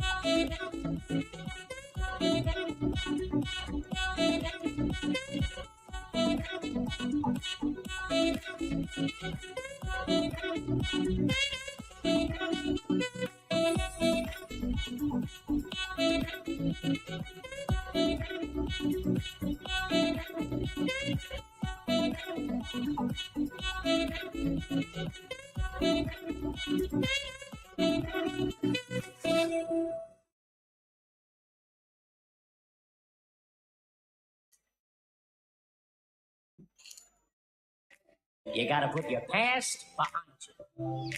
Look, kid, bad things happen, and you can't do anything about it, right? Wrong. When the world turns its back on you, you turn your back on them. That's not what he's told. And maybe you need a new lesson. Repeat after me. Hakuna Matata. Hakuna Matata. It makes no worries.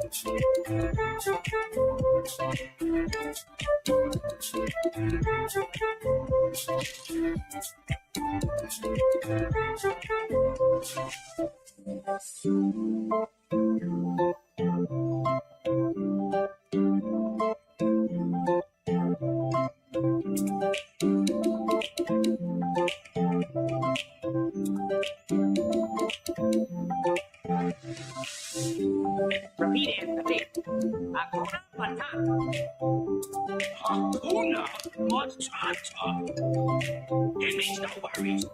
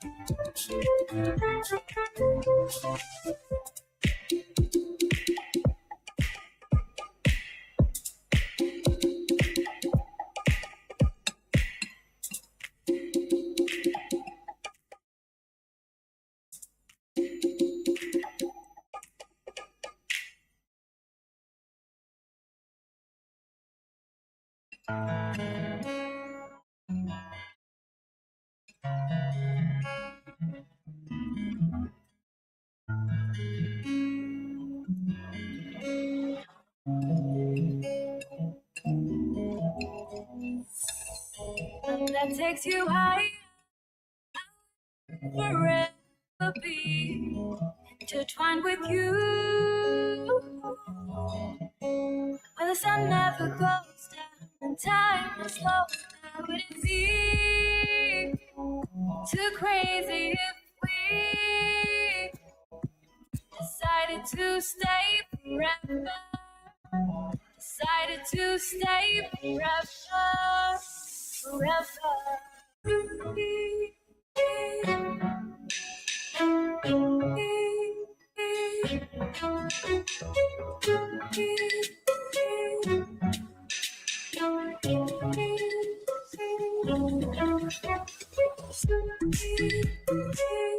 Stay forever.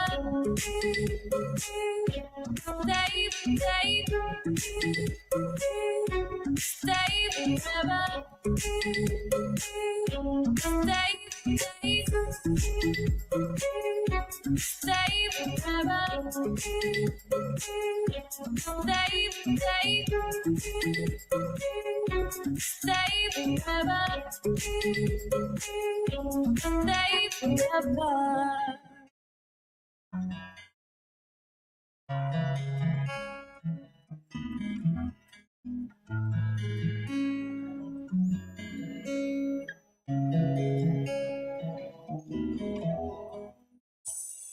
Jump into the fire. I'd like to see you outside. We should run away. When the sun never goes down, the time has slowed down. Would it be too crazy if we decided to stay forever? Decided to stay forever, forever.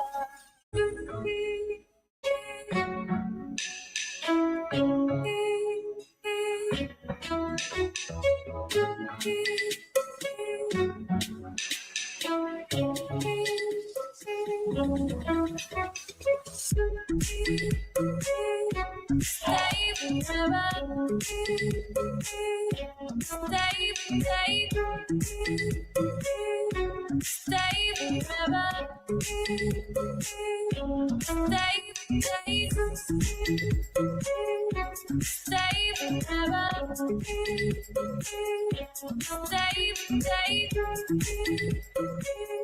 stay forever. Stay forever.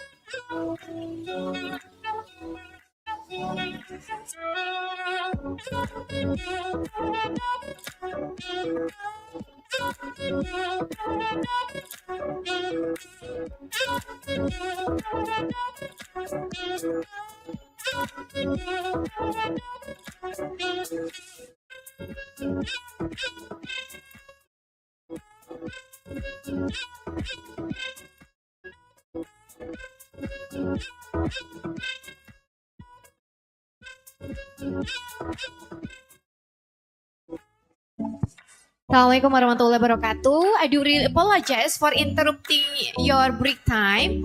I just want to inform you that Dr. Geoff Perry already in VIP room. So please, for the batch 1 institution, you might go directly into the ACSB room. And so please, to Universitas Asia Yogyakarta. And after that, the Universitas Muhammadiyah Malang. And the third is Universitas Profesor Dr. Hamka. Thank you very much. And after that, the list is going to follow.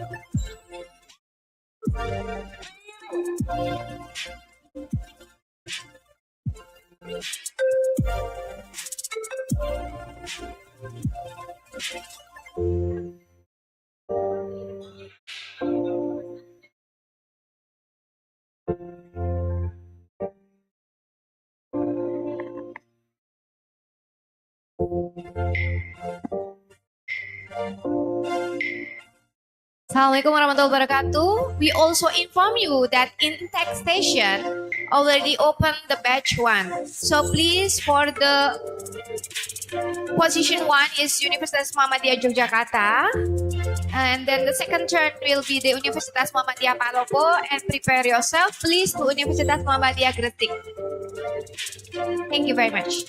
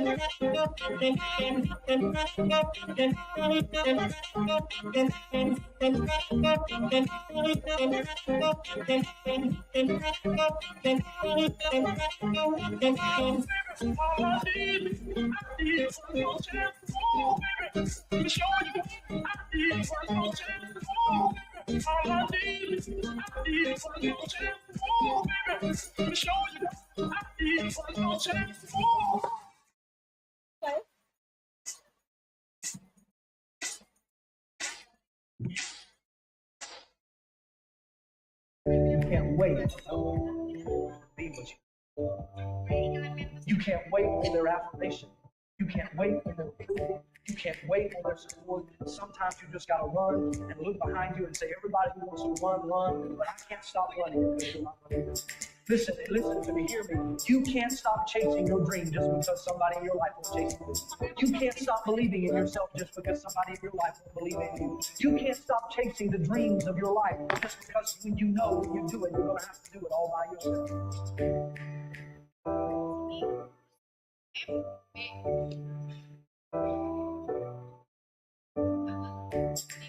Kapan sih, Mbak?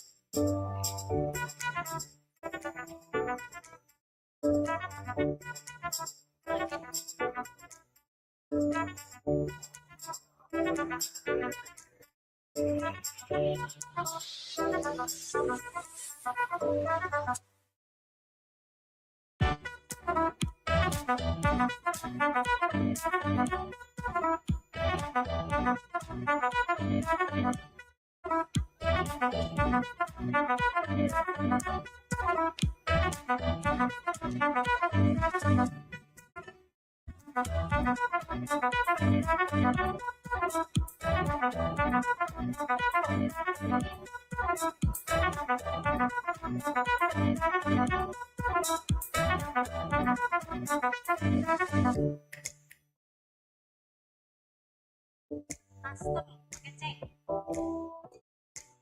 Berarti rebus.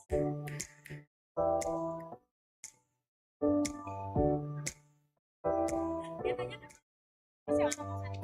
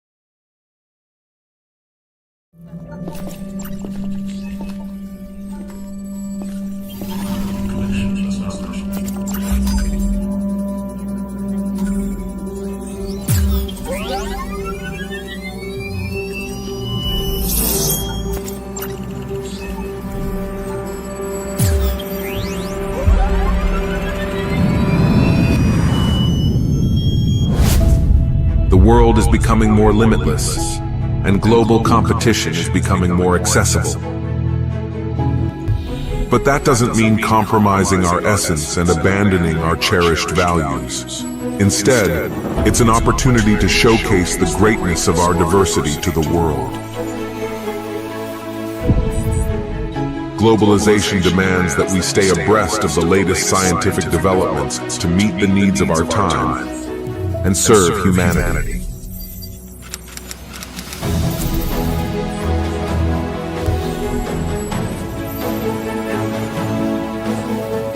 That is why we need to open our hearts,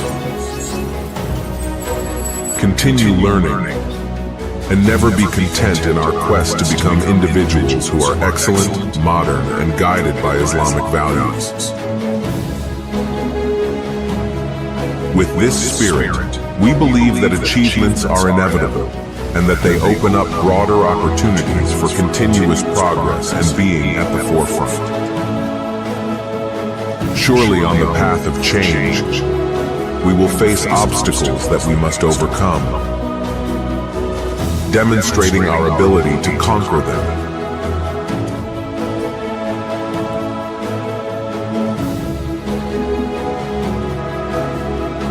Health, environment, economic development, and other areas in need of improvement. To what extent can we stride forward and contribute to supporting our nation?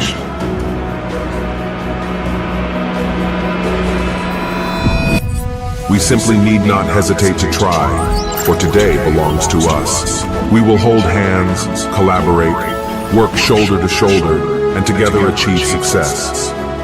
Because we are UMP.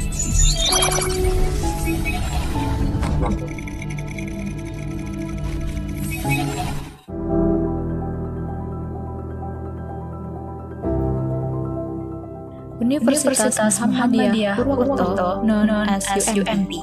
It is located in the south of Slamet Mountain, awaits you. The attraction view from the university is to greet you from the peaceful and beautiful district. It is easy to find UMP, where we have two bus stops nearby the university, train station, bus station, and closest airport. The Faculty of Economic and Business UMP has vision to create students to have Islamic entrepreneur mindset and develop students into a successful business professional ready for future business world. Assalamualaikum warahmatullahi wabarakatuh. Welcome to the Faculty of Economic and Business Universitas Muhammadiyah Purwokerto. It was established on 1st June 1995. Now, I'm standing in front of Faculty of Economic and Business building, the highest building in town. So, let's have a look inside. In the first floor, we have Baitul Watanul as Islamic financial institution and Indonesian Stock Exchange Syariah Investment Gallery. We can actively utilize a media to implement the knowledge and skill in Islamic banking and capital market. By prioritizing the convenience of facilities in every corner, we also commit to present the best service to our students. Our administration office provides service excellent to students with quick response and accurate service.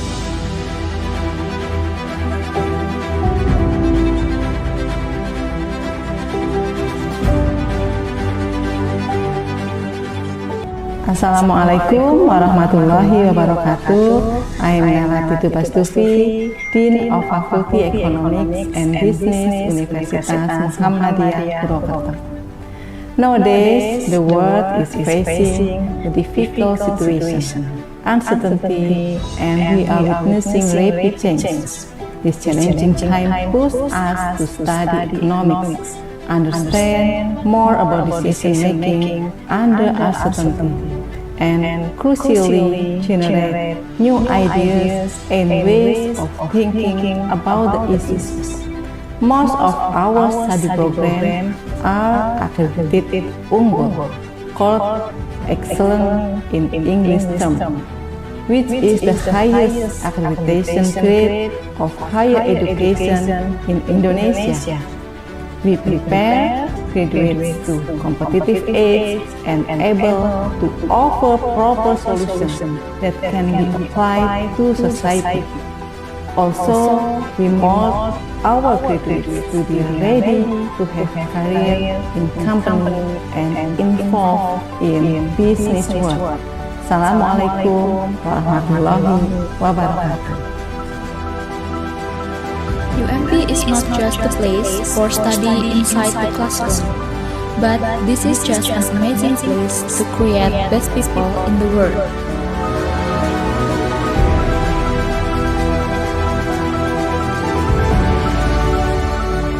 This is also a unique place to explore the great challenges of our time. This is the beginning of your journey to discover who you are, to set a bigger goal, and fight for your dream. As our vision to be the faculty that are excellent, modern, and Islamic, as well as entrepreneurial spirit, we believe to encourage you to push for something greater here in the Faculty of Economic and Business, Universitas Muhammadiyah Purwokerto. So, will you stand up for the challenges in your journey? It is now up to you to take the next step of learning journey. We are looking forward to meeting in the Faculty of Economic and Business, Universitas Muhammadiyah Purwokerto. Sampai jumpa, see you, like and comment. Wassalamualaikum warahmatullahi wabarakatuh.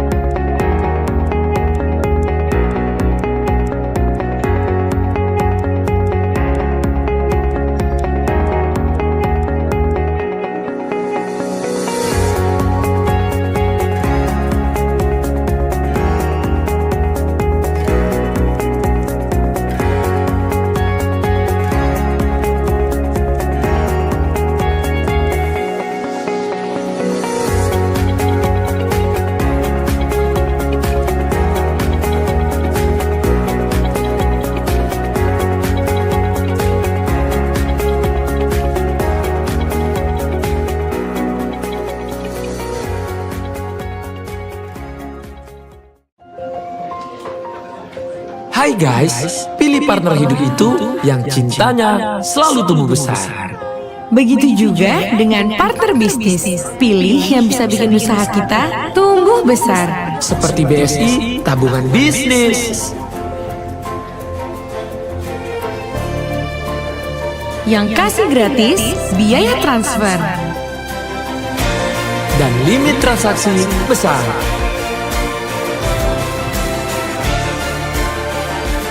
BSI tabungan bisnis, bisnis jadi besar dan berkah.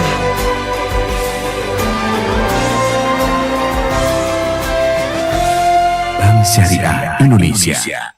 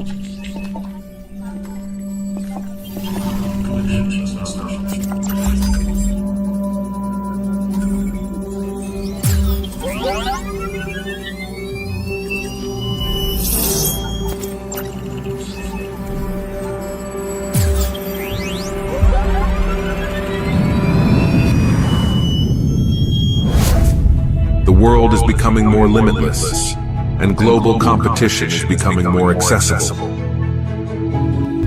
But that doesn't mean compromising our essence and abandoning our cherished values. Instead, it's an opportunity to showcase the greatness of our diversity to the world. Globalization demands that we stay abreast of the latest scientific developments to meet the needs of our time and serve humanity.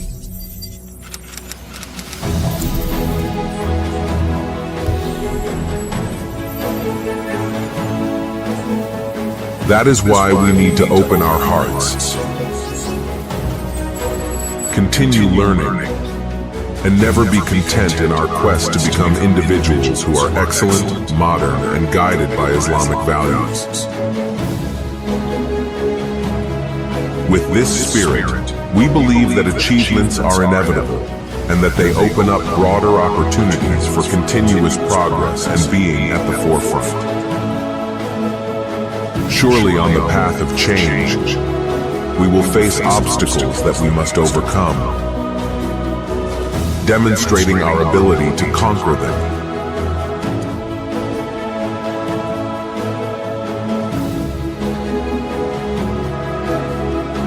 Health, environment, economic development, and other areas in need of improvement. To what extent can we stride forward and contribute to supporting our nation?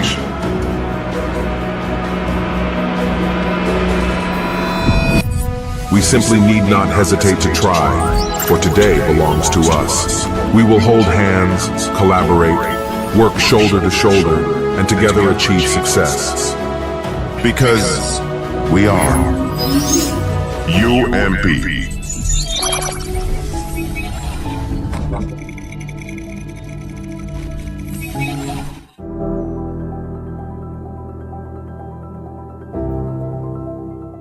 Universitas Muhammadiyah Purwokerto, known as UMP. It is located in the south of Slamet Mountain, awaits you. The attraction view from the university is to greet you from the peaceful and beautiful district. It is easy to find UMP, where we have two bus stops nearby the university, train station, bus station, and closest airport. The Faculty of Economic and Business UMP has vision to create students to have Islamic entrepreneur mindset and develop students into a successful business professional ready for future business world. Assalamualaikum warahmatullahi wabarakatuh. Welcome to the Faculty of Economic and Business Universitas Muhammadiyah Purwokerto. It was established on 1st June 1995. Now, I'm standing in front of Faculty of Economic and Business building, the highest building in town. So, let's have a look inside. In the first floor, we have Baitul Mal Watanul as Islamic Financial Institution and Indonesian Stock Exchange Syariah Investment Gallery. We can actively utilize a media to implement the knowledge and skill in Islamic banking and capital market. By prioritizing the convenience of facilities in every corner, we also commit to present the best service to our students. Our administration office provides service excellent to students with quick response and accurate service.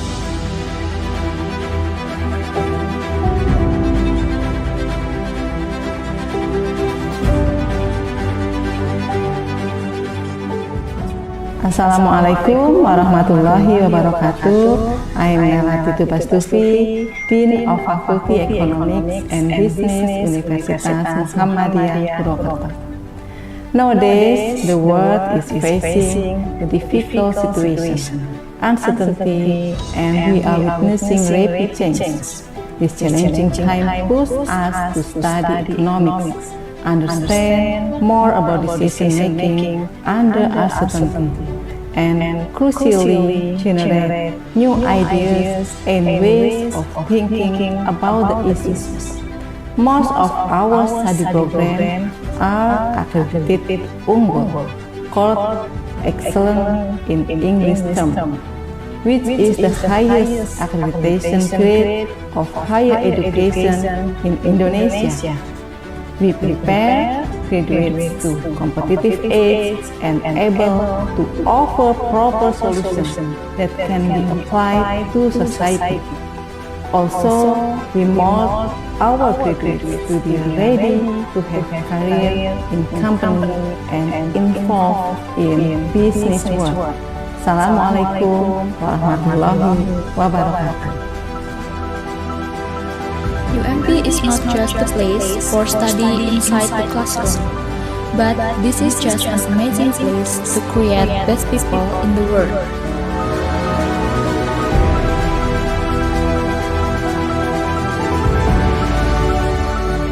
This is also a unique place to explore the great challenges of our time. This is the beginning of your journey to discover who you are, to set a bigger goal, and fight for your dream.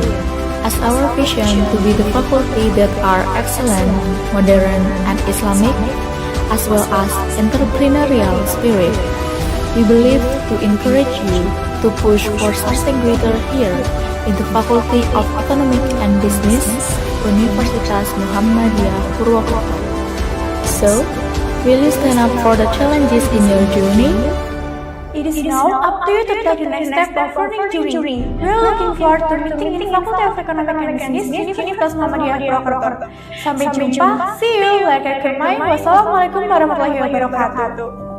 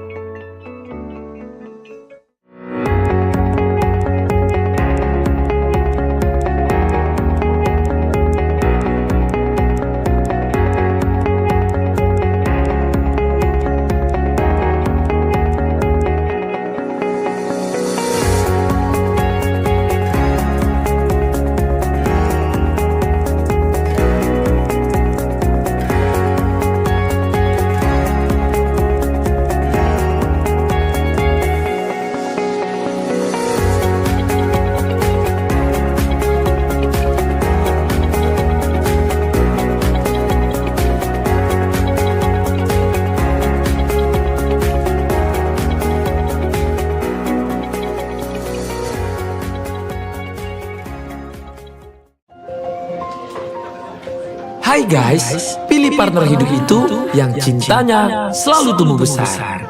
Begitu juga dengan partner bisnis. Pilih yang bisa bikin usaha kita tumbuh besar. Seperti BSI, tabungan bisnis. Yang kasih gratis biaya transfer. Dan limit transaksi besar.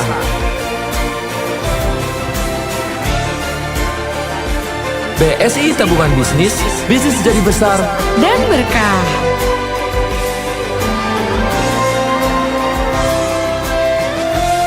Bank Syariah Indonesia.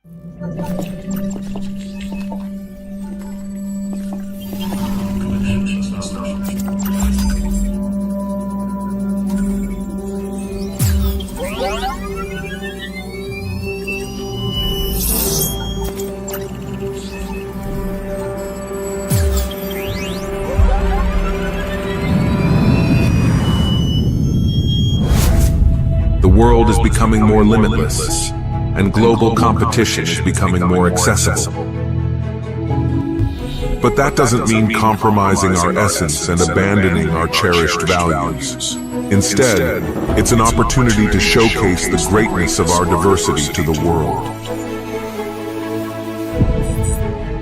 Globalization demands that we stay abreast of the latest scientific developments to meet the needs of our time and serve humanity.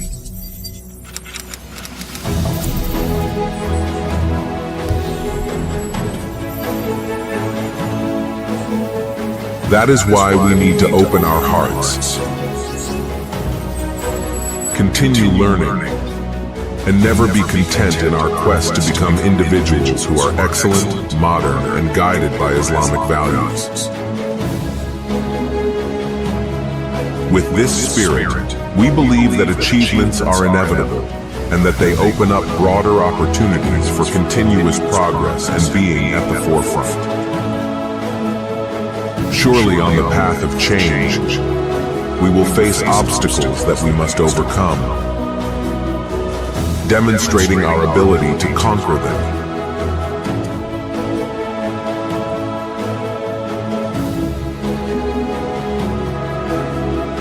Health, environment, economic development, and other areas in need of improvement.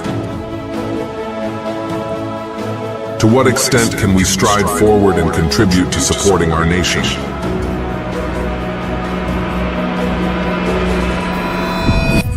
We simply need not hesitate to try, for today belongs to us. We will hold hands, collaborate, work shoulder to shoulder, and together achieve success. Because we are UMP.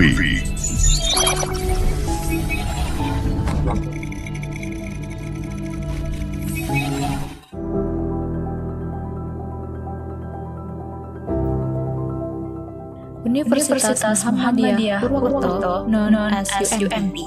It is located in the south of Slamet Mountain, awaits you. The attraction view from the university is to greet you from the peaceful and beautiful district. It is easy to find UMP, where we have two bus stops nearby the university, train station, bus station, and closest airport. The Faculty of Economic and Business UMP has vision to create students to have Islamic entrepreneur mindset and develop students into a successful business professional ready for future business world. Assalamualaikum warahmatullahi wabarakatuh. Welcome to the Faculty of Economic and Business, Universitas Muhammadiyah Purwokerto. It was established on 1st June 1995. Now, I'm standing in front of Faculty of Economic and Business building, the highest building in town. So, let's have a look inside. In the first floor, we have Baitul Mal Watanil as Islamic financial institution and Indonesian Stock Exchange Syariah Investment Gallery. We can actively utilize a media to implement the knowledge and skill in Islamic banking and capital market. By prioritizing the convenience of facilities in every corner, we also commit to present the best service to our students. Our administration office provides service excellent to students with quick response and accurate service.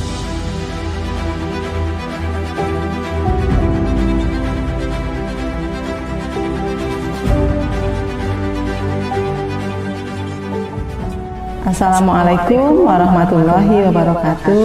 I am Nelati Tubastufi, Dean of Faculty Economics and Business, Universitas Muhammadiyah Purwokerto. Nowadays, the world is facing a difficult situation, uncertainty, and we are witnessing rapid changes.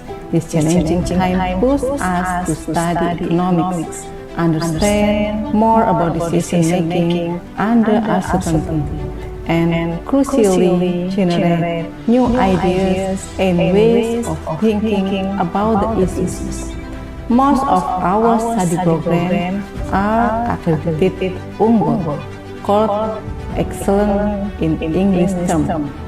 which is the highest accreditation grade of higher education in Indonesia. We prepare graduates to competitive age and able to offer proper solutions that can be applied to society. Also, we mold our graduates to be ready to have a career in company and involved in business work. Assalamualaikum warahmatullahi wabarakatuh. UMP is not just a place for study inside the classroom, but this is just an amazing place to create best people in the world.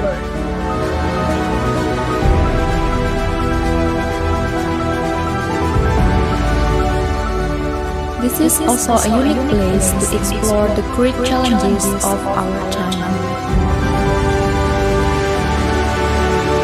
This is the beginning of your journey to discover who you are, to set a bigger goal, and fight for your dream.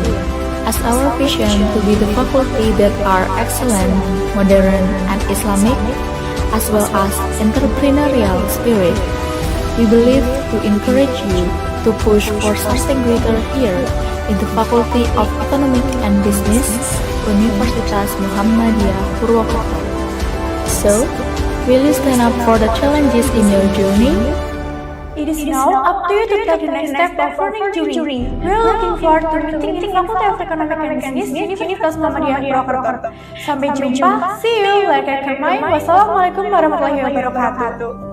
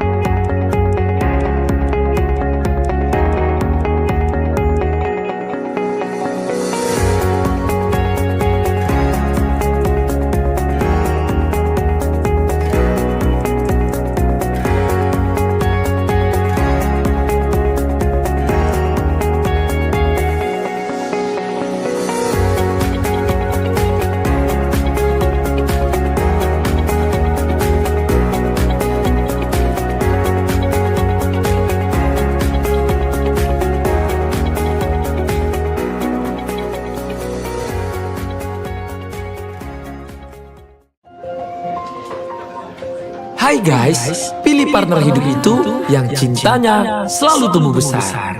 Begitu juga dengan partner bisnis. Pilih yang bisa bikin usaha kita tumbuh besar. Seperti BSI, tabungan bisnis. Yang kasih gratis biaya transfer. Dan limit transaksi besar.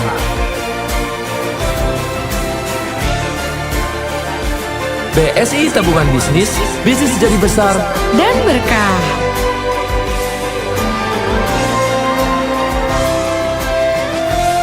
Bank Syariah Indonesia.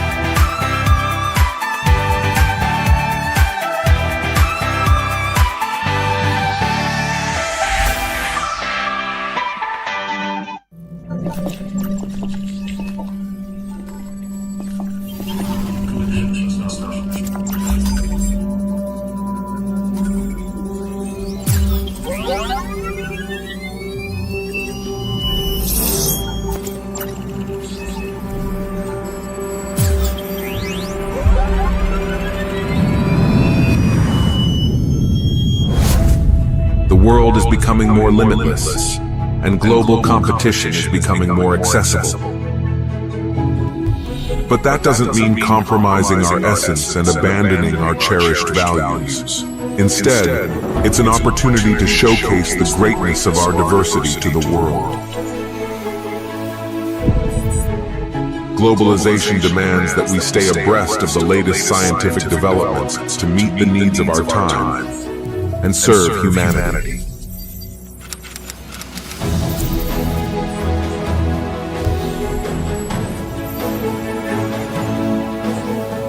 That is why we need to open our hearts, continue learning, and never be content in our quest to become individuals who are excellent, modern, and guided by Islamic values. With this spirit, we believe that achievements are inevitable and that they open up broader opportunities for continuous progress and being at the forefront. Surely on the path of change, we will face obstacles that we must overcome, demonstrating our ability to conquer them.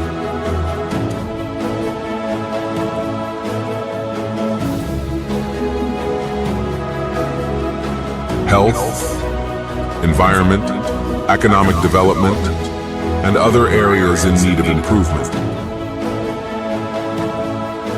To what extent can we stride forward and contribute to supporting our nation?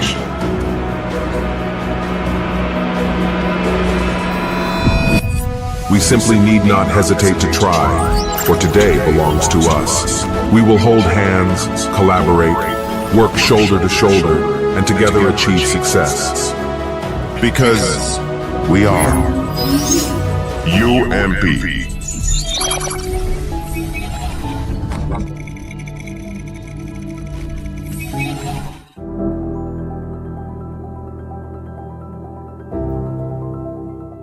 Universitas Muhammadiyah Purwokerto, known as UMP. It is located in the south of Slamet Mountain, awaits you. The attraction view from the university is to greet you from the peaceful and beautiful district. It is easy to find UMP, where we have two bus stops nearby the university, train station, bus station, and closest airport. The Faculty of Economic and Business UMP has vision to create students to have Islamic entrepreneur mindset and develop students into a successful business professional ready for future business world. Assalamualaikum warahmatullahi wabarakatuh. Welcome to the Faculty of Economic and Business Universitas Muhammadiyah Purwokerto. It was established on 1st June 1995. Now, I'm standing in front of Faculty of Economic and Business building, the highest building in town. So, let's have a look inside. In the first floor, we have Baitul Mal Watanul as Islamic Financial Institution and Indonesian Stock Exchange Syariah Investment Gallery. We can actively utilize a media to implement the knowledge and skill in Islamic banking and capital market. By prioritizing the convenience of facilities in every corner, we also commit to present the best service to our students.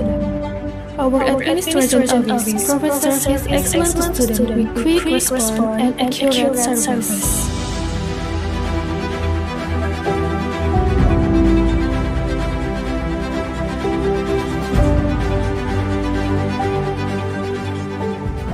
Assalamualaikum warahmatullahi wabarakatuh. I am Melati Tubastufi, Dean of Faculty Economics and Business Universitas Muhammadiyah Purwokerto. Nowadays, the world is facing a difficult situation, uncertainty, and we are witnessing rapid changes. This challenging time pushes us to study economics, understand more about decision-making under uncertainty, and crucially generate new ideas and ways of thinking about the issues. Most of our study programs are accredited unggul, called excellent in English term. which is the highest accreditation grade of higher education in Indonesia. We prepare graduates to competitive age and able to offer proper solutions that can be applied to society. Also, we mold our graduates to be ready to have a career in company and involved in business world. Assalamualaikum warahmatullahi wabarakatuh. UMP is not just a place for study inside the classroom, but this is just an amazing place to create best people in the world.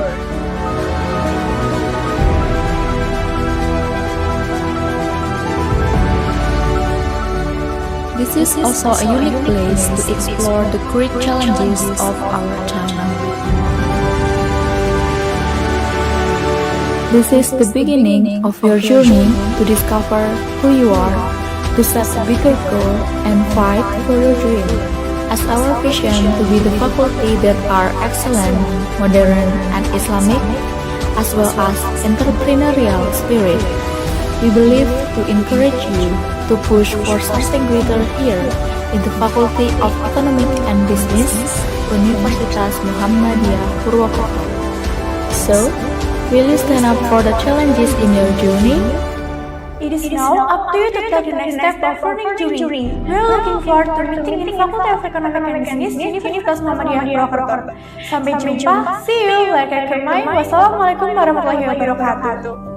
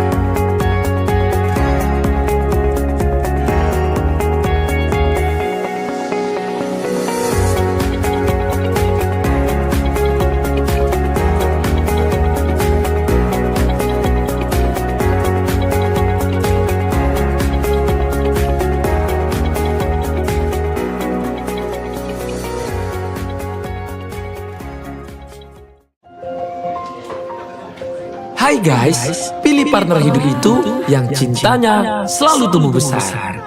Begitu juga dengan partner bisnis. Pilih yang bisa bikin usaha kita tumbuh besar. Seperti BSI, tabungan bisnis. Yang kasih gratis biaya transfer.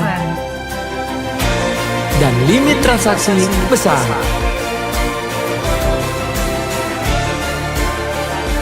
BSI tabungan bisnis, bisnis jadi besar dan berkah.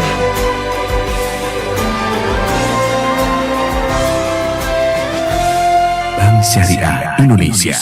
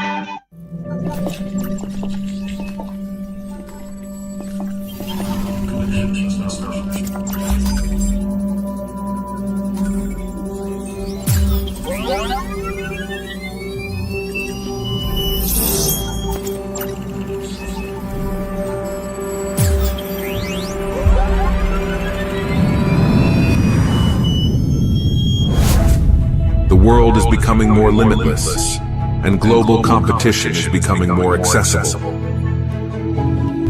But that doesn't mean compromising our essence and abandoning our cherished values. Instead, it's an opportunity to showcase the greatness of our diversity to the world.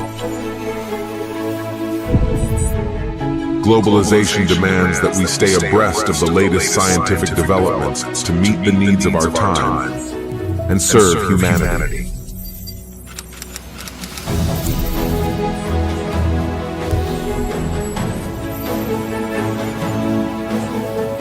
That is why we need to open our hearts,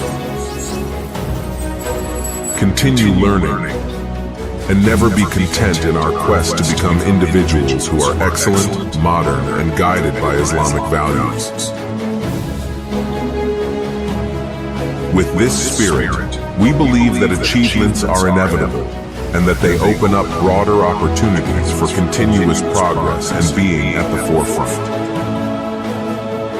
Surely on the path of change, we will face obstacles that we must overcome, demonstrating our ability to conquer them.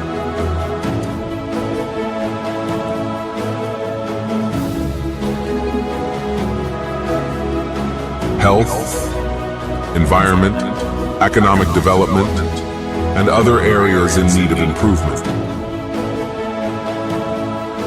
To what extent can we stride forward and contribute to supporting our nation?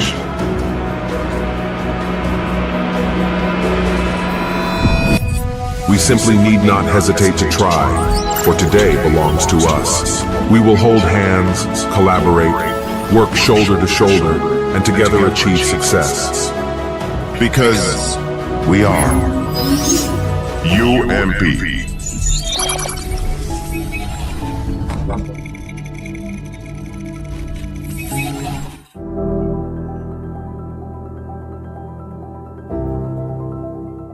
Universitas Muhammadiyah Purwokerto, known as UMP.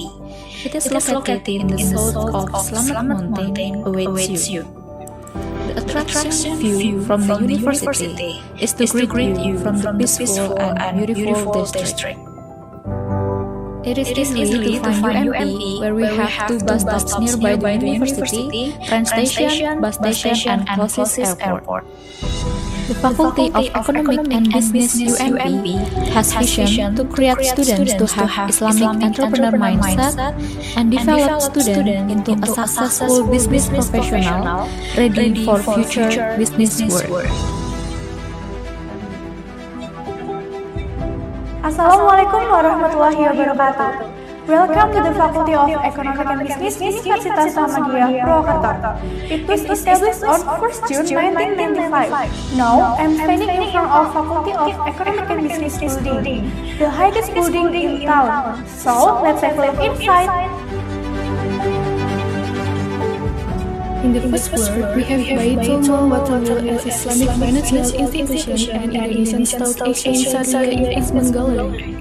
We can actively utilize a media to implement the knowledge and skill in Islamic banking and capital market. By prioritizing the convenience of facilities in every corner, we also commit to present the best service to our students. Our administration office provides excellent to students with quick response and accurate service.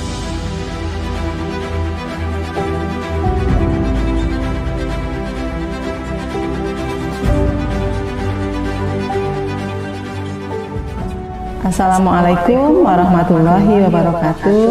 I am Melati Tubastufi, Dean of Faculty Economics and Business Universitas Muhammadiyah Purwokerto. Nowadays, the world is facing a difficult situation, uncertainty, and we are witnessing rapid changes.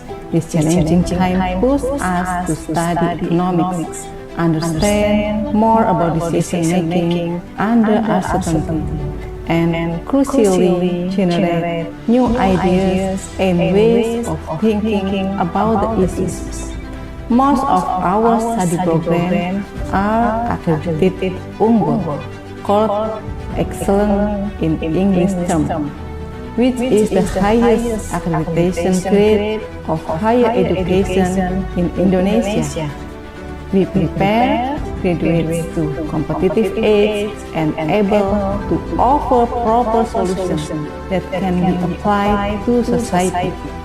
Also, we mold our graduates to be ready to have career in company and involved in business work. Assalamualaikum warahmatullahi wabarakatuh. UMP is not just a place for study inside the classroom, but this is just an amazing place to create best people in the world.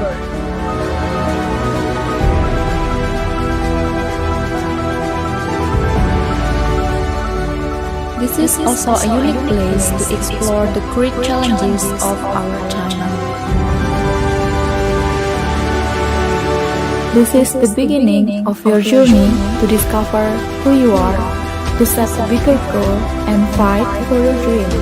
As our vision to be the faculty that are excellent, modern, and Islamic, as well as entrepreneurial spirit, we believe to encourage you to push for something greater here in the Faculty of Economic and Business, Universitas Muhammadiyah Purwokerto. So, will you stand up for the challenges in your journey?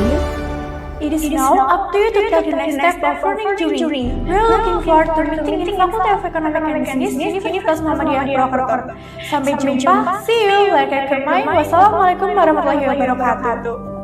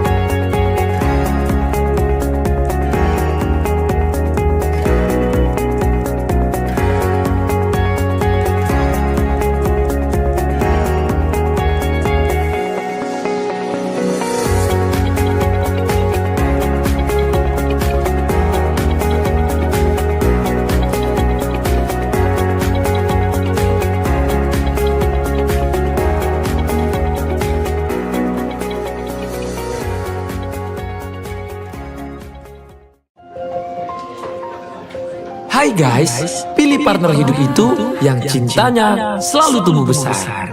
Begitu juga dengan partner bisnis. Pilih yang bisa bikin usaha kita tumbuh besar. Seperti BSI, tabungan bisnis. Yang kasih gratis biaya transfer. Dan limit transaksi besar.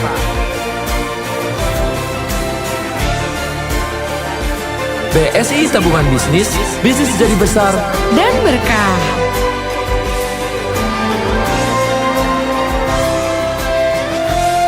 Bank Syariah Indonesia.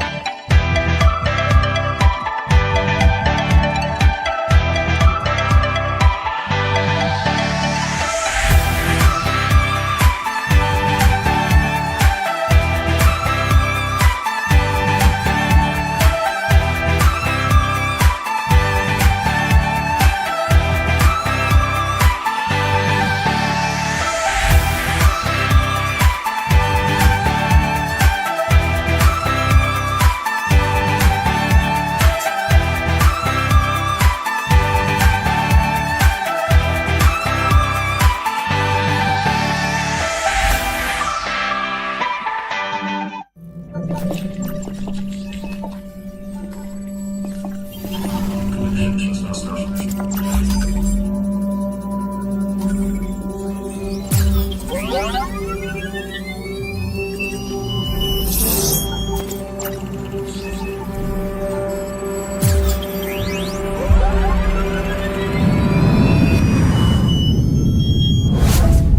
world is becoming more limitless, and global competition is becoming more accessible. But that doesn't mean compromising our essence and abandoning our cherished values. Instead, it's an opportunity to showcase the greatness of our diversity to the world. Globalization demands that we stay abreast of the latest scientific developments to meet the needs of our time and serve humanity.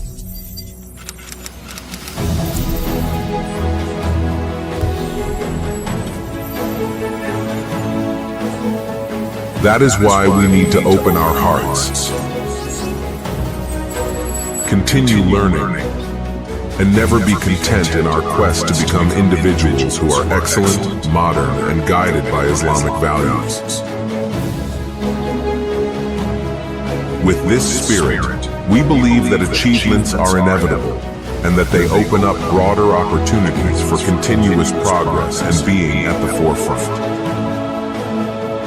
Surely on the path of change, we will face obstacles that we must overcome,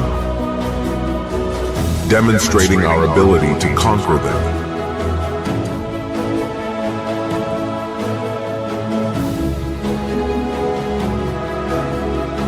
Health, environment, economic development, and other areas in need of improvement. To what extent can we stride forward and contribute to supporting our nation?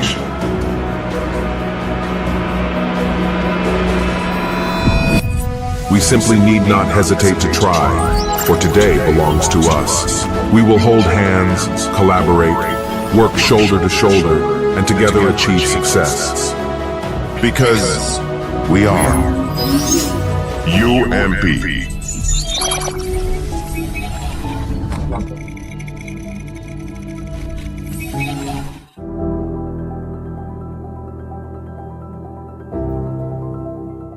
Universitas Muhammadiyah Purwokerto, known as UMP. It is located in the south of Slamet Mountain, awaits you. The attraction view from the university is to greet you from the peaceful and beautiful district. It is easy to find UMP, where we have two bus stops nearby the university, train station, bus station, and closest airport. The Faculty of Economic and Business UMP has vision to create students to have Islamic entrepreneur mindset and develop students into a successful business professional ready for future business world. Assalamualaikum warahmatullahi wabarakatuh. Welcome to the Faculty of Economic and Business Universitas Muhammadiyah Purwokerto. It was established on 1st June 1995. Now, I'm standing in front of Faculty of Economic and Business building, the highest building in town. So, let's have a look inside. In the first floor, we have Baitul Mal Watanwil as Islamic financial institution and Indonesian Stock Exchange Syariah Investment Gallery. We can actively utilize a media to implement the knowledge and skill in Islamic banking and capital market. By prioritizing the convenience of facilities in every corner, we also commit to present the best service to our students. Our administration office provides service excellence to students with quick response and accurate service.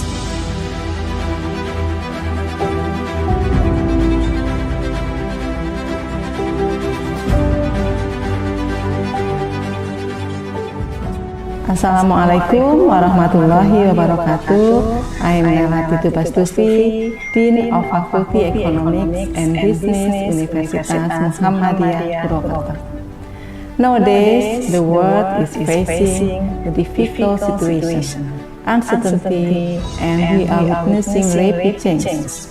This challenging time pushed us to study economics, understand more about decision-making under uncertainty, and crucially generate new ideas and ways of thinking about the issues. Most of our study programs are accredited unggul, called excellent in English term, which is the highest accreditation grade of higher education in Indonesia. We prepare graduates to competitive age and able to offer proper solutions that can be applied to society. Also, we mold our graduates to be ready to have a career in company and involved in business world. Assalamualaikum warahmatullahi wabarakatuh. UMP is not just a place for study inside the classroom, but this is just an amazing place to create best people in the world.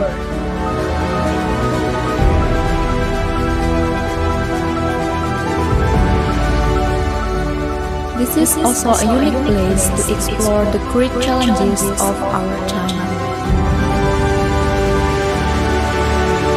This is the beginning of your journey to discover who you are, to set a bigger goal, and fight for your dream. As our vision to be the faculty that are excellent, modern, and Islamic, as well as entrepreneurial spirit, we believe to encourage you to push for something greater here in the Faculty of Economic and Business, Universitas Muhammadiyah Purwokerto. So, will you stand up for the challenges in your journey? It is now up to you to take the next step of learning journey. We are looking forward to meeting in Faculty of Economic and Business, Universitas Muhammadiyah Purwokerto. Sampai jumpa, see you, like and remind. Wassalamualaikum warahmatullahi wabarakatuh.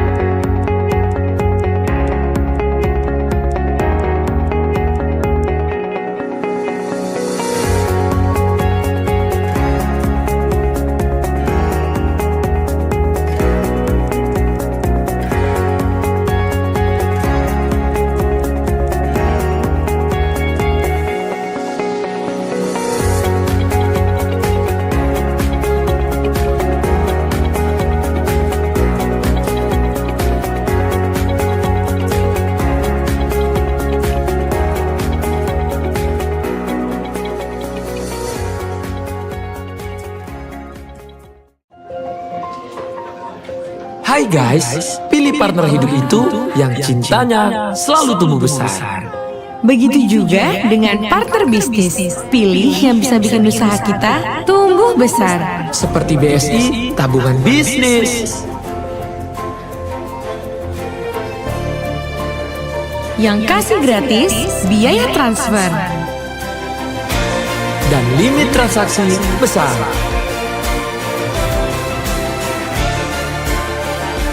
BSI Tabungan Bisnis, bisnis jadi besar dan berkah.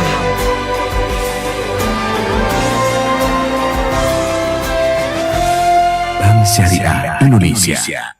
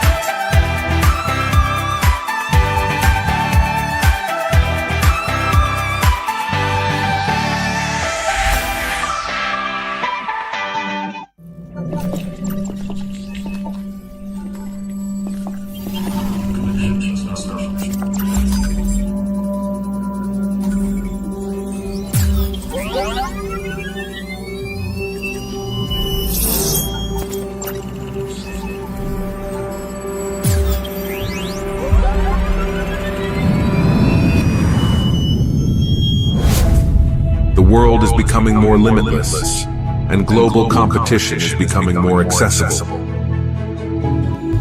But that doesn't mean compromising our essence and abandoning our cherished values. Instead, it's an opportunity to showcase the greatness of our diversity to the world. Globalization demands that we stay abreast of the latest scientific developments to meet the needs of our time and serve humanity.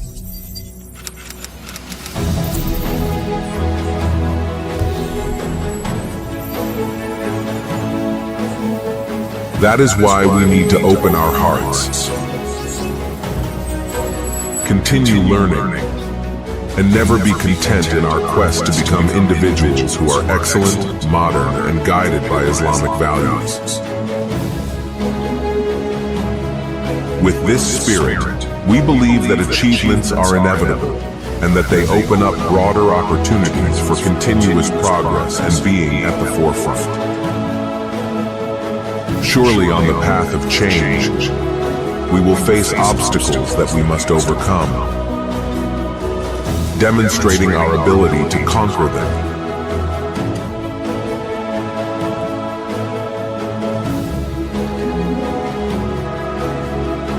Health, environment, economic development, and other areas in need of improvement. To what extent can we stride forward and contribute to supporting our nation?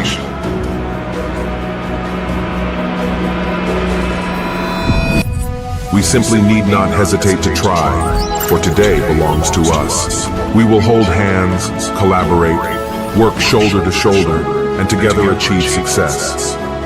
Because we are UMP.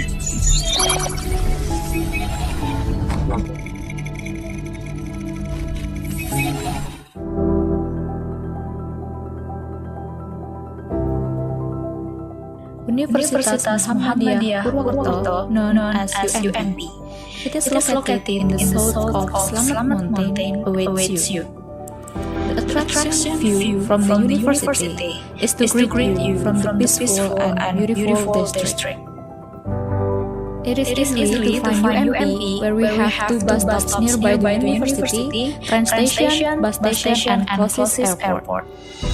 The Faculty of Economic and Business UMP has vision to create students to have Islamic entrepreneur mindset and develop students into a successful business professional ready for future business world.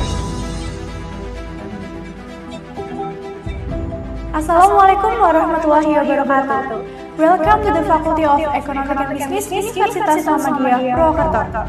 It was established on 1st June 1995. Now, I'm standing in front of Faculty of Economic and Business building, the highest building in town. So, let's have a look inside. In the first floor, we have Baitul Mal Watanul as Islamic Financial Institution and Indonesian Stock Exchange Syariah Investment Gallery. We can actively utilize a media to implement the knowledge and skill in Islamic banking and capital market. By prioritizing the convenience of facilities in every corner, we also commit to present the best service to our students. Our administration office provides service excellent to students with quick response and accurate service.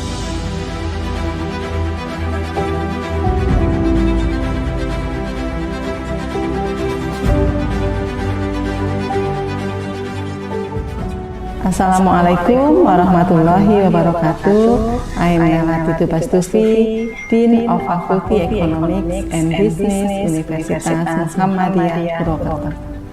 Nowadays, the world is facing a difficult situation, uncertainty, and we are witnessing rapid changes. This challenging time pushes us to study economics, understand more about decision-making under uncertainty, and crucially generate new ideas and ways of thinking about the issues. Most of our study programs are accredited unggul, called excellent in English term, which is the highest accreditation grade of higher education in Indonesia.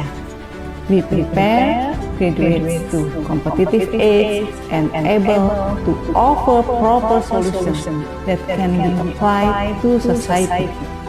Also, we mold our graduates to be ready to have a career in company and involved in business world. Assalamualaikum warahmatullahi wabarakatuh. UMP is not just a place for study inside the classroom, but this is just an amazing place to create best people in the world.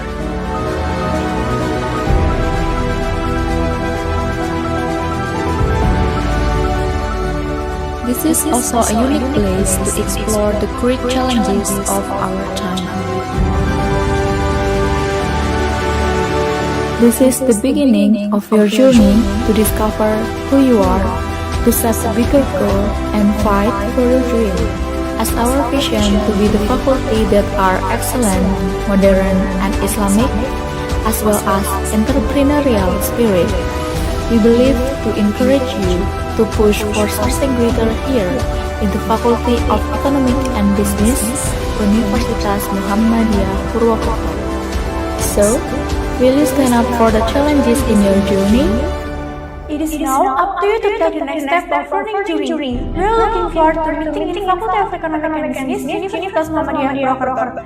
Sampai jumpa, see you, like and comment. Wassalamualaikum warahmatullahi wabarakatuh.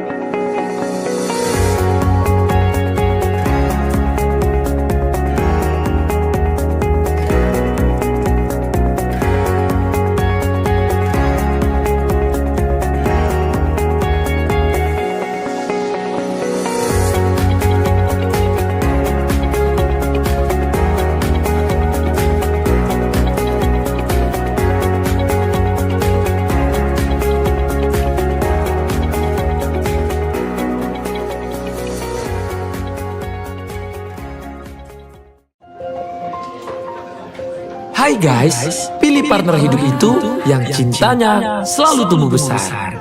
Begitu juga dengan partner bisnis. Pilih yang bisa bikin usaha kita tumbuh besar. Seperti BSI, tabungan bisnis.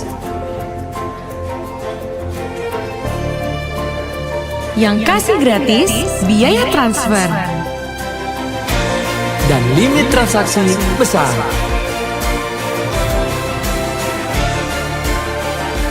BSI tabungan bisnis jadi besar dan berkah.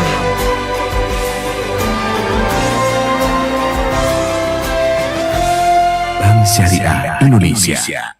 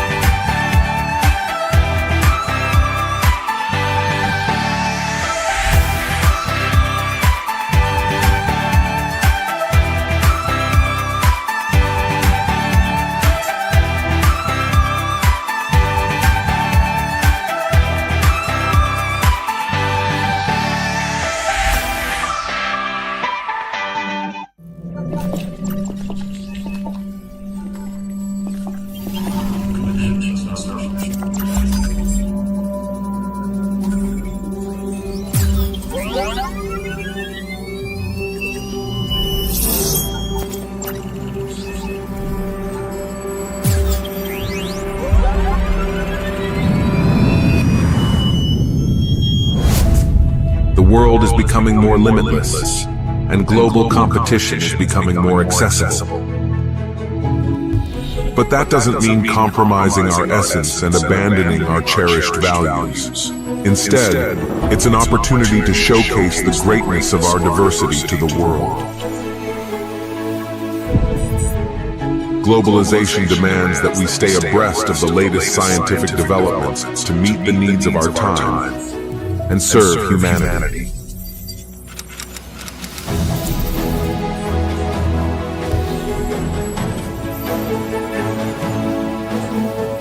That is why we need to open our hearts, continue learning, and never be content in our quest to become individuals who are excellent, modern, and guided by Islamic values. With this spirit, we believe that achievements are inevitable and that they open up broader opportunities for continuous progress and being at the forefront. Surely on the path of change, we will face obstacles that we must overcome, demonstrating our ability to conquer them.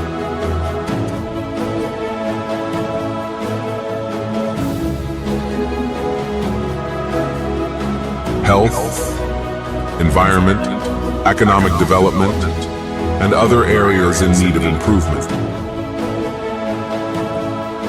To what extent can we stride forward and contribute to supporting our nation?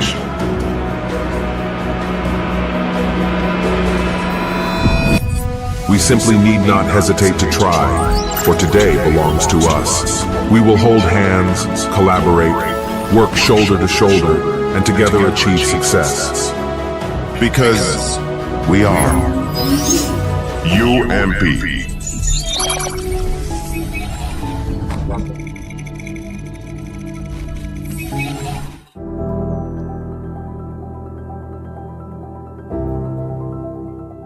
Universitas Muhammadiyah Purwokerto, known as UMP. It is located in the south of Slamet Mountain, awaits you. The attraction view from the university is to greet you from the peaceful and beautiful district. It is easy to find UMP, where we have two bus stops nearby the university, train station, bus station, and closest airport. The Faculty of Economic and Business UMP has vision to create students to have Islamic entrepreneur mindset and develop students into a successful business professional ready for future business world. Assalamualaikum warahmatullahi wabarakatuh. Welcome to the Faculty of Economic and Business Universitas Muhammadiyah Purwokerto. It was established on 1st June 1995. Now, I'm standing in front of Faculty of Economic and Business building, the highest building in town. So, let's have a look inside. In the first floor, we have Baitul Mal Watanwil as Islamic Financial Institution and Indonesian Stock Exchange Syariah Investment Gallery. We can actively utilize a media to implement the knowledge and skill in Islamic banking and capital market. By prioritizing the convenience of facilities in every corner, we also commit to present the best service to our students. Our administrative office provides service excellence to students with quick response and accurate service.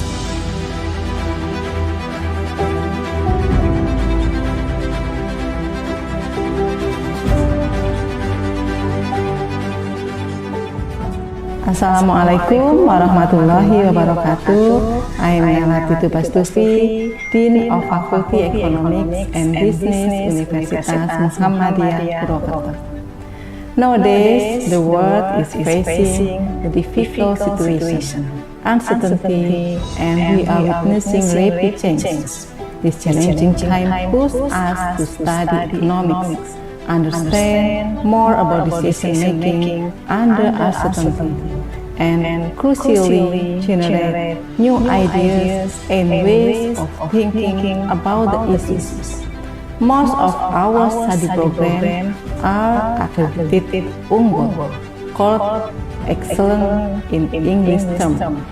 which is the highest accreditation grade of higher education in Indonesia. We prepare graduates to competitive age and able to offer proper solutions that can be applied to society. Also, we mold our graduates to be ready to have a career in company and involved in business work. Assalamualaikum warahmatullahi wabarakatuh. UMP is not just a place for study inside the classroom, but this is just an amazing place to create best people in the world.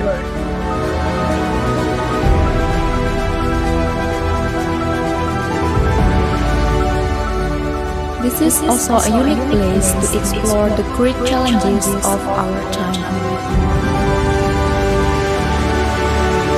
This is the beginning of your journey to discover who you are, to set a bigger goal, and fight for your dream. As our vision to be the faculty that are excellent, modern, and Islamic, as well as entrepreneurial spirit, we believe to encourage you to push for something greater here in the Faculty of Economic and Business, Universitas Muhammadiyah Purwokerto. So, will you stand up for the challenges in your journey? It is now up to you to take the next step of learning jury. We are looking forward to meeting in the Faculty of Economic and Business, Universitas Muhammadiyah Purwokerto. Sampai jumpa, see you, like and comment. Wassalamualaikum warahmatullahi wabarakatuh.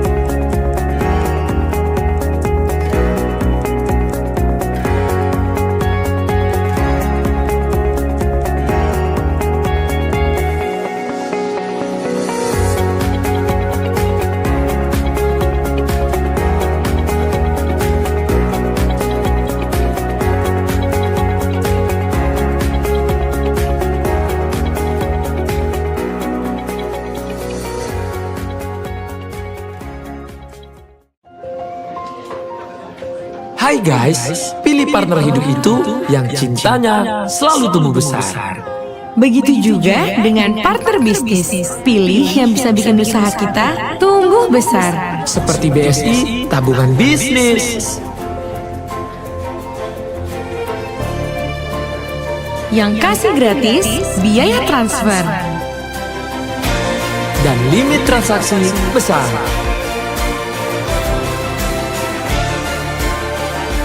BSI tabungan bisnis, bisnis jadi besar dan berkah.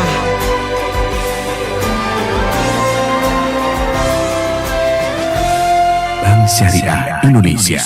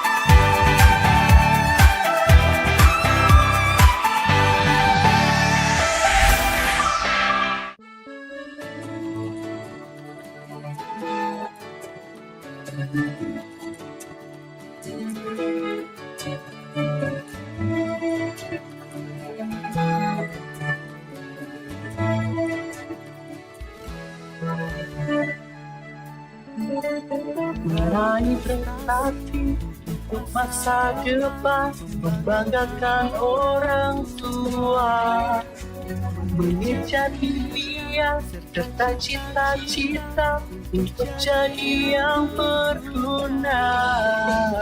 Tebarkan semangat, berbanyak kawan, selalu diajarkan bersama ini. Kita bisa jadi yang terbaik. Ekonomi bisnis mengajarkan self leadership, jiwa jadi entrepreneur yang sejati. Mewujudkan cita-cita ke depan, jadi yang kau inginkan, menghidupkan masa yang telah. Mari kita buktikan bersama ini,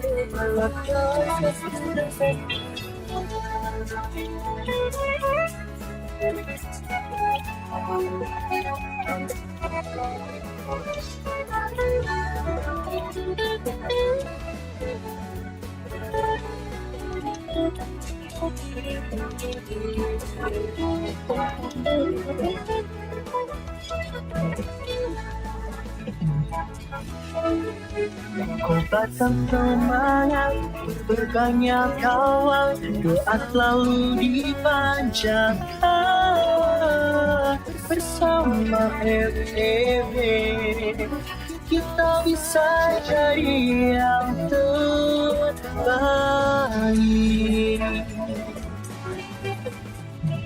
Ekonomi bisnis mengajarkan self leadership, buat jiwa jadi entrepreneur yang sejati.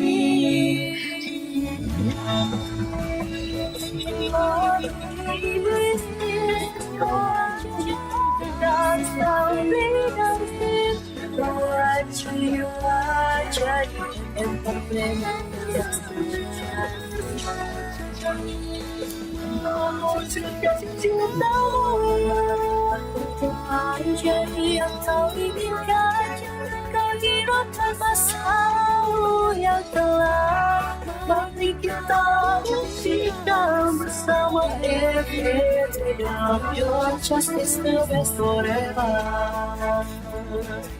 Mewujudkan citamu, wujudkan citamu, ke depan jadi yang kau inginkan, bersama yang dalam. Mari kita buktikan bersama FEB, your choice is the best forever. Ke depan yang kau inginkan, kau hidupkan masamu yang dalam. Mari kita buktikan bersama FEB, your choice is the best forever.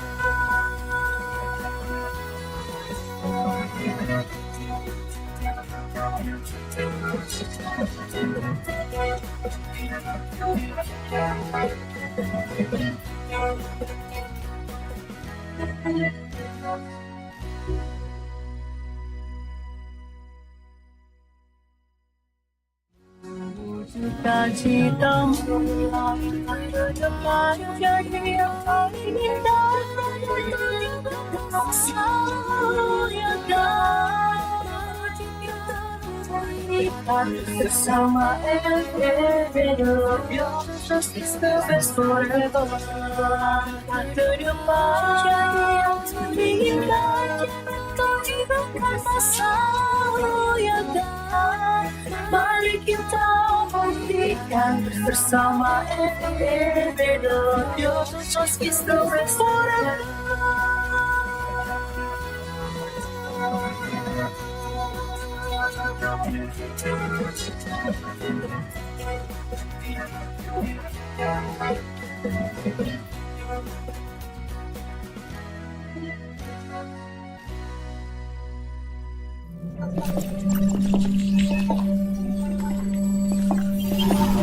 The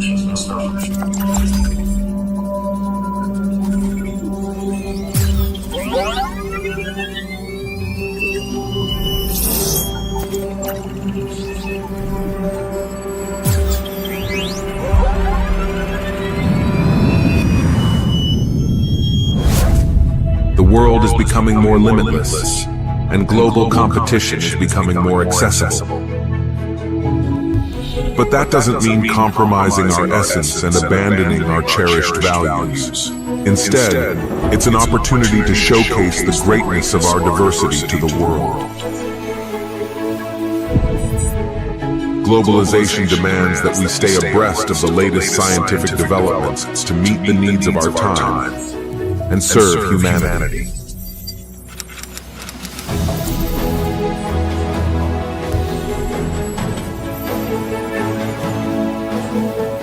That is why we need to open our hearts, continue learning, and never be content in our quest to become individuals who are excellent, modern, and guided by Islamic values. With this spirit, we believe that achievements are inevitable and that they open up broader opportunities for continuous progress and being at the forefront. Surely on the path of change, we will face obstacles that we must overcome, demonstrating our ability to conquer them.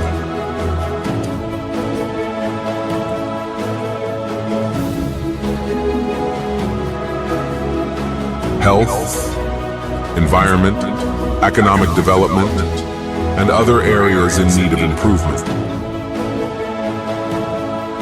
To what extent can we stride forward and contribute to supporting our nation?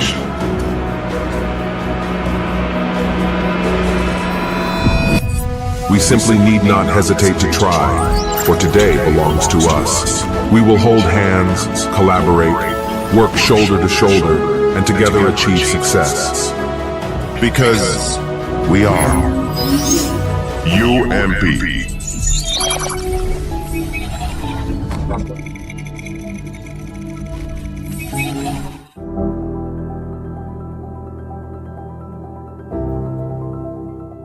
Universitas Muhammadiyah Purwokerto, known as UMP. It is located in the south of Slamet Mountain, awaits you. The attraction view from the university is to greet you from the peaceful and beautiful district. It is easy to find UMP, where we have two bus stops nearby the university, train station, bus station, and closest airport. The Faculty of Economic and Business UMP has vision to create students to have Islamic entrepreneur mindset and develop students into a successful business professional ready for future business world. Assalamualaikum warahmatullahi wabarakatuh. Welcome to the Faculty of Economic and Business, Universitas Muhammadiyah Purwokerto. It was established on 1st June 1995. Now, I'm standing in front of Faculty of Economic and Business building, the highest building in town. So, let's have a look inside. In the first floor, we have Baitul Watanul as Islamic financial institution and Indonesian Stock Exchange Syariah Investment Gallery. We can actively utilize a media to implement the knowledge and skill in Islamic banking and capital market. By prioritizing the convenience of facilities in every corner, we also commit to present the best service to our students. Our administration office provides excellent to students with quick response and accurate service.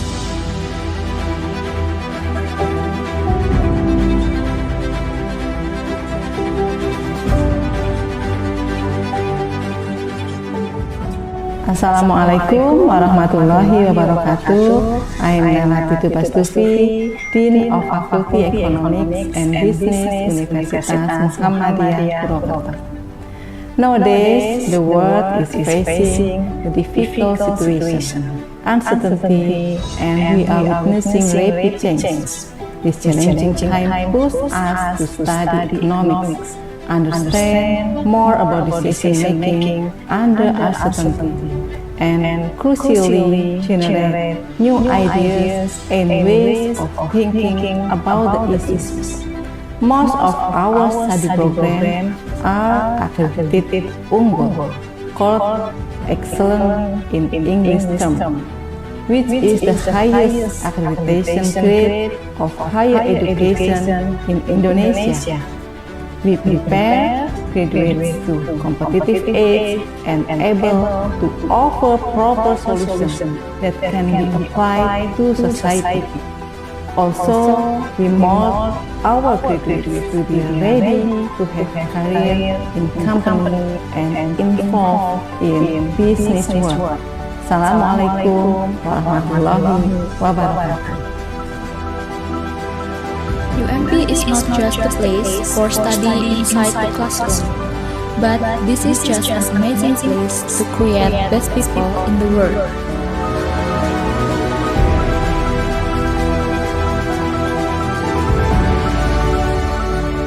This is also a unique place to explore the great challenges of our time.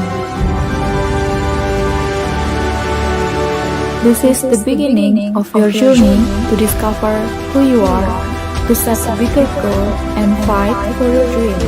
As our vision to be the faculty that are excellent, modern, and Islamic, as well as entrepreneurial spirit, we believe to encourage you to push for something greater here in the Faculty of Economic and Business, Universitas Muhammadiyah Purwokerto. So, will you stand up for the challenges in your journey?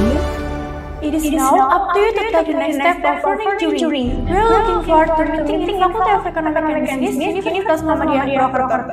Sampai jumpa, see you, like and Kermai. Wassalamualaikum warahmatullahi wabarakatuh.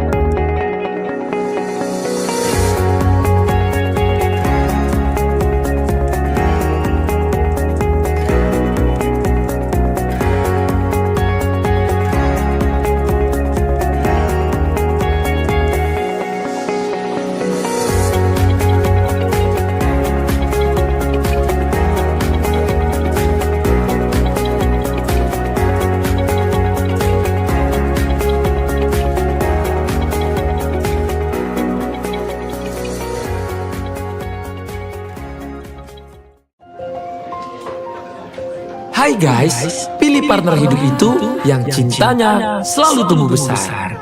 Begitu juga dengan partner bisnis. Pilih yang bisa bikin usaha kita tumbuh besar. Seperti BSI, tabungan bisnis. Yang kasih gratis biaya transfer. Dan limit transaksi besar.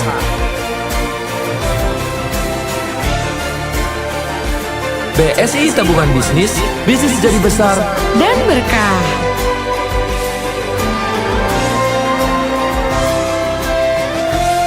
Bank Syariah Indonesia.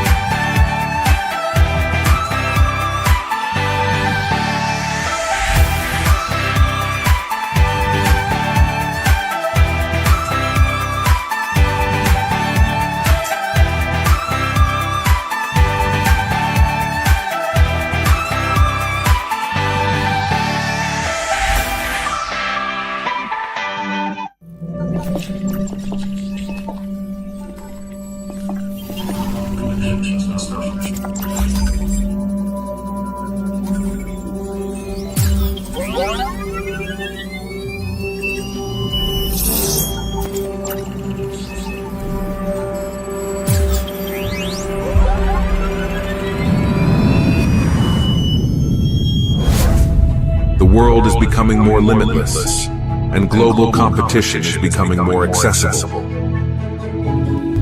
But that doesn't mean compromising our essence and abandoning our cherished values. Instead, it's an opportunity to showcase the greatness of our diversity to the world. Globalization demands that we stay abreast of the latest scientific developments to meet the needs of our time and serve humanity.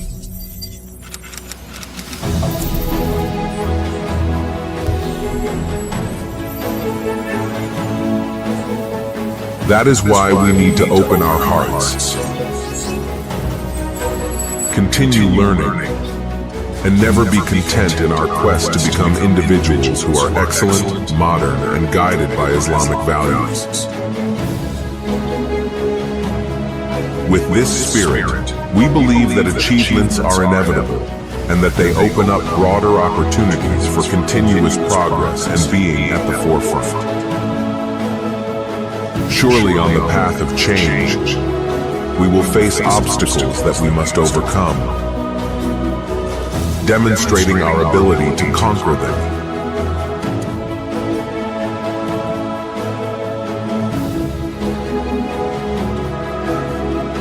Health, environment, economic development, and other areas in need of improvement. To what extent can we stride forward and contribute to supporting our nation?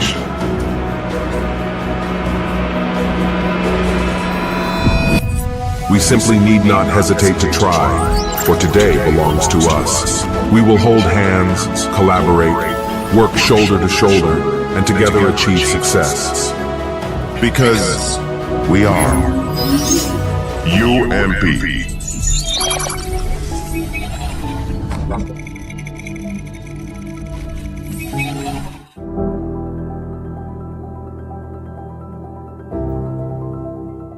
Universitas Muhammadiyah Purwokerto, known as UMP. It is located in the south of Slamet Mountain, awaits you. The attraction view from the university is to greet you from the peaceful and beautiful district. It is easy to find UMP, where we have two bus stops nearby the university, train station, bus station, and closest airport. The Faculty of Economic and Business UMP has vision to create students to have Islamic entrepreneur mindset and develop students into a successful business professional ready for future business world. Assalamualaikum warahmatullahi wabarakatuh. Welcome to the Faculty of Economic and Business, Universitas Muhammadiyah Purwokerto.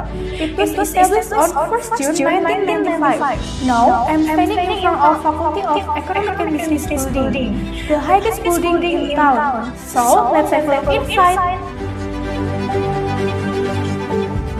In the first floor, we have Baitul Mal Watanul Islamic Financial Institution and Indonesian Stock Exchange Syariah Investment Gallery.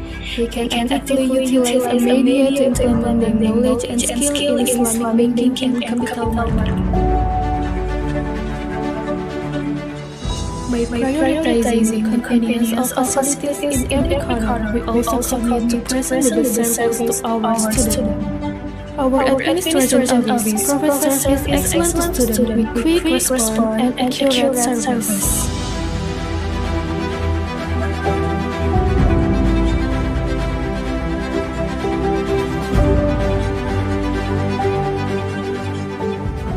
Assalamualaikum warahmatullahi wabarakatuh. I am Melati Tubastufi, Dean of Faculty Economics and Business, Universitas Muhammadiyah Purwokerto. Nowadays, the world is facing a difficult situation, uncertainty, and we are witnessing rapid changes. This challenging time pushes us to study economics, understand more about decision-making under uncertainty, and crucially generate new ideas and ways of thinking about the issues. Most of our study programs are accredited unggul, called excellent in English term, which is the highest accreditation grade of higher education in Indonesia. We prepare graduates to competitive age and able to offer proper solutions that can be applied to society. Also, we mold our graduates to be ready to have a career in company and involved in business world. Assalamualaikum warahmatullahi wabarakatuh. UMP is not just a place for study inside the classroom, but this is just an amazing place to create best people in the world.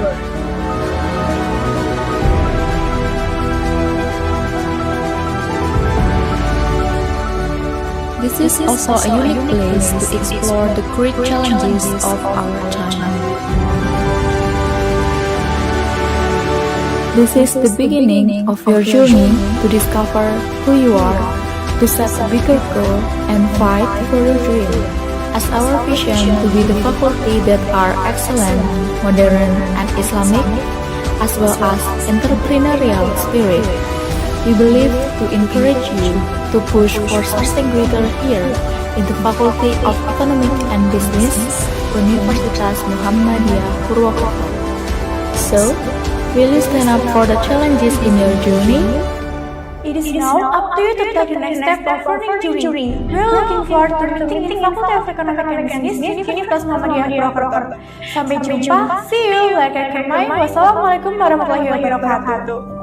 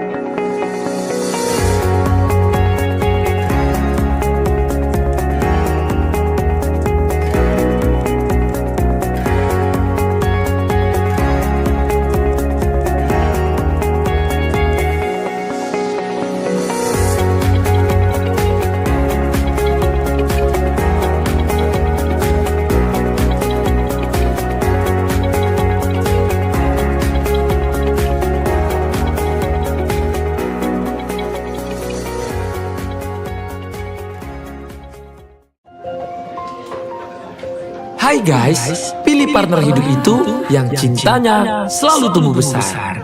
Begitu juga dengan partner bisnis.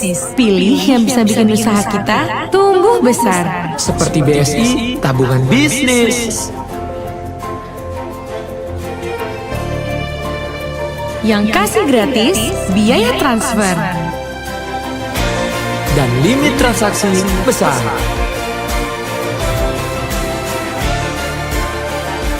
BSI tabungan bisnis, bisnis jadi besar dan berkah.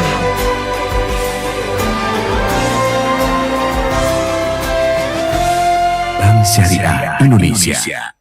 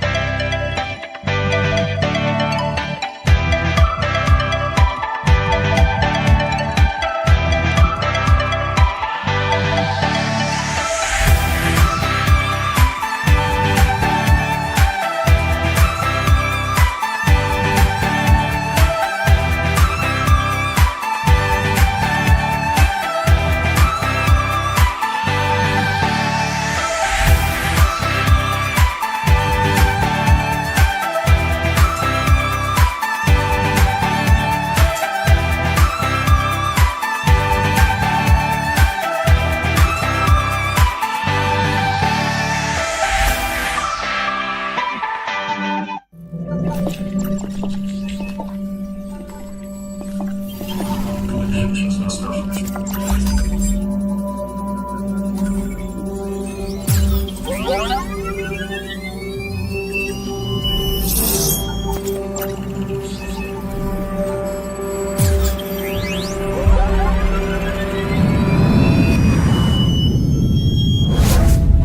world is becoming more limitless, and global competition is becoming more accessible. But that doesn't mean compromising our essence and abandoning our cherished values. Instead, it's an opportunity to showcase the greatness of our diversity to the world. Globalization demands that we stay abreast of the latest scientific developments to meet the needs of our time and serve humanity.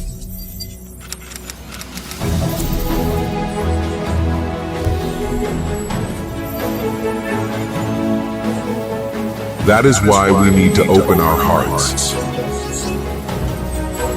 continue learning, and never be content in our quest to become individuals who are excellent, modern, and guided by Islamic values. With this spirit, we believe that achievements are inevitable and that they open up broader opportunities for continuous progress and being at the forefront. Surely on the path of change, we will face obstacles that we must overcome, demonstrating our ability to conquer them.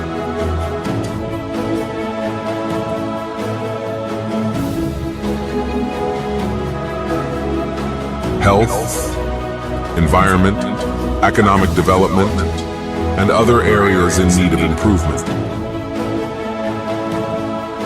To what extent can we stride forward and contribute to supporting our nation?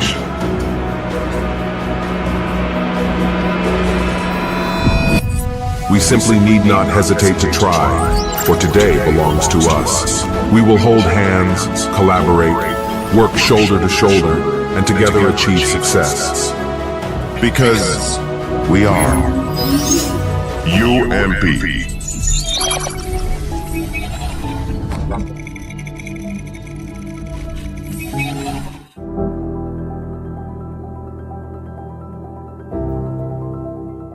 Universitas Muhammadiyah Purwokerto, known as UMP. It is located in the south of Slamet Mountain awaits you. The attraction view from the university is to greet you from the peaceful and beautiful district. It is easy to find UMP, where we have two bus stops nearby the university, train station, bus station, and closest airport. The Faculty of Economic and Business UMP has vision to create students to have Islamic entrepreneur mindset and develop students into a successful business professional ready for future business world. Assalamualaikum warahmatullahi wabarakatuh. Welcome to the Faculty of Economic and Business, Universitas Muhammadiyah Purwokerto. It was established on 1st June 1995. Now, I'm standing in front of Faculty of Economic and Business building, the highest building in town. So, let's have a look inside. In the first floor, we have Baitul Mal Watanul Islamic Financial Institution and Indonesian Stock Exchange Syariah Investment Gallery. We can actively utilize a media to implement the knowledge and skill in Islamic banking and capital market. By prioritizing the convenience of facilities in every corner, we also commit to present the best service to our students. Our administrative abilities professors is excellent to students with quick response and accurate service.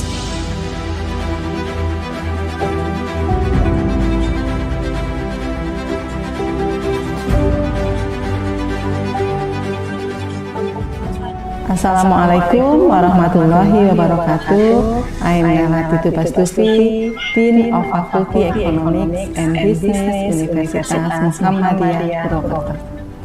Nowadays, the world is facing a difficult situation, uncertainty, and we are witnessing rapid changes. This challenging time pushed us to study economics, understand more about decision-making under uncertainty, and crucially generate new ideas and ways of thinking about the issues. Most of our study programs are accredited unggul, called excellent in English term, which is the highest accreditation grade of higher education in Indonesia.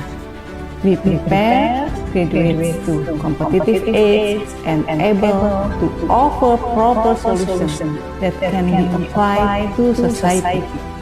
Also, we mold our graduates to be ready to have career in company and involved in business work. Assalamualaikum warahmatullahi wabarakatuh. UMP is not just a place for study inside the classroom, but this is just an amazing place to create best people in the world.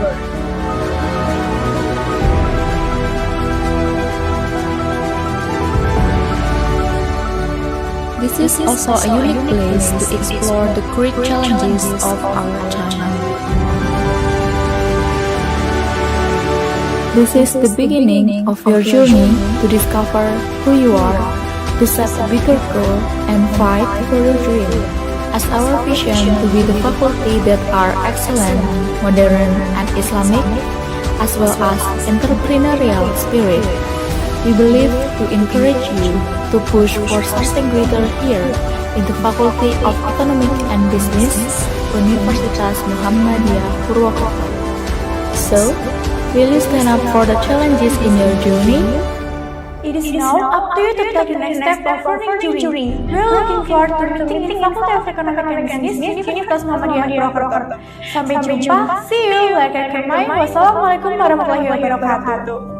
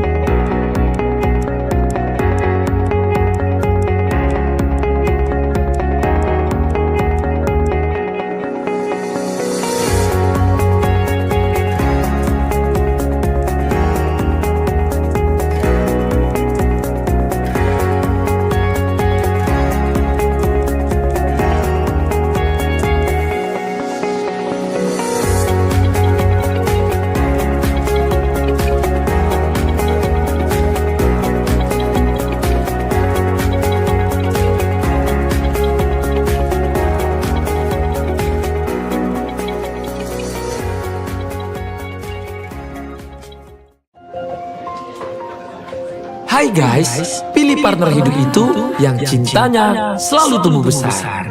Begitu juga dengan partner bisnis. Pilih yang bisa bikin usaha kita tumbuh besar. Seperti BSI, tabungan bisnis. Yang kasih gratis biaya transfer. dan limit transaksi besar.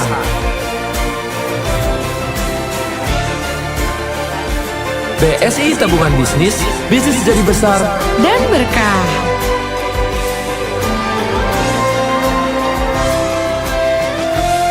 Bank Syariah Indonesia.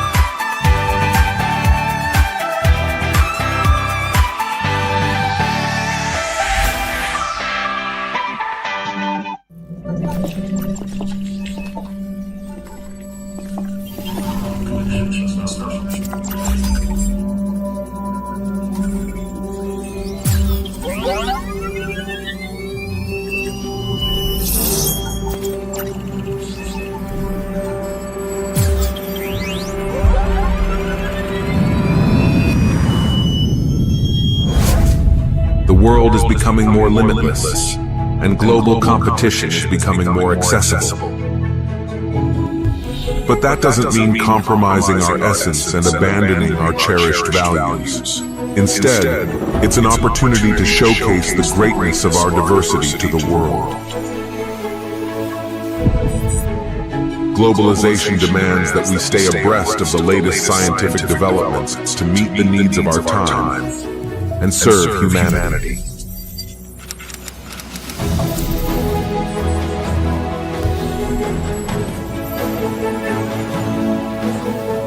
That is why we need to open our hearts, continue learning, and never be content in our quest to become individuals who are excellent, modern, and guided by Islamic values. With this spirit, we believe that achievements are inevitable and that they open up broader opportunities for continuous progress and being at the forefront. Surely on the path of change, we will face obstacles that we must overcome,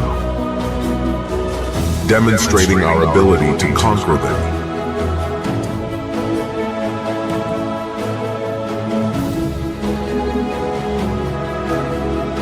Health, environment, economic development, and other areas in need of improvement. To To what extent can we stride forward and contribute to supporting our nation?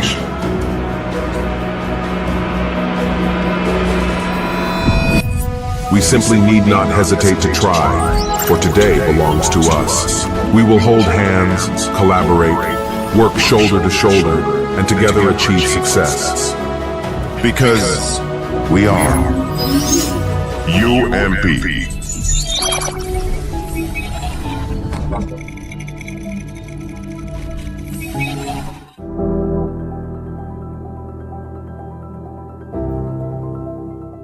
Universitas Muhammadiyah Purwokerto, known as UMP.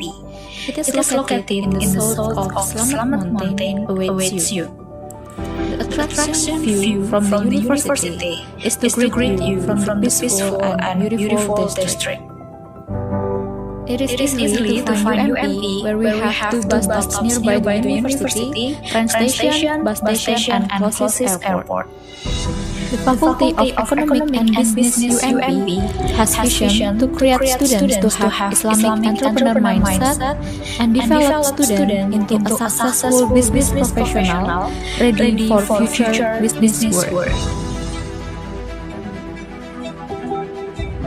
Assalamualaikum warahmatullahi wabarakatuh.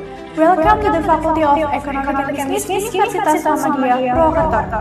It was established on 1st June 1995. Now, I'm standing in front of Faculty of Economic and Business building, the highest building in town. So, let's have a look inside. In the first floor, we have Baitul Mal Watanul as Islamic Financial Institution and Indonesian Stock Exchange Syariah Investment Gallery. We can actively utilize a media to implement the knowledge and skill in Islamic banking and capital market. By prioritizing the convenience of facilities in the economy, we also commit to present the best service to our students. Our administration office provides excellent to students with quick response and accurate service.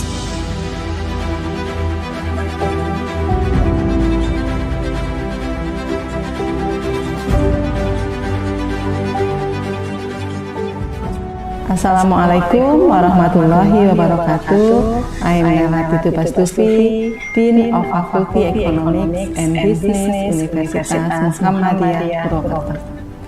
Nowadays, the world is facing a difficult situation, uncertainty, and we are witnessing rapid changes. This challenging time pushes us to study economics, understand more about decision-making under uncertainty, and crucially generate new ideas and ways of thinking about the issues. Most of our study programs are accredited unggul, called excellent in English term, which is the highest accreditation grade of higher education in Indonesia. We prepare graduates to competitive age and able to offer proper solutions that can be applied to society. Also, we mold our graduates to be ready to have a career in company and involved in business world.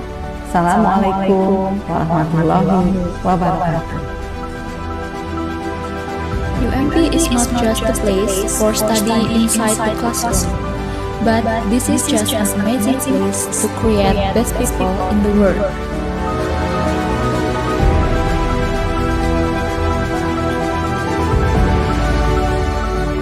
This is also a unique place to explore the great challenges of our time. This is the beginning of your journey to discover who you are, to set a bigger goal, and fight for your dream.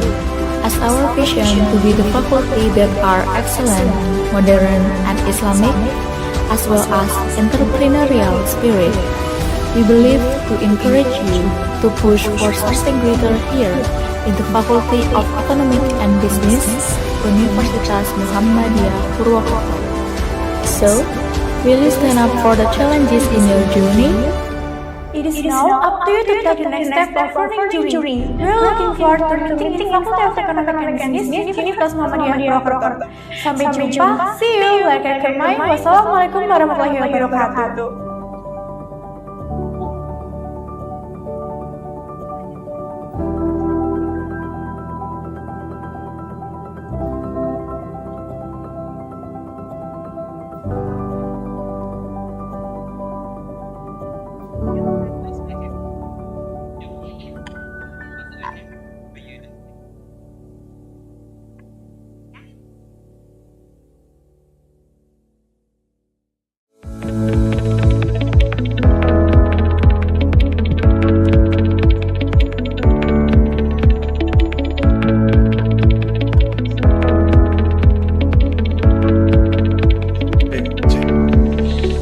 Assalamualaikum warahmatullahi wabarakatuh. Thank you so much. We are not longer in conversation. Thank you very much for participating. Thank you very much for being here still. 1,000 people here. Oh my God. Applause please. Oh my God. Oh my God. We as the representative of the committee would like to say thank you very much. We do really apologize. Yes. And over there say hello. Say hello. Okay. Over there. Oh my God. Okay, we do really apologize if there is any insufficient services or mistaken coming from us. So thank you very much. Be careful and have a nice day. Yes. And see you in the next 2 years. Thank you. Wassalamualaikum warahmatullahi wabarakatuh. Waalaikumsalam warahmatullahi wabarakatuh.